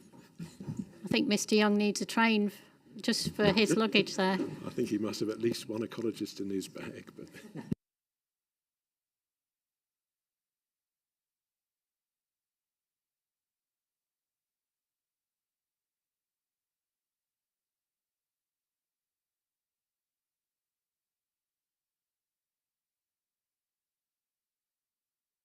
And a hush falls over the room now that they left. Thank you. So Hollins, sorry if you could go ahead now, please. Yeah, no problem. Yeah, it was just to pick up on the representations that we made in our statement following the modified version of the policy that we've seen.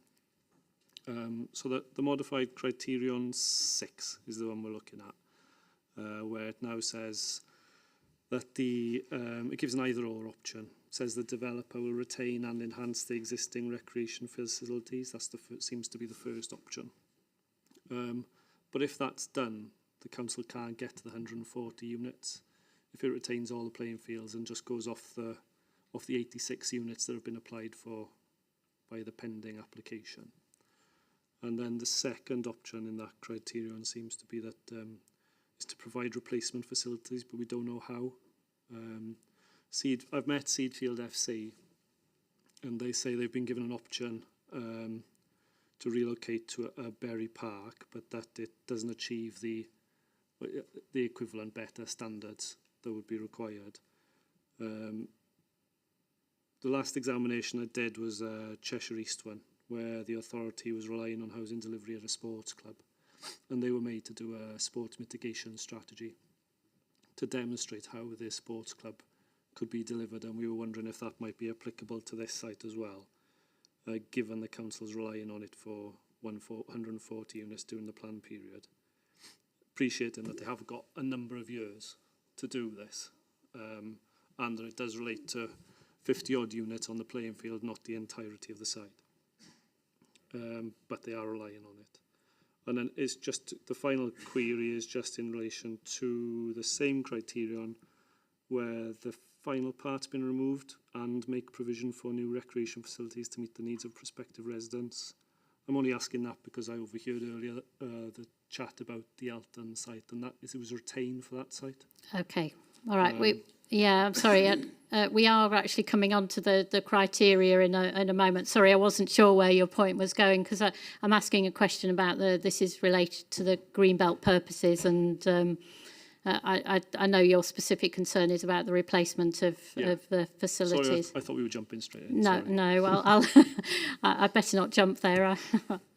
I'll come back just to hold those points. You won't need to reiterate them again. I've got a note of them, so we'll come to them. Yeah. Thank you. So we're focusing on the Greenbelt purposes at the moment. I don't think there are any other comments in relation to that. And then it's the boundaries again. I don't know whether the GMCA want to say anything about the Greenbelt boundaries here. Other than to say, I think in terms of the site itself, I mean, it's surrounded on three sides by existing residential development, and it's got quite a strong boundary to the western side as well, because that sort of drops down into the valley there. So we just think it's, you know, it makes perfect sense for this site to come out of the green belt. Okay, and that boundary that drops down to the country, again, it's tree lined, isn't it? Yes, so, that's yeah. correct, yeah. Okay, thank you. I have no further queries or questions on that. In terms of compensatory improvements, then again, did GMCA want to do a summary? I'm aware of the paragraphs in the topic paper relating to the land use consultant assessment, so I don't want to have a similar discussion about No, indeed. the list. So I'm just going to say all as above, because I think probably everyone was in the room when we discussed this earlier on, and so I'll repeat without repeating, you know, the same points that were made earlier on about compensatory improvements. Thank you. Okay, anybody wish to say anything in relation to that? Then moving on to question 17.10, which is about whether the allocation is suitably located. Did GMCA want to introduce this particular point? Find the reference, I'd introduce it, or maybe to my left. Oh, it's criterion number 1 that this site satisfies, as I understand it. I hope I've got the right reference here. So that's, say, land which has been previously developed, etc., etc. So it's a criterion one site, ma'am.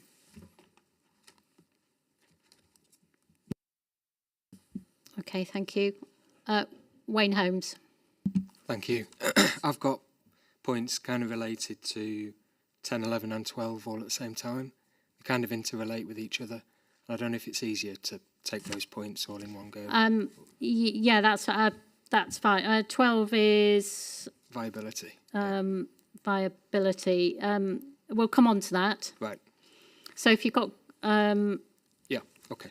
yeah, well, we'll see where Shall I see how it goes? Yeah, see how it okay. goes. I might stop you. All right. Thank you.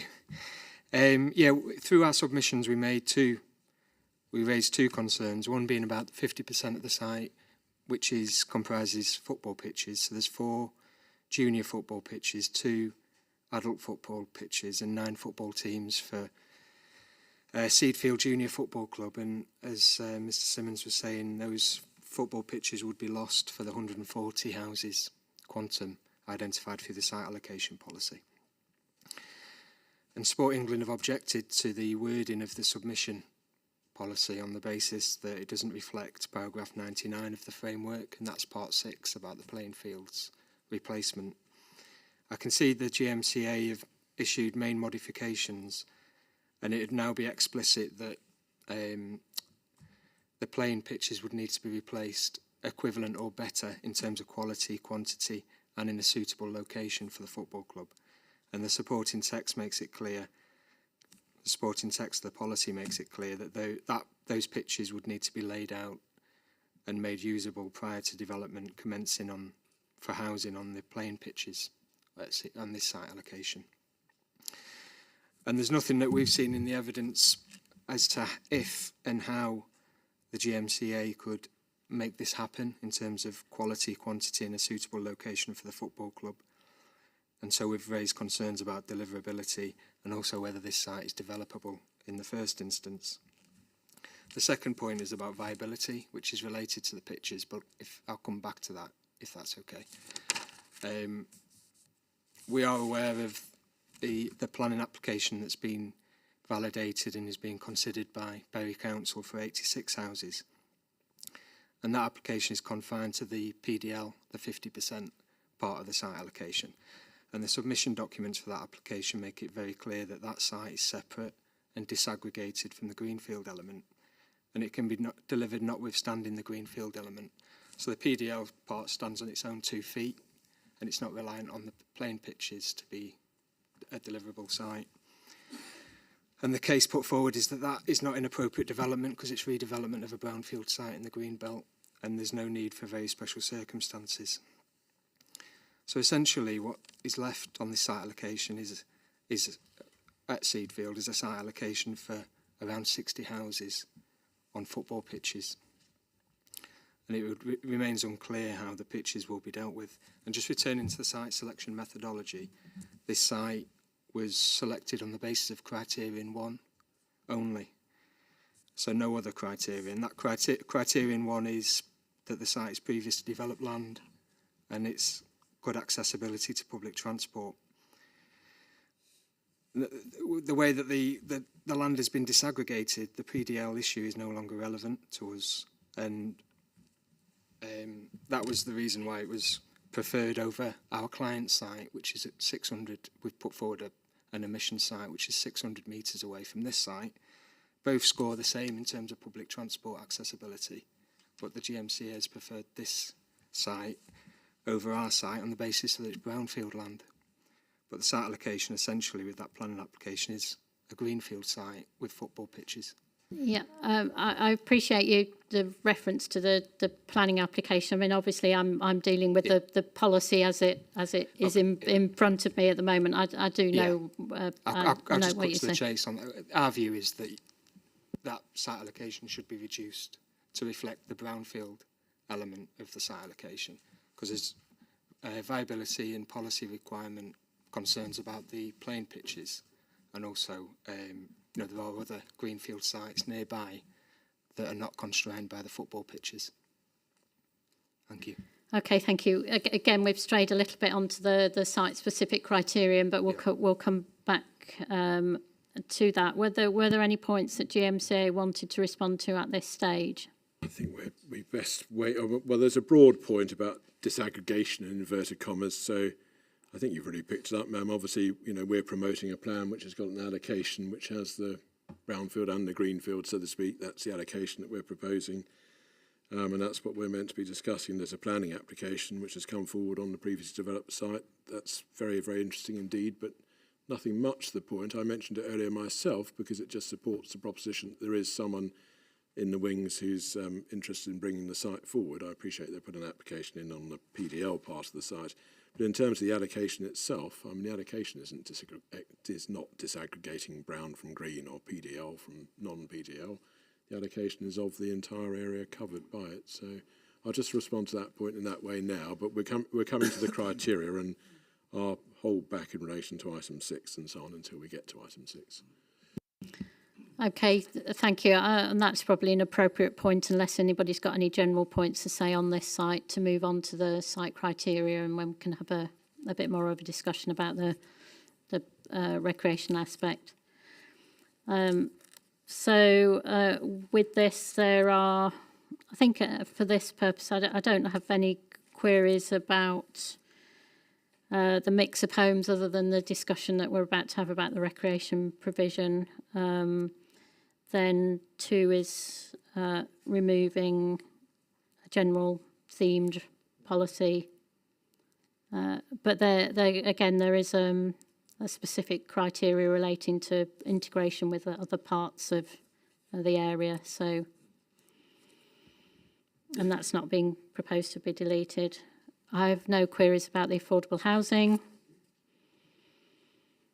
No queries about criterion 4, that's again one of those that is a general themed, one is not specific. Did you want to say anything about criterion 5, which relates to the integration of the site? No, other than that, because it is very site specific, it would seem sensible to have it in the allocation. Yes, yeah. Number 5. This is, ma'am. Yeah. Okay, then. Criterion 6. Did you want to respond to the point?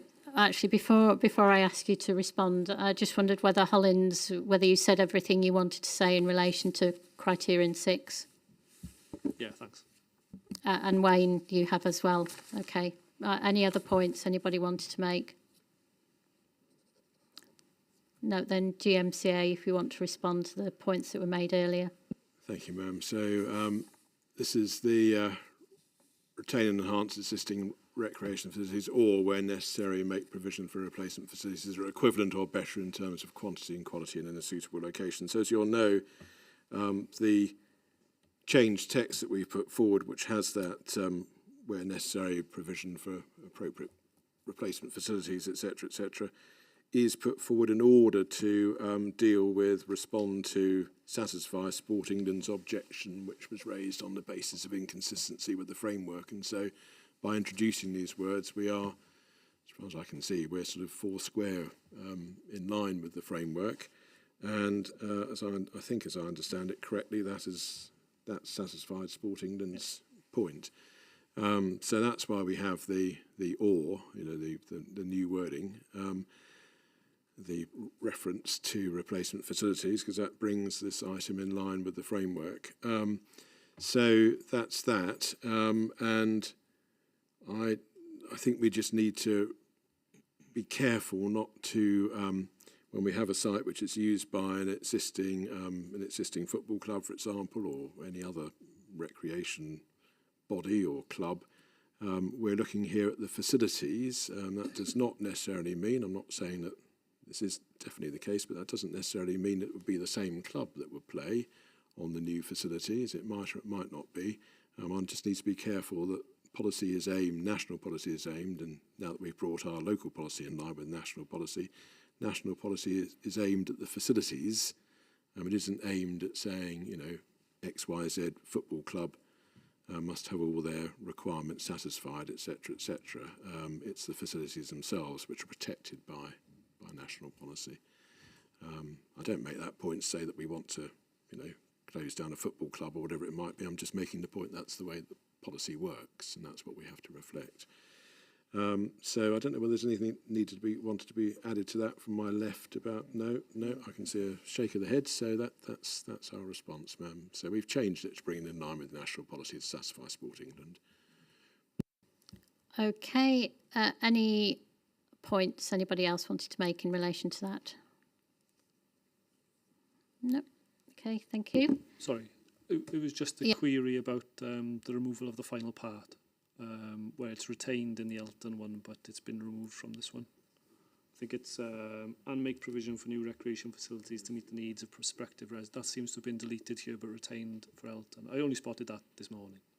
Yes, quite right. You did mention, I think you mentioned that point earlier on. I'm pretty sure you did, and that's my fault. So this is the item that referred to making provision for new recreation facilities to meet the needs, etc., etc., in accordance with local planning policy requirements. This is one where again, I'm just trying to catch up with IN23. So this is a generic or thematic point which would arise from other local planning policies, not necessarily, as you know, from Places for Everyone.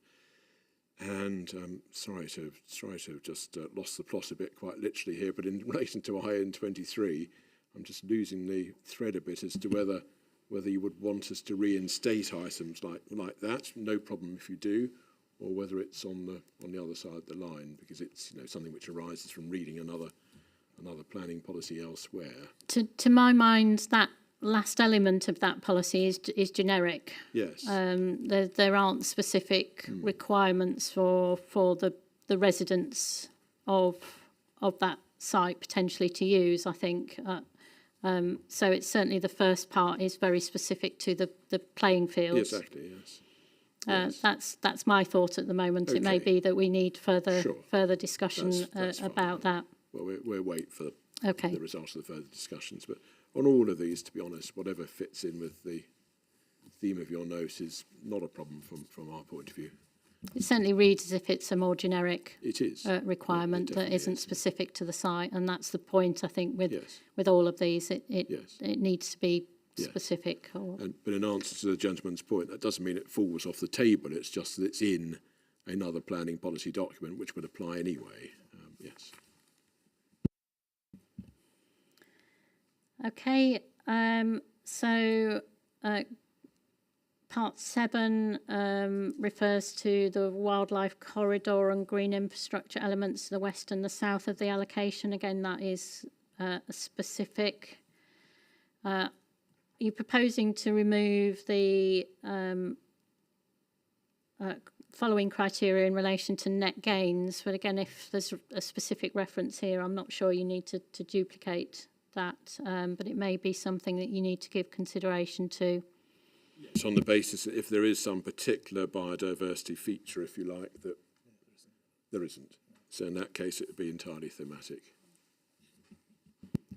Okay. Any points anybody wanted to make on that? I'll just cover these briefly then. So 9, 10 and 11 you're proposing to delete. Again, unless there's something specific, then that. And there isn't, ma'am. So, thank you. And the addition of the mineral safeguarding areas. That's right. Policy. Bear with me for one moment.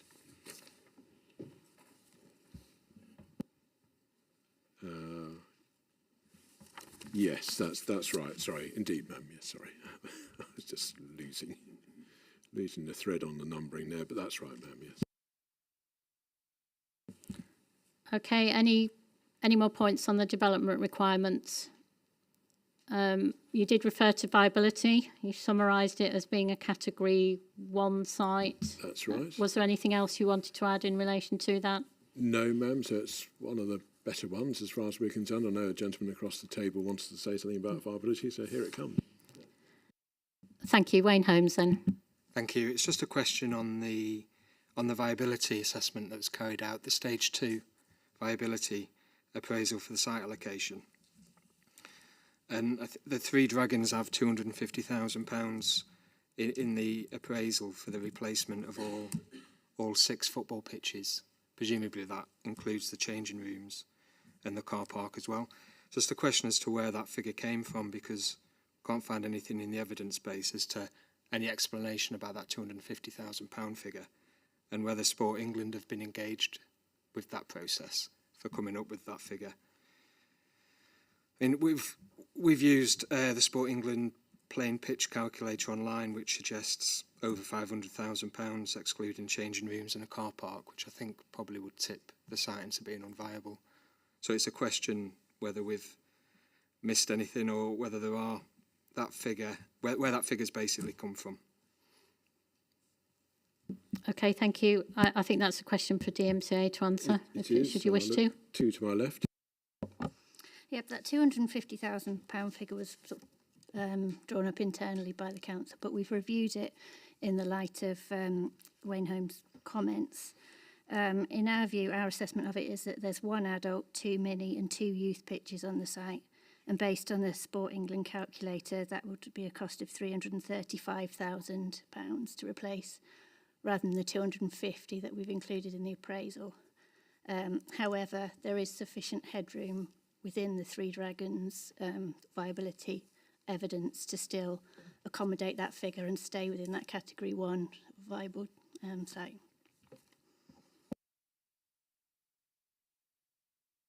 Okay, thank you. Did you want to say anything else? Just that we've been going on the evidence before the examination, and whether there's an opportunity for that reappraisal to be issued and for us to have the opportunity to review it and comment on it. I don't know. I mean, generally we've not been asking for further information. I note what they say, whether it changes the category or not. If it doesn't, then yeah, I mean, 335,000. I didn't quite catch what that was based on, but I don't think it was based on changing rooms, car park, that kind of thing Sport England would be interested in terms of replacement. Okay. Well, as you've noted from early discussions, I don't really want to get into a to and fro on all of this detail. I'll see if I know what your points are. Whether GMCA wanted to come back on any final issues. Well, not really, but I mean, I'm very happy for the explanation to be given, but slightly slower, so the gentleman can write down exactly what it covers. But otherwise, we'll take your guidance about any next steps. I mean, as you know, we had a cost in. It was suggested in the representation that the cost should be twice what we had in, and we've looked at it again, and we think it's a figure in between the two, to be quite frank, and it doesn't budge the site out of Category 1. So you'll tell us in due course what if anything, you want us to do with that sort of information. But I'll just ask for the recitation of what's in the cost just to be given again, but perhaps slightly slower so the gentleman can write it down if he wishes to do so. Okay, thank you. It was based on 1 adult, 2 mini and 2 youth pitches. That's using the Sport England costs estimator. The Sports England cost estimator includes an allowance for car parking within that cost.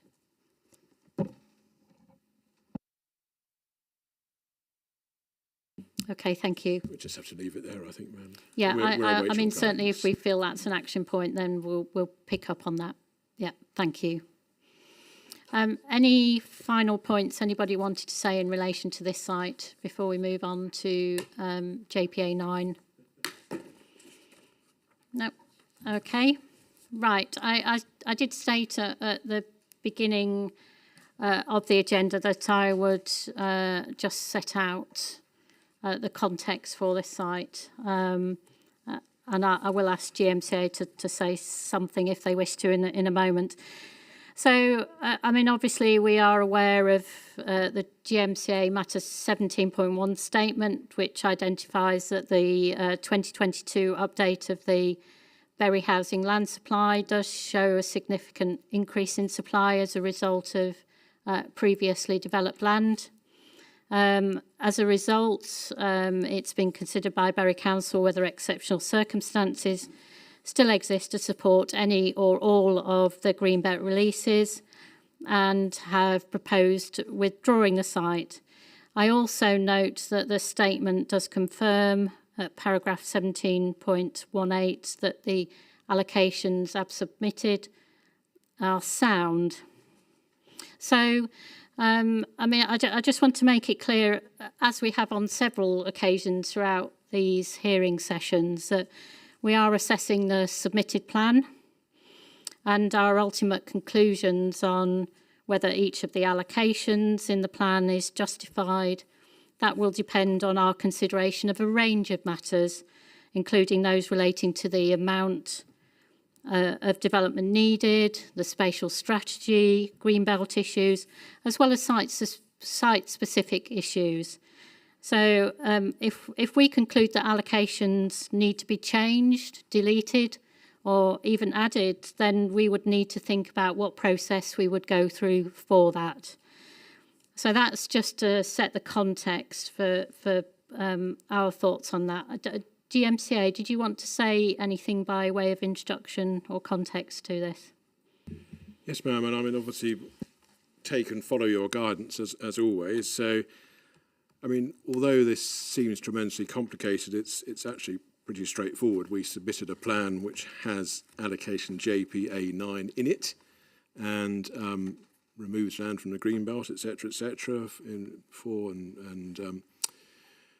in order to progress the allocation in the plan. I'm very, very happy to give an overview, as I've given for all the other allocations, as to why that view was formed, you know, the pros and the cons, and etc., because it's quite clear that at the time when the plan was submitted, we were convinced, if you like, collectively of the case for changing the greenbelt here and allocating the site.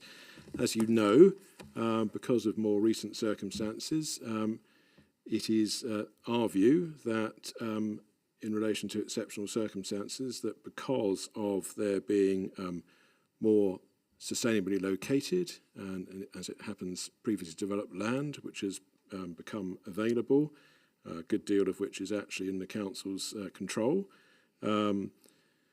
that we no longer consider that that very high bar of exceptional circumstances is actually surmounted in this case. Now, we would wish to proceed on this basis. We're very, very happy indeed to set out all the pros and cons as we saw them at the time of submission, to answer all the questions that you've raised: degree of harm, greenbelt boundaries, site requirements if the site stays in the plan, etc. But if you like, perhaps at the end of the session on this site, you know, I would like the opportunity for us to just reiterate the point that we no longer consider that that high bar is passed. So as long as that point is noted, as long as we, A, with great respect, we should be allowed to make it, B, you know, you've already got it written down on pieces of paper in front of you, and then C, in due course, you'll report to us as to what you've made of all of that. So, but we're very, very happy to defend the plan as at the date of its submission.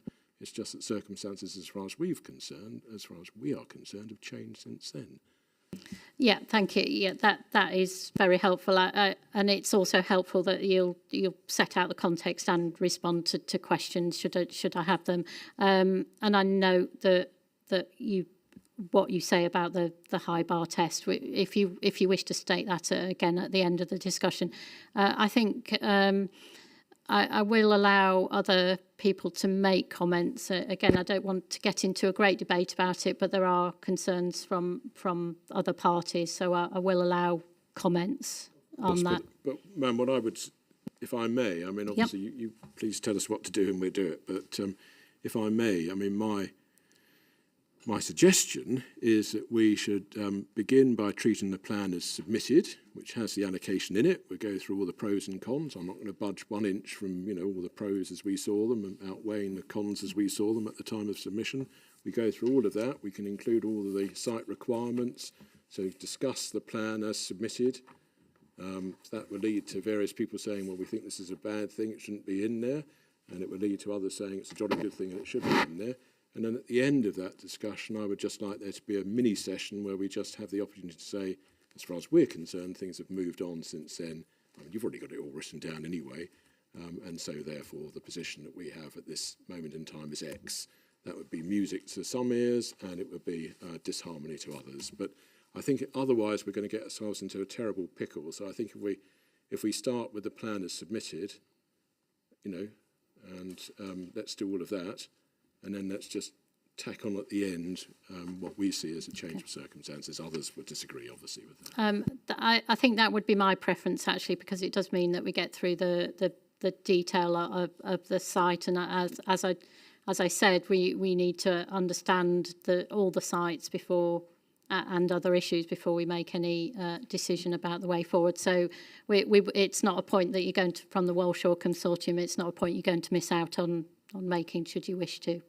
At the end, so we will come to that. So did you GMCA and the same for Councillor Harris as well? If yours was a point about the site being in or out, then we'll come on to that later. Thank you. So GMCA, if you could do your introduction, thank you. Thank you, ma'am. So just for absolute clarity, I'm introducing this, and the next little while, however long it takes, will be on the plan as submitted. So in that world, the plan as submitted has allocation JPA 9 in it, and the justification for it, as at the time of the submission of the plan, is on the positive side. The site would make a substantial contribution in relation to housing. As you know, it's earmarked in the plan for 1,250 new dwellings, so diversify the range of residential accommodation available in the area, include affordable housing. All very positive indeed. That the site is of a sufficient critical mass to enable the delivery of worthwhile investment in supporting infrastructure. That there are, if you like, no showstoppers in relation to the site. In relation to the greenbelt harm side of the equation, we don't shy away from that. But our own assessment work showed that the overall harm to the greenbelt from the allocation was in the moderate category, so this is not one of those ones which is in the high or getting on for high. This is moderate. And in relation to any particular impacts and harms which would arise from developing this number of homes in this location, that they could all be satisfactorily mitigated. So, if you like, there was no obstacle in the way of delivering what the plan envisaged. And so, as at the time of submission of the plan, the view of the plan-making authorities, the 9, if you like, putting the plan forward, was that there was a compelling case in the greater public interest that made good exceptional circumstances for the release of land from the greenbelt and its allocation as proposed. So that's as at the date of the submission of the plan. And, we don't back away or shy away from any of that. Later on, we'll come to more recent turn of events, but that's the case for the allocation as in the submitted plan. Okay, thank you. Friends of Berryfolk, I can see you've got your plate up. Did you want to make comments in relation to this matter, the Greenbelt issue? Yeah, thank you. Yes, this particular function of Greenbelt, and we went across boundaries with the previous allocations. Obviously, this decimates the Greenbelt in this area, removes it completely. It then brings two towns effectively, Tottington and Walshaw Village join straight into Bury, so there's then no separation at all. So the green belt in this case, I believe, is much more than a moderate harm. It's a complete removal from what it is currently, separating and stopping the urban sprawl, which is its design. So we take offence from that point that it is only a moderate change to the green belt. We believe it's a complete removal in this area. Thank you. Okay, thank you. Mr Bentley, your nameplate's up. Thank you. Just a quickie. This was not Greater Manchester Structure Plan Greenbelt, so it was added as a result of one or two local plans. I think it was like, we'll build some houses here and make this greenbelt, and therefore we're preserving some open land despite the new development. So this would sort of rip up that agreement if it were carried out. Thank you.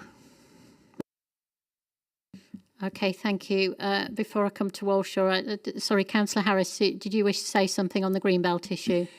Yes, I do, thanks. Although some of the major points have been taken up by Friends of Bury Folk, basically the separation of two areas to stop this urban sprawl, which is what the whole principle of the Greenbelt is. But at no time have there been any special circumstances, exceptional circumstances to justify this. That's my point. We've never seen this, and I think this is something that we really have to focus on. I have another issue about the in-out issue of the site, which I will bring up, if I may, later. But the principle is, this is a green belt site. It is completely a green belt in the full understanding of the word. If you ever stand there, you will see, literally, it is a green belt site. You can actually see there is the green belt, and there is no special circumstances to justify, or ever been presented to justify building on it. Thank you. Okay, thank you, Walshaw Consortium. Thank you, ma'am. It feels like a long time coming to speak. I would perhaps unsurprisingly completely agree with the GMCA's summary of it being overall moderate harm.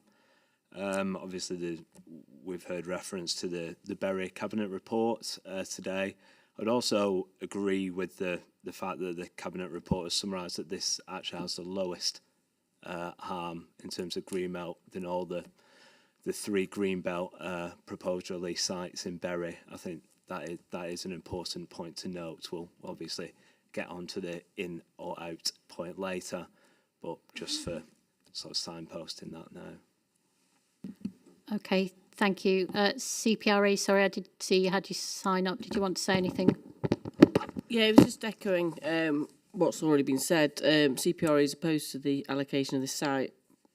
One, on exceptional circumstances, concerned that the figures are too high for employment, housing requirements, and also that the harm has potentially been underestimated. CPRE considers the harms would be higher than just the roles that have been identified have been moderate across the piece, and we think the severity is almost a total loss of this parcel of greenbelt at this site, so we would like that to be recorded.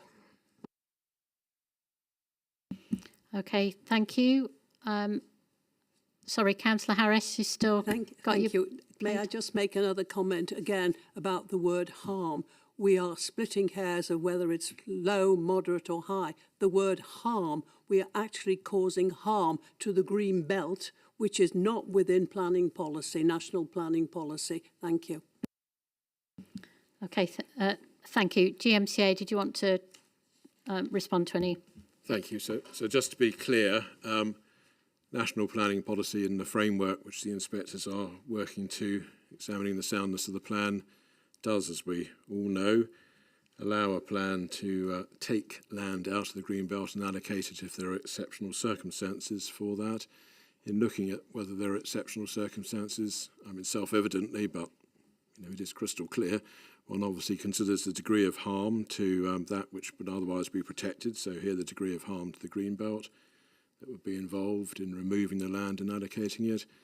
One weighs that and any other harms, any other harmful impacts against the benefits. One analyses the overall pros and cons and comes to an overall judgment in the greater public interest as to whether there are exceptional circumstances or not. So national planning policy emphatically does allow the allocation of sites and the development where that would cause harm to the greenbelt if exceptional circumstances are found to be made good. I appreciate Councillor Harris's view would be that there aren't exceptional circumstances. That's fine. At the date of the publication of the plan, as is known, the promoting plan-making authority formed the clear view that there are exceptional circumstances. As for the degree of harm, well, we've had an independent study carried out. It's been referred to for every allocation so far that involves the greenbelt. It would be referred to for every one that we still come to that involves the greenbelt. It's a very thorough piece of work. We just need to be slightly careful about what the work is doing and what it isn't doing. It's not saying or pretending that there wouldn't be harm to the greenbelt. It's seeking to grade the degree of harm to the greenbelt by reference to each of the purposes of the greenbelt. A gentleman from Friends of Bury Folk mentioned merging towns. That is one of the purposes, purpose 2 of the greenbelt. And although the local impact that would be experienced by taking the land out of the greenbelt and building on it is acknowledged, that is seen as a moderate degree of harm because, of course, one has to stand back and look at the bigger picture. This isn't all about local issues. So there you are. We've set the harm, or our independent study has set the harm at moderate. You've heard the view around the table that the harm would be higher than that. You'll form your view on that and report to us in due course. But we obviously stand by the study that we've had carried out. But we appreciate that views will always differ about such matters. And then otherwise, Councillor Harris earlier made the point that there have never been exceptional circumstances set out, never seen exceptional circumstances for this site. I think what Councillor Harris means is that there have been exceptional circumstances put forward by the plan-making authority. It's just that Councillor Harris disagrees with them, which of course is fair enough. But obviously, in making the plan, the exceptional circumstances for taking the site out of the greenbelt have been documented in the plan and in the evidence base for the plan. Obviously, it's a different question as to whether one agrees or disagrees with those assessments, but the assessments have been done, and they're all in the public domain. There's no doubt about that. Okay, thank you. Then, if nobody's got any other points to make, we'll move on to the boundaries. I note, and whether there are any parts of the boundary that would need to be landscaped. Did GMCA want to say anything in relation to the boundaries? Just look to my left. Bear with me for one moment. Is this in relation to the boundaries with the remaining greenbelt? Yeah. So basically, I think our position is that the boundary to the southeast, with that area of retained greenbelt there, is quite strong in its own right. I think it's marked by field boundaries, and there is a bank of trees along there as well. So I think that's quite a robust boundary in its own right. Okay, thank you. I have no comments. Walshaw, did you want to say something? Just to sort of comment on the other boundaries, it's got incredibly defensible boundaries in terms of existing road network, existing residential and other development. It is almost wholly contained within the urban area, essentially.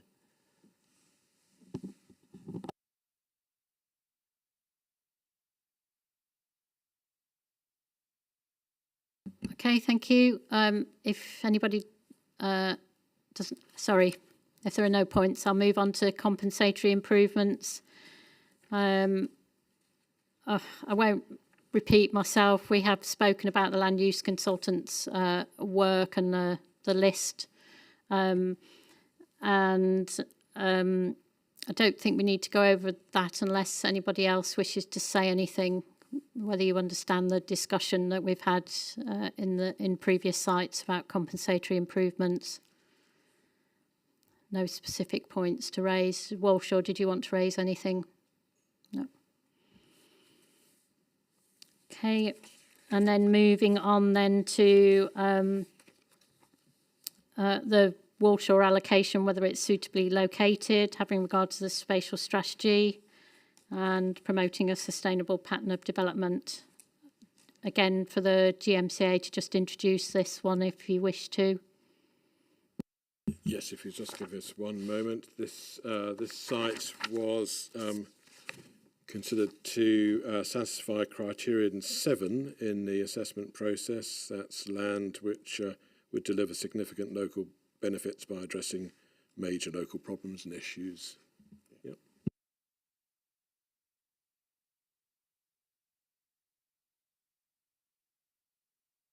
Okay.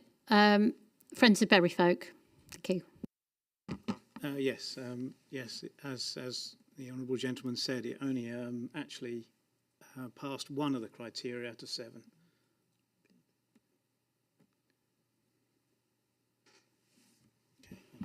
Okay, thank you. Walshaw. Thank you, Ma'am. In a strategic context, I think this is an entirely suitable location for development. Bury is a key part of the Northern Arc, and a local planning authority are currently struggling to meet the housing delivery test and also the 5-year housing land supply test. And it will provide a need for market and affordable housing in an area that clearly needs it. In a more local context, as I've said, it's enclosed on all sides by residential development. There's good access to existing shops, pubs and restaurants nearby. There's access to several bus services linking to key employment centres. And indeed, again, going back to the Bury Cabinet report, again, another point of that we actually agree with. There's not many within there. But it acknowledges the site as the highest number of positive environmental impacts of any of the proposed Greenbelt allocations in Bury, and actually the lowest number of negative environmental impacts. So we would say that this is an entirely suitable and sustainable development, even in the context of other allocations that have been put forward. Thank you. Okay, thank you. Friends of Berryfolk, did you wish to say something else? Yes, thank you. In the choice of the site, the actual site, as you say, is landlocked, and its intersections with the rest of the Bury area are also going to cause major problems, as they already have, with traffic and problems with that. So the other thing is that there is no metro link to this area. There is nothing other than a suspect bus service, which is suspect. My son regularly misses it because it doesn't turn up. But the point is, it can't. Everything has to come out of the same locations, whether it's buses or cars. There's not wide enough streets to say I'll have a bus lane, for instance, an example. So it is a completely landlocked site. It is very difficult to navigate across, and it blocks up the other towns behind it. So as far as that goes, I would say it's a very difficult site to actually fulfil criteria. Okay, thank you. Councillor Harris? Yes, obviously, I agree with this. It is an unsustainable site. I'm sure that you do not agree with me, but knowing the area well, I also, to talk about the bus service, well, I don't know who's going to do that. The area is landlocked. To produce some roads to allow the traffic to, well, go down towards Bury Bridge, or they just don't exist. And if you put a road across this area, we've got the same problem. It comes onto Lower Croft Road, which is also very narrow. There is no room to create any kind of way of getting out of this site without causing a tremendous amount of traffic chaos. So I just cannot possibly see how anybody could say this is a sustainable development. And also, when the site was chosen, I don't wish to repeat what's just been said, of all the 7 factors with the sort of the need to tick boxes. This particular site only ticked one, which to me means it is completely unsustainable. Again, I repeat, a greenbelt site, you are decimating the greenbelt site with little or no evidence that it's required. Thank you. Okay, thank you. Walshaw, did you have any final points to say? I've heard what's been said about a back and forth across the room. Just a point in the direction of the transport evidence that informs the topic paper in terms of mitigation. On that, there's a requirement in terms of public transport contributions to contribute towards an enhancement of the public transport in the area. And just finally, on the point of meeting one of the criteria as if that's a reason why not to allocate, because it doesn't mean multiple. We've already heard that there's an other allocation today that has also only met one. It met criterion 1, I believe that was Seafield. So it's not to say that it's unsustainable or any impacts on its sustainability credentials, that it only meets one criteria. Okay, thank you. Unless it's a new point, I don't want to enter into this back and forth, Councillor Harris. I think unless it's a new point you wanted to make. It's just to do with the bus service, because who would provide it? There's no evidence that anybody would. GM would provide it. There's a complete misnomer to say a bus service will be provided, because without any actual facts, you know, it's very easy. A bus service will be provided, but you've not produced where it's going to come from, who's going to drive the bus, if you like. Thank you. Okay, thank you. I note the point that's been made. Councillor Walsh, again, if it's a new point, I will accept it. It is. I'm not sure it's in the right place, though.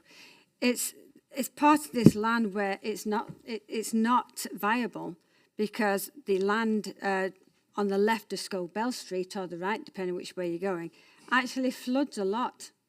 And Scobell Street itself, there's some new properties on there, and they have been. I'm not sure that they've been flooded, but the road has certainly been flooded down there. And so the fields here, again, I don't know about the drainage, but the fields certainly flood. Thank you. Thank you. Any points anybody else wanted to make before I come back to the GMCA to respond to the points that have been made? No. Sorry, just Councillor Harris. Yes, it is a serious issue. Again, I mentioned it, drainage, because the area does flood, and it's recorded as recently as a few weeks ago. The area has flooded. There are the homes adjacent to this site. Also, if you're going to put 1,200 houses, forgive me, I'm repeating what I was saying, you have to produce a very extensive infrastructure to cope with the drainage, to remove the water from people's homes, and to remove the water, because it is a natural soak area. It is so unsuitable for housing. I cannot possibly see how it could be sustainable. Thank you. Okay, thank you, Walshaw. Sorry, I will let you respond, because it was a different point that was being made in relation to flood risk. And I promise I'll come back to the GMCA in a moment. It's a very quick point. It's just pointing you in the direction of our flooding and drainage evidence that's all within the GMCA examination work. That work's been done. We've produced a indicative master plan based on that. The GMCA have seen that, and they're content with that work. Thank you. Okay, thank you. I mean, just to clarify, the indicative master plan is the one that was submitted as part of the submission documents. The 10.03.20, is that right, in terms of reference numbers? Have that checked to my left, ma'am. Yes, please. So while that's being checked, just with an eye on the time. So, ma'am, yes, in relation to flooding and drainage, points have been made across the room about the work that's been done. In any event, there is supporting text in the plan concerning these issues. So I won't say any more about that. As for meeting one of the criteria, well, the approach that's been adopted, obviously, as you know, this is an overall spatial strategy in the plan that we've discussed before Christmas in terms then of site selection. There are a number of criteria. If a site meets one of them, then it can be taken forward. What we're seeking to weed out, if you like, in the vast number of sites that we had to consider in relation to our spatial strategy was to weed out the sites that met none of them.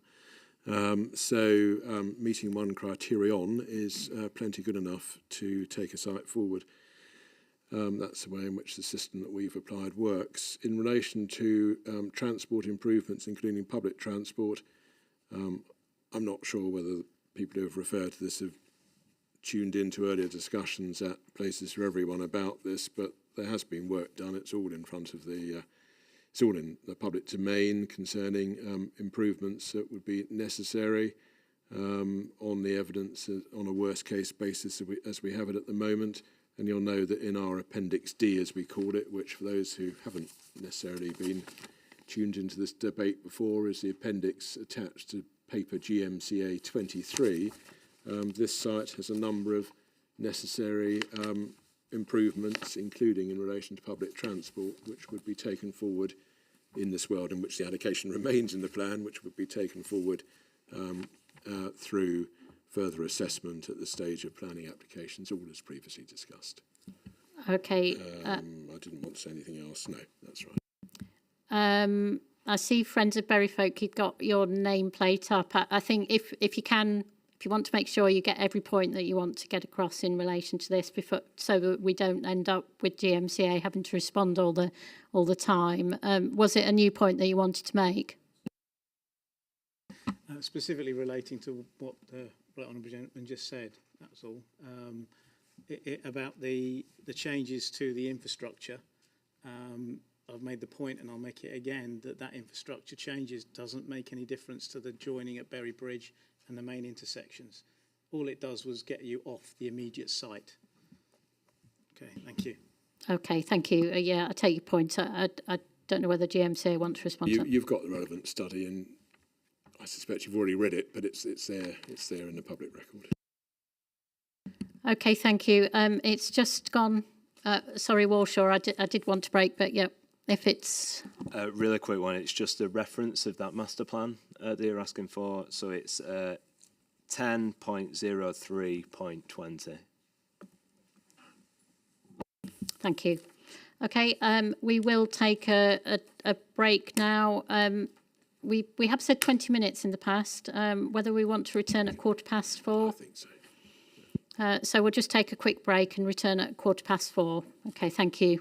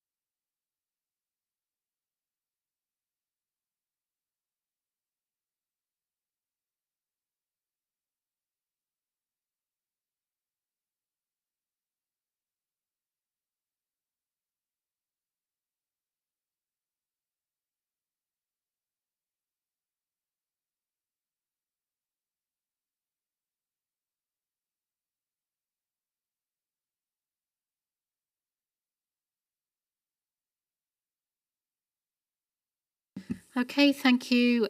We will resume the discussions and we'll move on to the development requirements for this allocation. And we'll base the discussion on the GMCA 36, which relates to the proposed modifications. There might be a bit of repetition of some of the discussion here. Although I don't think there necessarily needs to be, because most people were here this morning in relation to there are some changes to the policy that are exactly that are the same to the Elton Reservoir site. So I don't think we need to go through it in great detail. So I'll just start first with the first paragraph. Again, those were changes that were referred to this morning. I have no queries about those. And criterion 1 has this additional reference to the council self-build register. There's no need to ask any further questions about that. If at any point people do have a comment, just raise your nameplate. So part 2 related to transport infrastructure. That was proposed to be deleted. I think there's probably an understanding that we would seek for that to be, because Yes. it's site-specific. This is in, out and back in now, ma'am, as a result of IN 23 site-specific. We'd have to make sure there is a cross-reference to the thematic policy, which obviously is policy C7, to make sure that nothing slipped through the net. But yes, that's right. Friends of Bury Folk, you have a comment? Sorry, if it's brought back in again, then obviously we need to make a point that the Elton Link Road, it's stating that one of the things with this is that it supports that Elton Link Road. However, this will overload that as well as Bury Bridge, so it's another point against this allocation, joining into that and justifying that the only real infrastructure that is being proposed here, other than some roads within the allocation, take you straight through to the next allocation, which would then jam up all the roads completely. So that's what I wanted to say. Thank you. Okay, thank you. Anybody else want to make any points on that one? No. Then we move on to criterion 3. Again, this has some specific references which refers to the bus link. Any points that GMCA want to make? Well, again, as it's specific and in the light of IN 23, it would be reintroduced in some shape or form. Yes, that's right, ma'am. So it would be back in. Thank you. Okay, thank you. And for, again, refers to safe cycling and walking routes. Some are quite generic in the site allocation policies, but this has a specific reference to Lee Lane and Dow Lane. It would be back in, ma'am, yes, yes. So that would come back in. Yeah. Okay. I have no questions on affordable housing. Thank you, ma'am. There are, and then criteria 6 refers to primary school. So that relates to education. Councillor Harris, I can see you going for your nameplate. Thank you. Again, I asked this question before. It says that obviously additional demands for education. There is a senior school there in the area, secondary school, which is oversubscribed. I know this for a fact, having been a governor in that school for a number of years.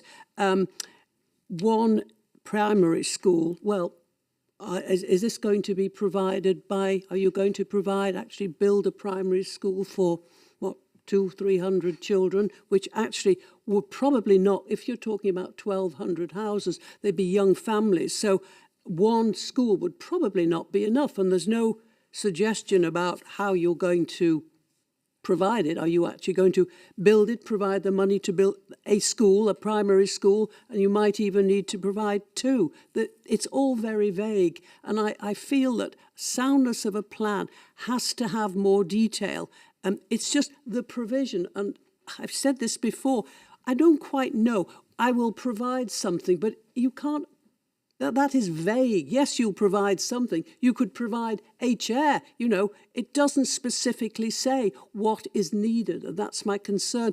Always been my concern about the soundness of the plan, because the detail, and the detail is so important, because, you know, when it comes to planning applications, you have to follow it through. I accept the fact that this discussion here is on a general term, but at the same time, it has to be backed by detail for it to prove its soundness. Thank you. Okay, thank you. And I do note the point that you've made about the wording of the plan. Okay, thank you. Walshaw Consortium. Thank you, ma'am. Just on Councillor Harris's point, I know that you've noted her previous concerns about wording that, and you've got those noted, so I won't address that directly if that's okay.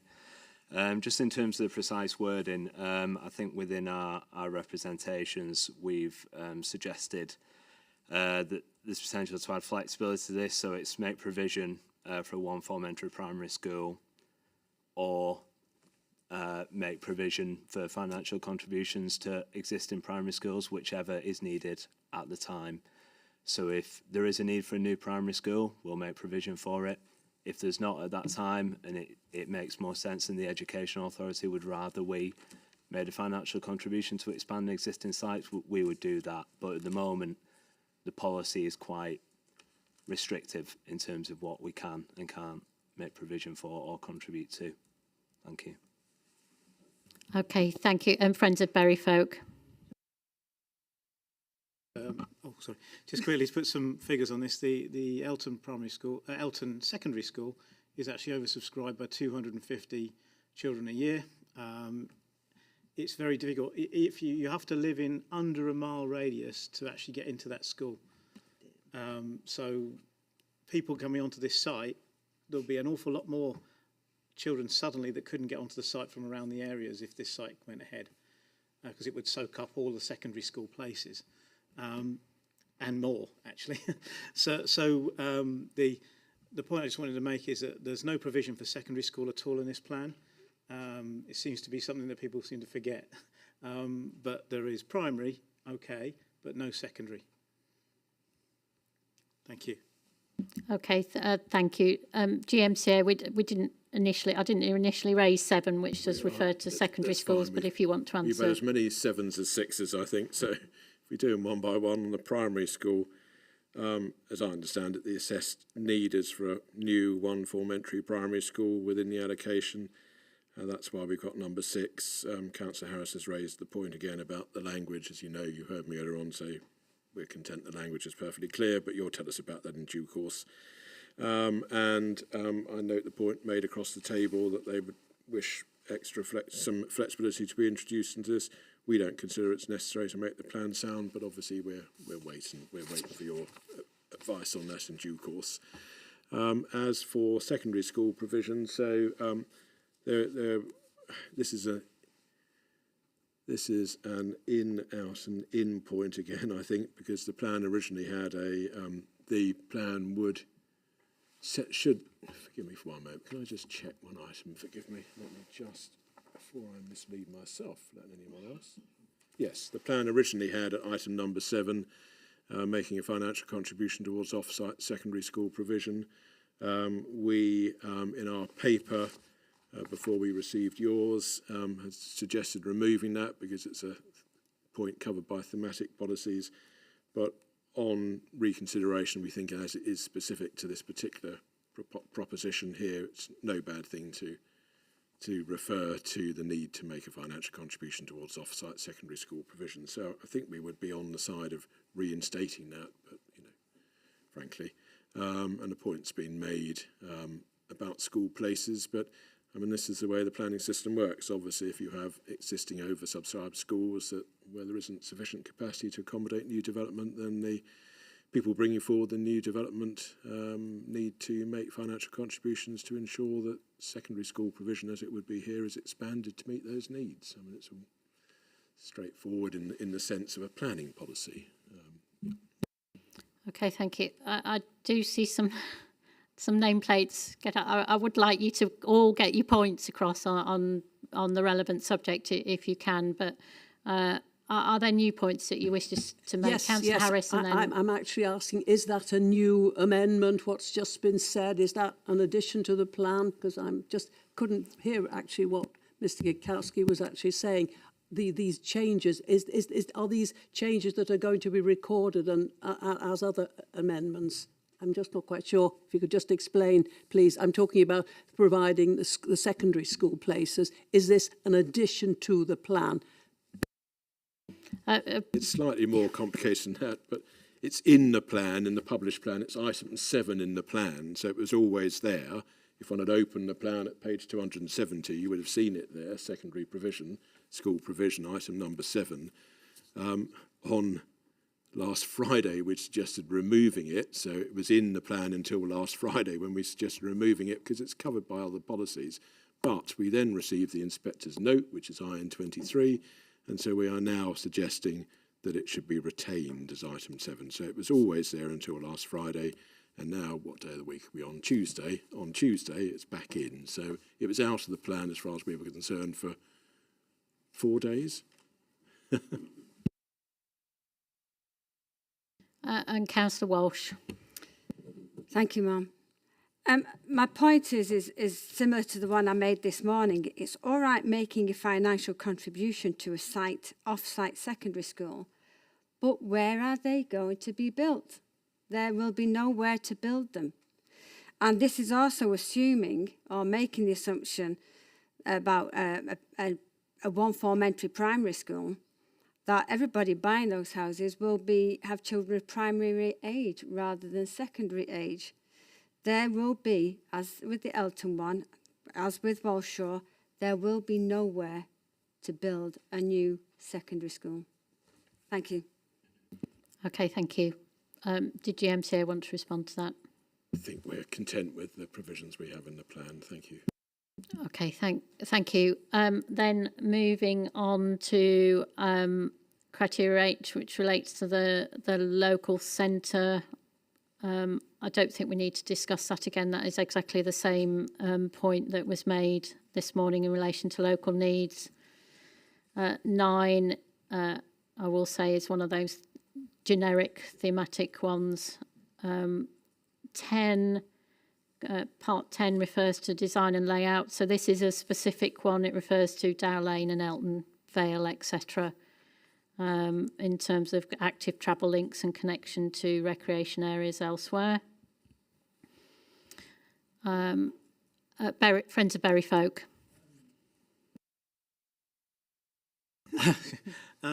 Yes, there aren't any recreation areas proposed in this allocation for 1,250 sites, as I can see. It's just purely housing. So what's everyone going to do? Okay, the policy itself does refer to connections to recreation areas. So elsewhere, that was what. But what you're saying is that there's nothing that's indicated as to where the recreation would be on the site. Okay, yeah, thank you. Point taken. GMCA, did you want to say anything? Yes, on recreation. It's recreation facilities to meet the needs of the residents that would live in the homes on the allocated site.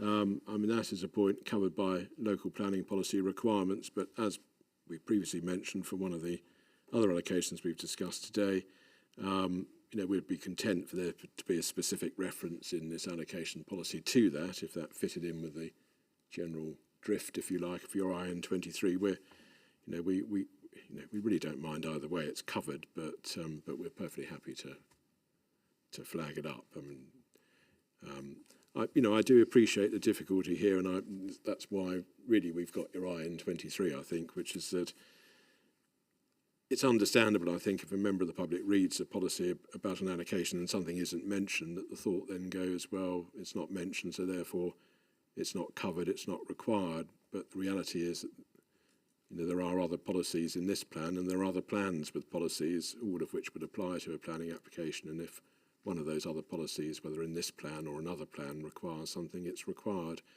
But, we've taken the point made in your IN 23, and we're perfectly content to have a specific reference to making provision for the recreational needs of those who would live in the homes on the site. Okay, thank you. Walshaw Consortium. Thank you, ma'am. We would have no, depending on the precise wording of such provision, we would have no objection to that. Our indicative master plan, as you were directed to earlier, makes provision for several play areas on the site and also walking routes and things of that nature. So we would have no objection with such a policy requirement. Okay, thank you. So moving on then to part 11, some of this, the wording of the policy has been struck out, but it retains the specific reference to existing green infrastructure corridors and Walshaw and Elton Brooks. I have no comments on that. Anybody want to say anything in relation to those? Friends of Bury Folk? Yes, there's an awful lot of bird life and things like that use the fields. Masses of it, I think 60 different species. And that would be obviously removed because the green corridors proposed are very small. There's a main lake where the birds congregate, just similar to the Elton allocation. And it would be effectively decimated. There'd be nowhere for the birds to go. So it would stop all of that wildlife in that area, basically. Thank you. Okay, thank you. We might, I think, have slipped on to... which item were you on, ma'am? Sorry, you were on... 11. 11, exactly. I think we might have slipped into 12 just now with talk about biodiversity. Which is fine, not a problem at all. I'm not complaining. I'm just saying we're coming to it in a few seconds' time.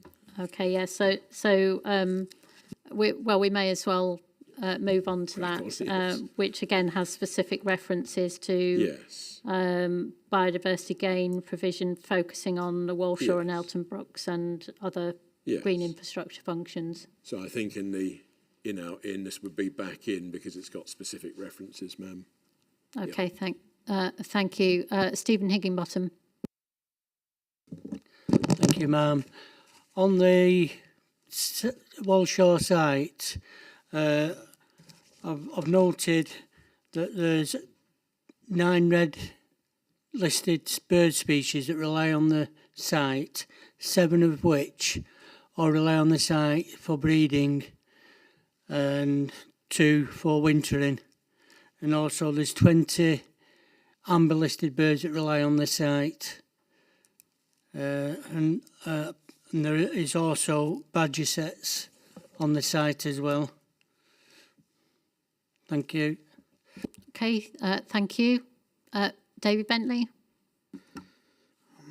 Thank you, Ma'am and Stephen. Forgive me, you'll have heard a little bit of this earlier on. I'm looking at testing allocations, and there's test 1, which is NPPF 140, test 2, which is NPPF 179, and test 3, which is policy JPG 9. I won't repeat the words because you'll be familiar with them. I've looked in the zip file on the Places for Everyone website, and well, the Walshaw allocation fails the tests 1 and tests 2. They're not fully evidenced or justified, and they haven't really done enough work to identify, map and safeguard components of local wildlife-rich habitats. Stephen's mentioned something already. The June 2019 preliminary ecological appraisal, that was a walkover of 25 or so fields and several large ponds, and they allocated 2 people a day to do it. And it's not possible to do the required evidence gathering in such a timescale. Someone had a look, and that's all. Then another survey was completed by another company in 2017, updated 2020. Paragraph 1.4. This report does not constitute a comprehensive assessment of ecological issues. It was done by one person on one day in 2017, and thus no actual eco-survey was possible. Someone had a look, and that was all. The map from the first survey shows only a fraction of the allocation was visited, and they recommended a badger survey, a Great Crested Newt survey, though the habitat suitability index was certainly wrong.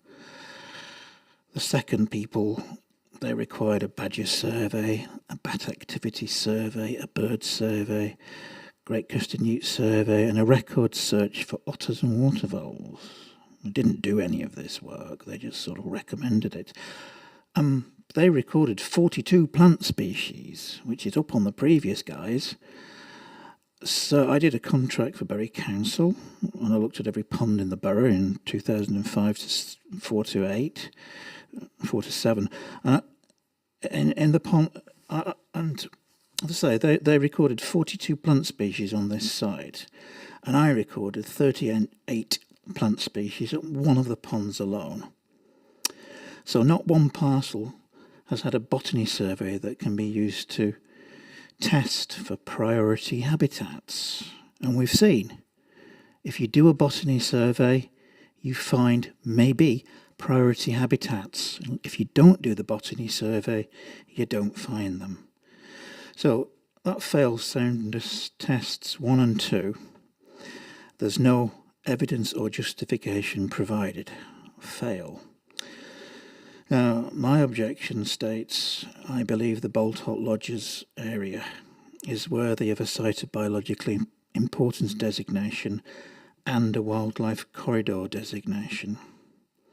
Now, I've personally recorded, as Stephen has, priority species, toad and badger, and I have collected records of red data listed hedgehog. We've got a record of priority species adder from 2017, but I can't guarantee that record. So it fails 3 tests. Any allocation that has not done any of the above soundness tests completely to final conclusion has automatically failed the tests of soundness. Thank you. Okay, thank you. And Walshaw Consortium. Thank you, ma'am. 2 relatively quick points, just on Mr. Higginbottom's point and Mr. Bentley's points. We've undertaken, as Mr. Bentley said, preliminary ecology appraisals and also technical note as well. So those are obviously available for you to review.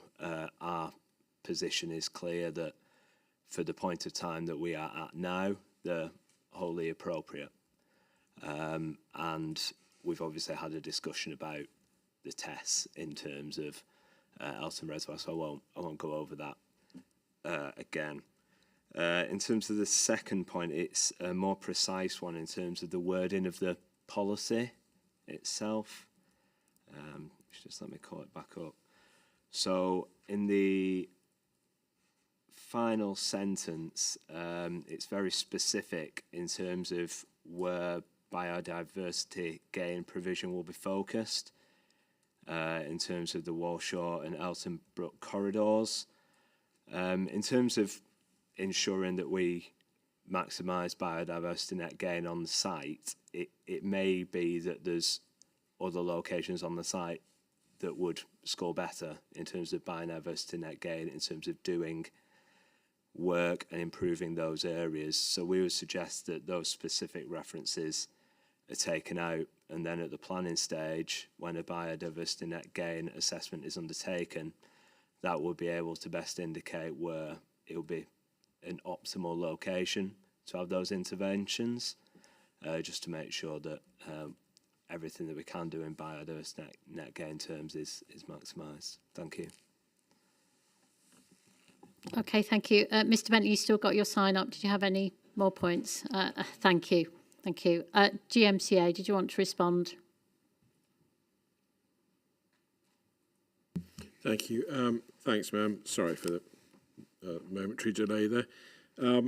We're content on the evidence which is available to us, including advice from the GM Ecological Unit. There are no, in principle,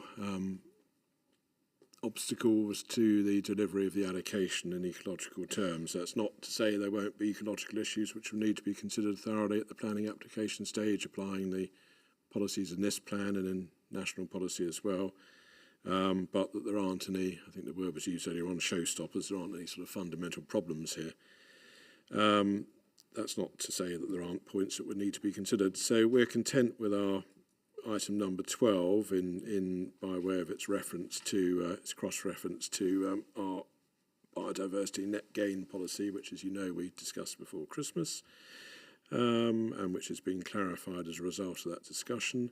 In relation to the point that's been made specifically about will be focused on the particular locations, we take the point to the extent that, I've certainly been advised that we wouldn't wish, if you like, for the biodiversity net gain assessment to be straitjacketed, if you like, or fundamentally constrained by this reference. So whether,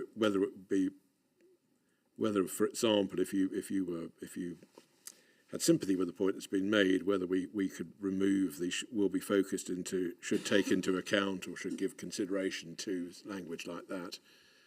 Because, yes, it may very well be that when a biodiversity net gain assessment is carried out in due course, there might be some better way of achieving more biodiversity net gain, etc., etc. So we wouldn't want to constrain, I'm advised that we wouldn't want to constrain at this stage the assessment. So we'll be focused on, I think myself is flexible enough to allow that position, but I can see that there's a danger that it would be read in some way as constraining the assessment. So should take into account, should give first consideration to whatever, something like that would, I think, meet the point.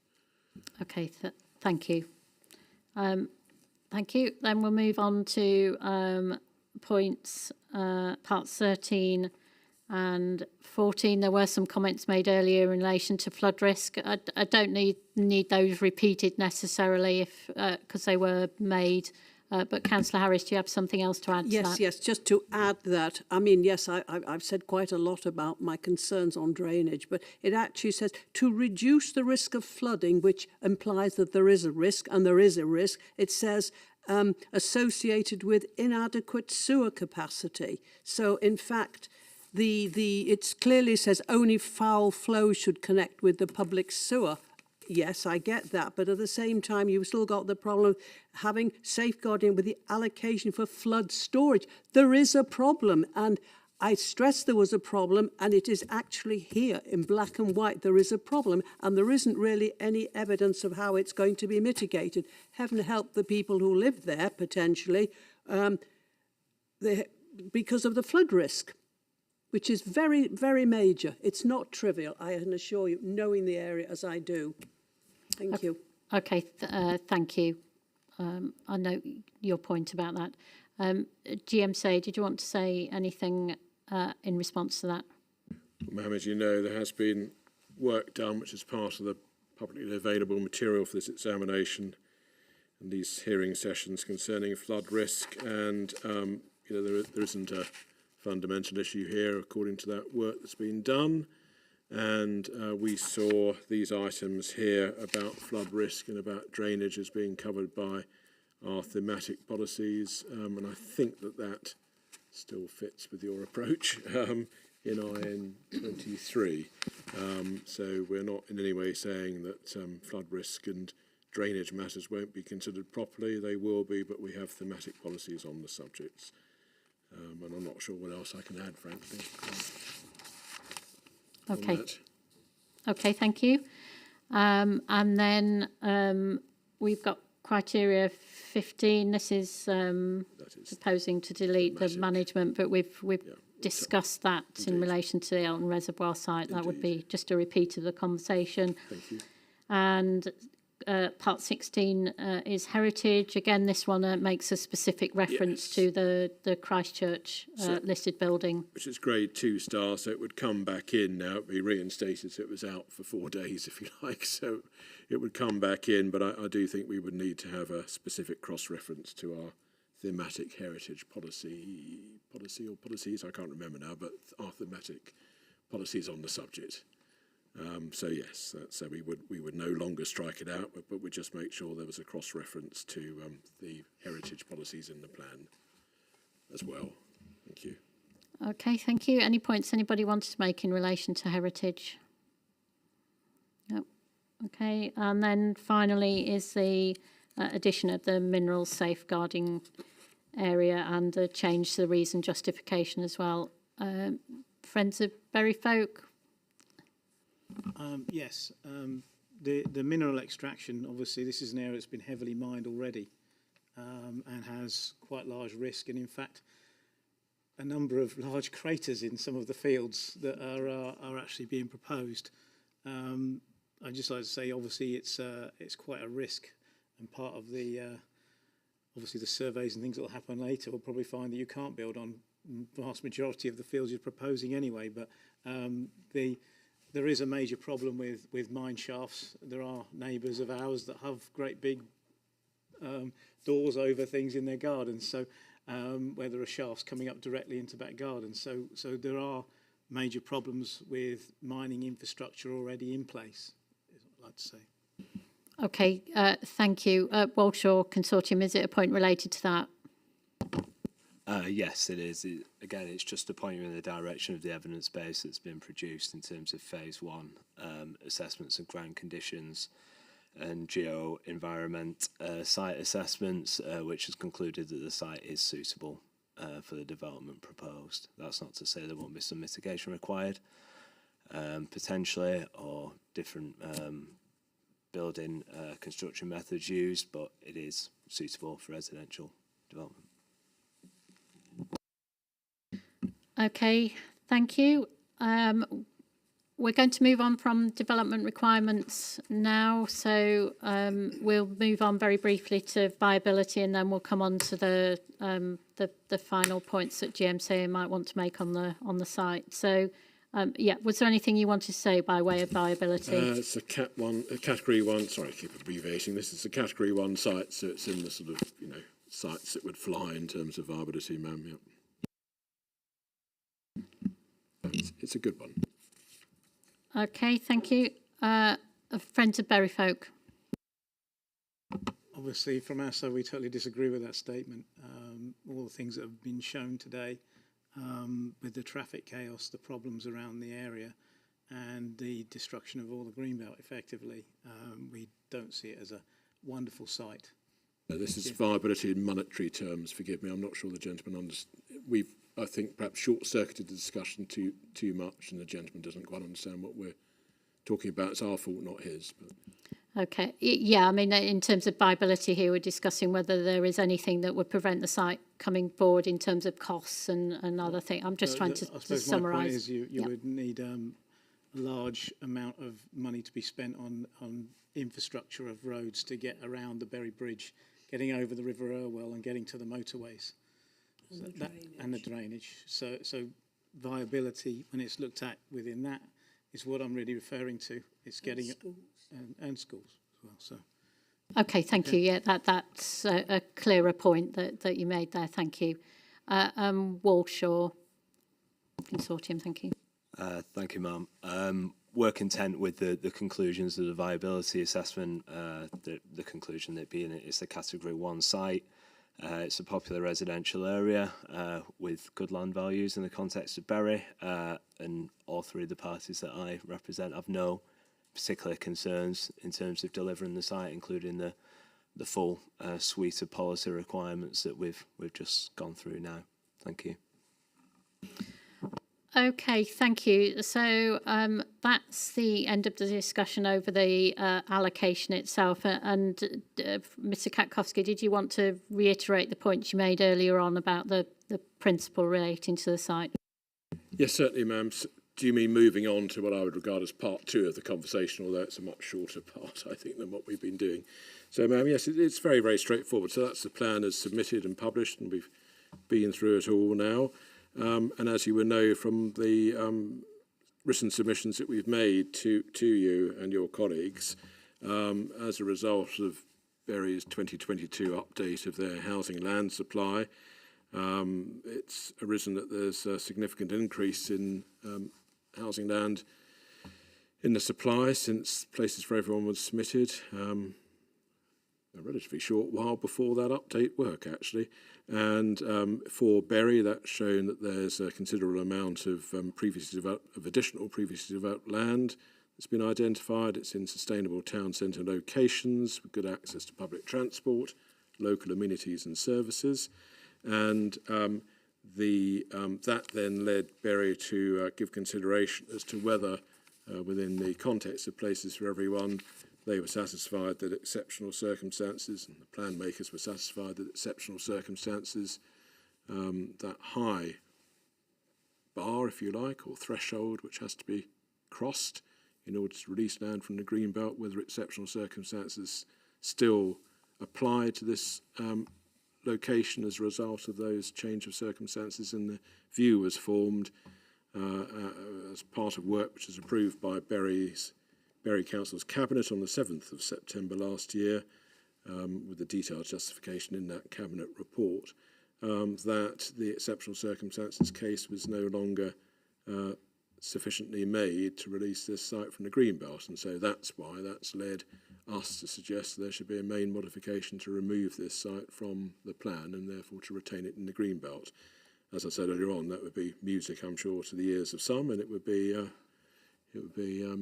offensive to the ears of others, and that's understood. But that's what's led us to where we are, and I just really, as a matter of public record, wanted to state that in public on the record so that you have our position. And I appreciate it's a controversial position from the promoters for obvious reasons, from the promoters of the site. And frankly, you, in due course, will consider this point and your report back to us as to whether you think this change of circumstances should be played into the plan at all. If it should be played in, how should it be played in? We have looked at it in the way in which I've very briefly summarised. I'm doing this in brief because it's all set out in detail in the written submissions that we've made to you. But the point put very shortly is change of circumstances leads us to the view that there are no longer exceptional circumstances sufficient to remove this land from the Greenbelt and allocate it. That's the point, but very shortly.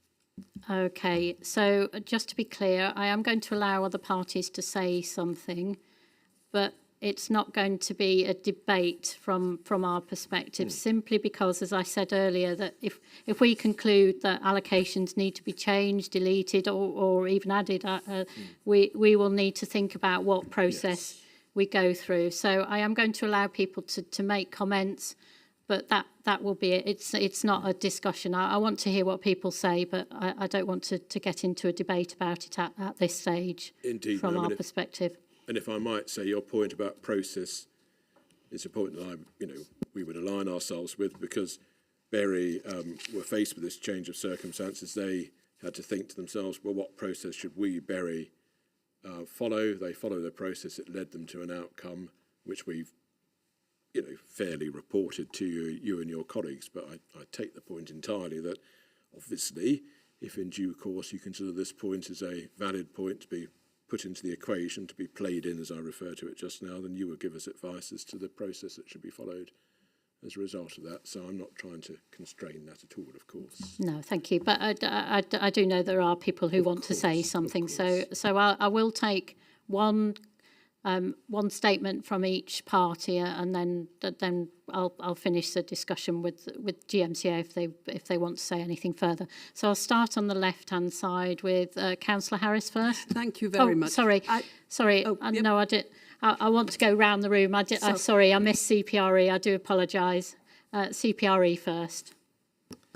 Yeah, CPRE obviously would like the site to be deleted, and it accepts the findings of Bury Council that there is more brownfield land available, therefore eroding the case for exceptional circumstance for this site to be included. So we actually did work with a number of groups around Greater Manchester looking at brownfield registers and just surveying local areas to see if there were more sites available. And we understand the government's definition that sites that are unsuitable can't be included, but we actually did find a number of sites, and we provided completed pro formas that fit the way brownfield registers are compiled for new sites to be added. And that was just, it wasn't a particularly scientific exercise, but it was just demonstrated the point that there are further sites there. So we're delighted that further sites have been identified. Thank you. Okay, thank you. Then Councillor Harris. Thank you. Thank you. Yes, it'll be very brief because, yes, obviously, Bury Council decided, it's a cabinet decision to withdraw this particular site. And I appreciate the fact that you, from process point of view, have to look at the plan as a whole. I do get that. I just got one question, actually, because it actually is, Bury Council removed the Walshaw site from the plan. And this is, I only saw this last night. And a revised version has been provided to the programme officers. May I ask by whom? Who actually provided that revised version, please? And what is its status? Thank you. I think GMCA are going to answer that. Yeah, the GMCA will respond to that when everybody's finished making their points. Friends of Bury Folk. I just have to say, for once, we're in alignment with the GMCA, and we totally agree that this site, I would say that many of the sites that have now come to light have actually been in discussions with us for the past 6 years. So it's now very happy that these have suddenly been found. But yes, we totally agree with the removal of the site. Thank you. Okay, thank you. Councillor Birchmore.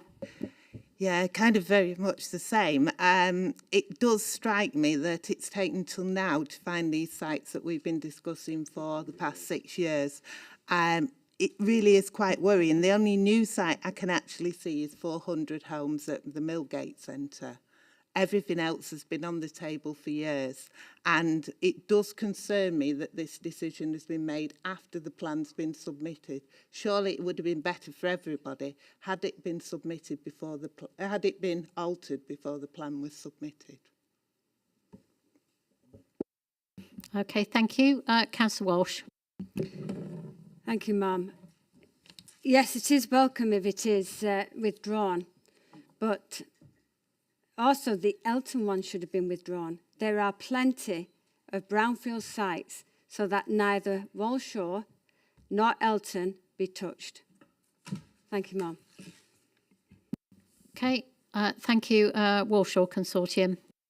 I'm afraid I'm going to disrupt the harmony in the room.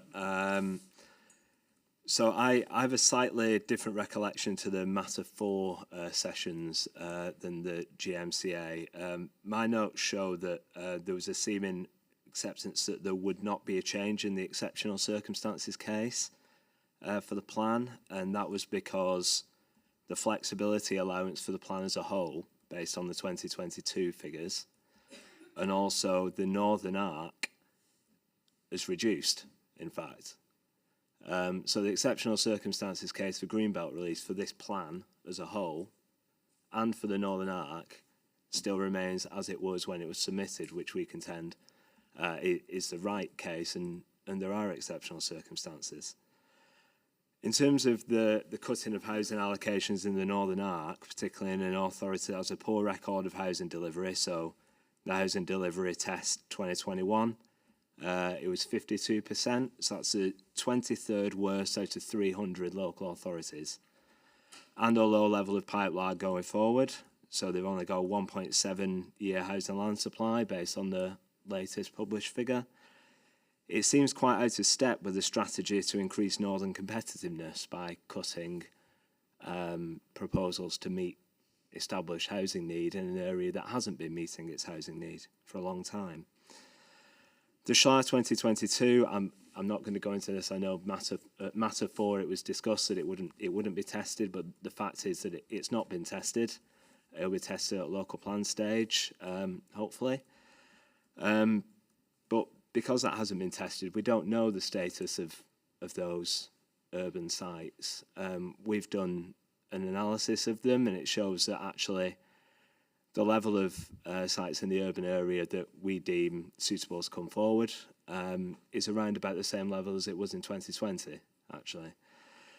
So that being said, I do agree with one aspect of the Berry Cabinet report on the 7th of September, and that's that all the proposed allocations that have been put forward in Berry represent sustainable development, but we fundamentally disagree that the exceptional circumstances case has gone away. We believe it's very much still there in the case of Walshaw and all the other proposed allocations. Thank you.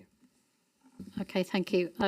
CPRE and I had a little eye exchange then. I did say at the beginning that I would just let people make one point, because obviously, as I've been quite clear, if we need to discuss this further, then we'll make there'll be an appropriate process to do that. So, but I wanted people to allow them to say whatever they wanted to say initially. So I'm sorry I was going to cut you off. Thank you. Then I'll come to GMCA just to say any final points.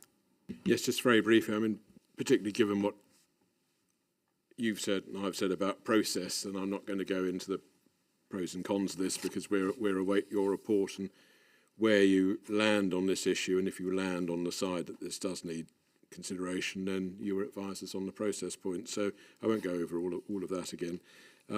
Just a couple of points of clarification. The across the plan exceptional circumstances case very much remains in place in relation to removing land, the need to remove land from the green belt. The exceptional circumstances I've been referring to obviously relate to now that we're drilling down to specific sites, and so the change of circumstances leading to there no longer being exceptional circumstances, as was considered by Berry's cabinet, relates to this particular site, not the sort of across the plan position. But again, we're awaiting your advice on all of that.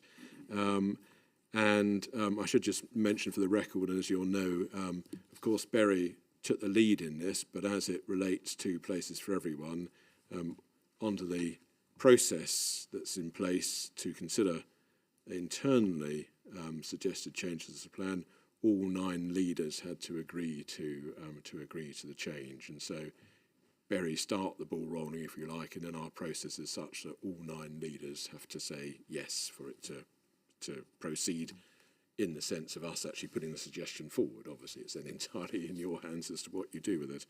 And then finally, as for clarification, Councillor Harris asked about the further amendments and so on and so forth. I think Councillor Harris was probably referring to the composite plan that we have submitted, and I think this was part as a result of a request from you and your colleagues, ma'am, that you would find it helpful to see all the changes brought together in one place. And that composite plan, that's obviously in the public domain, records all the changes that have been proposed and discussed up until the end of week 4. Did I get that right? Yes, I've remembered that from this morning. So up until the end of week 4. So more recent changes, because of the huge amount of work that's involved in bringing these things together, it stops at the end of week 4. So that's at the end of last year. Yeah. Yes. So it gets us up to Christmas, if you like. So that's that, ma'am. Okay, thank you. And the composite plan then allows to see all the proposed main modifications that have been within PMM3, within a document. It's not to say that document's been approved, or it's just to give people a sense of what the policies look like at this stage. It enables one to see the changes in the context of what remains around them, rather than just to see a whole bunch of changes and think, well, how does that fit? I mean, I personally always want a composite plan because I can't make sense of it otherwise, and you now have a composite plan, so we hope that will assist you and the public. And any modifications that are made through our report would be the subject of consultation. So it's not for consultation purposes, it's just for information for people as to the changes that have been suggested so far. Friends of Berry Folk, you've got your nameplate up. Just a quick one relating to that, unless I've made a mistake. I couldn't see the removal of Walshaw in your Plan 3. That's right. And, sorry. That's right, because the inspectors made it clear, might have even been on day one, it was certainly very early on in the hearing process, that when it came to us putting forward modifications and composite plans and so on and so forth, the inspectors, because they're examining the plan as submitted by the 9 authorities, did not wish to see the removal of wall shore in that in plans of that nature, because the whole thing's up for debate, and that's the debate we've just been having now. So there's a technical reason for why that's the case. Yeah. Thank you. And I know people are looking a little bit confused about this, but as Mr. Katkowski has just explained, we are examining the plan as submitted. Our ultimate conclusions on whether the site allocations in the plan is justified will depend on all of these discussions that we're having. So we need to have that discussion on all sites, and any further discussion that we might decide to have in terms of the process. And you know, that's where we are at the moment. So the composite plan just refers to the main modifications so far that through our action points we've identified that the GMCA should make at this stage. So the whole process isn't over yet. So I hope, Councillor Birchmore. Yes, sorry, could I just check then? We're saying new brownfield sites have been found. We're saying that they should be considered. And the only thing I wanted to check was, would it be up to the GMCA at this point, or would it be up to you to determine which sites are withdrawn, if any? Well, as we said, we need to consider everything that's discussed. And we will report, or we will need to decide whether there is a process that we go through. If we decide that as I said, sites may be changed, deleted or added, we'll need to decide what process we go through for that. So, you know, this isn't the final point of the discussion, but our report obviously is what we're recommending in the end. So we'll. In terms of the main modifications, but we're not at that stage yet. We're way off that. We've still got many. I can't think of how many sites around about. Certainly over 20 sites to discuss. So and Greenbelt Edition. So the discussions haven't finished in that respect yet. Okay.